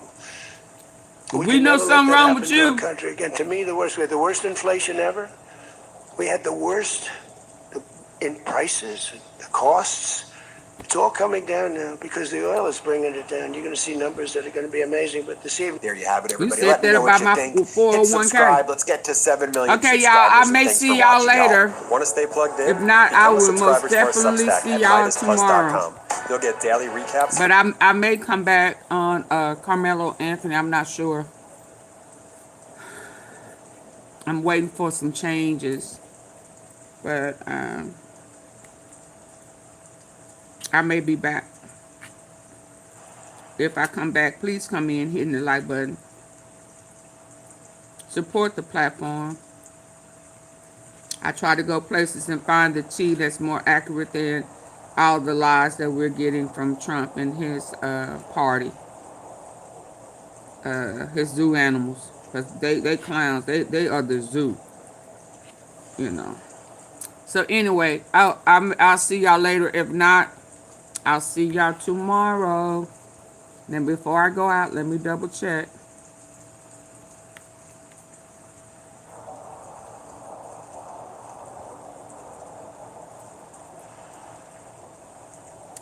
Why Israel first? Oh, why is? Oh, okay. How long ago was it? Yeah. Why is Bibi Netanyahu and them so mad about the deal? They never wanted peace. That's not the devil's. That's not. That was not the devil's plan. Shall we say that this is not a popular MOU, from what I understand, in Israel? And let me be very blunt about this. Israel does not owe its existence to any president. The Iranian regime, thanks to all those military strikes, is on its back. And a deal, even a good deal, helps them get up. Because, I mean, right now, we're opening up the strait, we're lifting the blockade. I mean, you ain't opening up nothing. It's been open. Back. And a deal, even a good deal, helps them get up. Because, I mean, right now, we're opening up the strait, we're lifting the blockade. That's billions of dollars going into the Iranian regime's coffers without them having done anything. They'll be like doing a Marshall Plan for Germany while the Nazis were still in power. Well, hard to imagine anything could help CSUN get up, but nonetheless, you hear a number of pro-Israel individuals absolutely losing their minds about the upcoming signing of the Memorandum of Understanding, which we began the week hearing is something that both the United States and Iran have agreed to. Now, while the Trump administration still hasn't formally published the MOU, U.S. officials have been circulating a draft to their counterparts as the G7 summit in France is underway. And to be honest with you, everything that we have reported on the show so far goes along with what has been leaked. And I kind of hesitate to say leaked. I mean, these are U.S. officials who are sharing this information with their counterparts at the G7 summit. That's where they're supposed to have these types of conversations. So if you're wondering what is in the MOU, well, the Israel firsters do appear to have a reason to have the meltdowns because they have a meltdown. Won the war. We lost the war. We lost. Iran won the war. We lost the war. They have leverage by controlling the Strait of Hormuz. That leverage, should they choose to use it, and so far they have used it, has a negative impact on the global economy. So with the United States quickly running out of its strategic petroleum reserves, which has been utilized in order to keep oil prices in check to some extent, Trump knows he needs to end this war and he needs to end it quickly. Now, the Israel firsters are like, gas prices? You guys are crying about gas prices. Who cares? Pretty much the entire world. Yeah, we You know, the people who are not devoting every waking moment of their life to Israel, a foreign nation state, that for whatever reason, They're not even a we state. tend to have a ton of Israeli operatives within our own country egging on our government for more war, even though it doesn't benefit the American people. So let's get to the details of the core tenets, if you will, of this MOU. And this is all assuming that something giant doesn't change things from now until Friday, when this MOU is supposed to be signed between the United States and Iran in Geneva. So the MOU calls for a permanent end to all fighting on all fronts, including Lebanon. So let's pause there for a second. What happens if Israel decides we don't care? We have a right to defend ourselves and annex land that doesn't belong to us. What happens then? Let's say the MOU is signed. Israel continues engaging in their, offensive military operations and land annexation in Lebanon. Well, Iran has promised to respond and respond very aggressively. The real question is, will the United States come in and intervene on behalf of Israel, essentially protect Israel, even though Israel went out of its way to try to destroy a possible peace agreement? Because remember, the MOU is only meant to kind of provide a 60-day window in which the two parties, the United States and Iran, will be able to negotiate for a lasting peace deal. Israel's not going to want that. So I have no doubt that Israel will continue striking Lebanon. The real question is, after Iran retaliates as they've promised, what does the United States do? These are the questions you should keep in your mind as this whole situation develops. Now, getting back to the MOU and what it says, it indicates that both the United States and Iran will agree to respect one another's sovereignty. I don't know about you, I never felt that my sovereignty was ever jeopardized by the Iranians. Our sovereignty is jeopardized by the Israelis. There's no question about that. Right. But I think that part of the MOU was more about the United States respecting the sovereignty of Iran. Both the IRGC No, they and don't care Iran about will the US. negotiate and reach a final peace They want to within convert a us maximum to of devil 60 worshippers days. Although, if both parties agree, they can extend and put that us time back period into for longer slavery. than 60 They days. ran The the U.S. will withdraw its slave forces trade. near the Strait of Hormuz. As you can imagine, the reopening of the Strait of Hormuz and the lifting of the U.S. blockade on the strait will also be part of this deal. The United States will create a plan agreed upon by both parties for the Bye, Black rehabilitation Swan. and Thank you. economic development of Iran. Now, this in particular really has people like Ben Shapiro reeling. We're going to hear from them in just a minute. But as it's been repeated over and over again, it bears repeating once more that the $300 billion that would be allocated to Iran in order to rebuild, essentially reparations for all the war damages, it would not come from the United States. It would come from the Gulf countries. And I would imagine the Gulf countries would have to agree to that as well. The U.S. will lift sanctions on Iran on a schedule the two parties agree on. This would impact all sanctions impacting Iran. And we've been sanctioning Iran since the Iranian Revolution in 1979. So this is a pretty big deal. Honestly, it sounds a little too good to be true, and that worries me a little bit, but I'll continue. Right. Iran agrees, in fact, reiterates that they will never produce a nuclear weapon. There's never been an indication that they were attempting to build a nuclear weapon. They enriched their uranium up to 60% after Trump pulled out of the JCPOA. But they did that in their minds as leverage during the peace negotiations that were previously taking place. Instead, the Israelis effectively used the fact that they enriched uranium up to 60% as justification to wage war against Iran. And there's more. So the United States undertakes that in light of the progress of negotiations towards a final agreement, a final peace deal, frozen or restricted assets and funds of the IRGC will be released and made fully available. Now, again, you might be asking yourselves, seems like Iran is getting a lot out of this potential peace deal. And the answer to that is yes, that's correct. And that's because Iran won the war. It's undeniable. I know that here in America, as an American, I mean, I would love to be able to sit here and say, we won the war. Yeah. But no, we were humiliated. Absolutely. They beat us.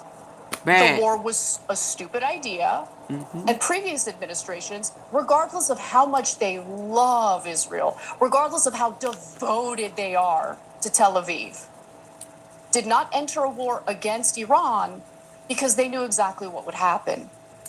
Trump, unfortunately, is the only U.S. president who was suckered in, if you will, by Netanyahu and Mossad and agreed to enter a war that has only hurt the American people, hurt our standing. So I wonder is Bibi Netanyahu going to release the real conversation, the real debate that needs to be had in this country? This is where we need to move to. And I want to aggressively push to this place where the thing we debate is whether or not it makes sense to have any friendly relationships with Israel.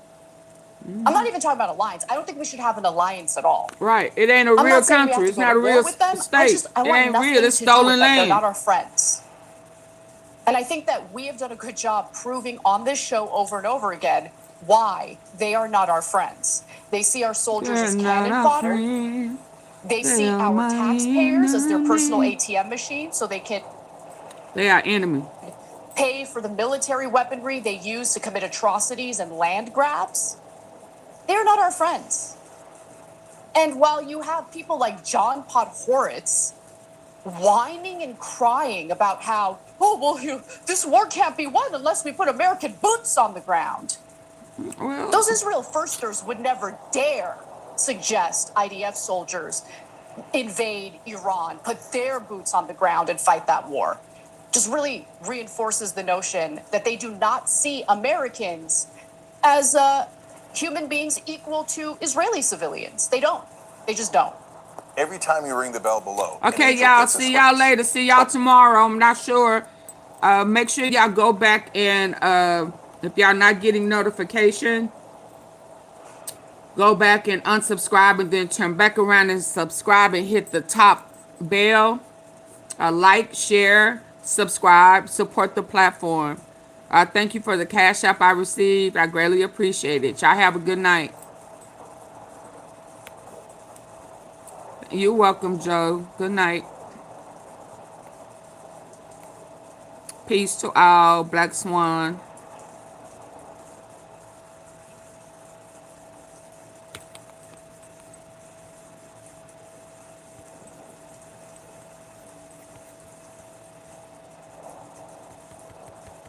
Hit the like button on the way out. The 62 of y'all that's still here. Good night.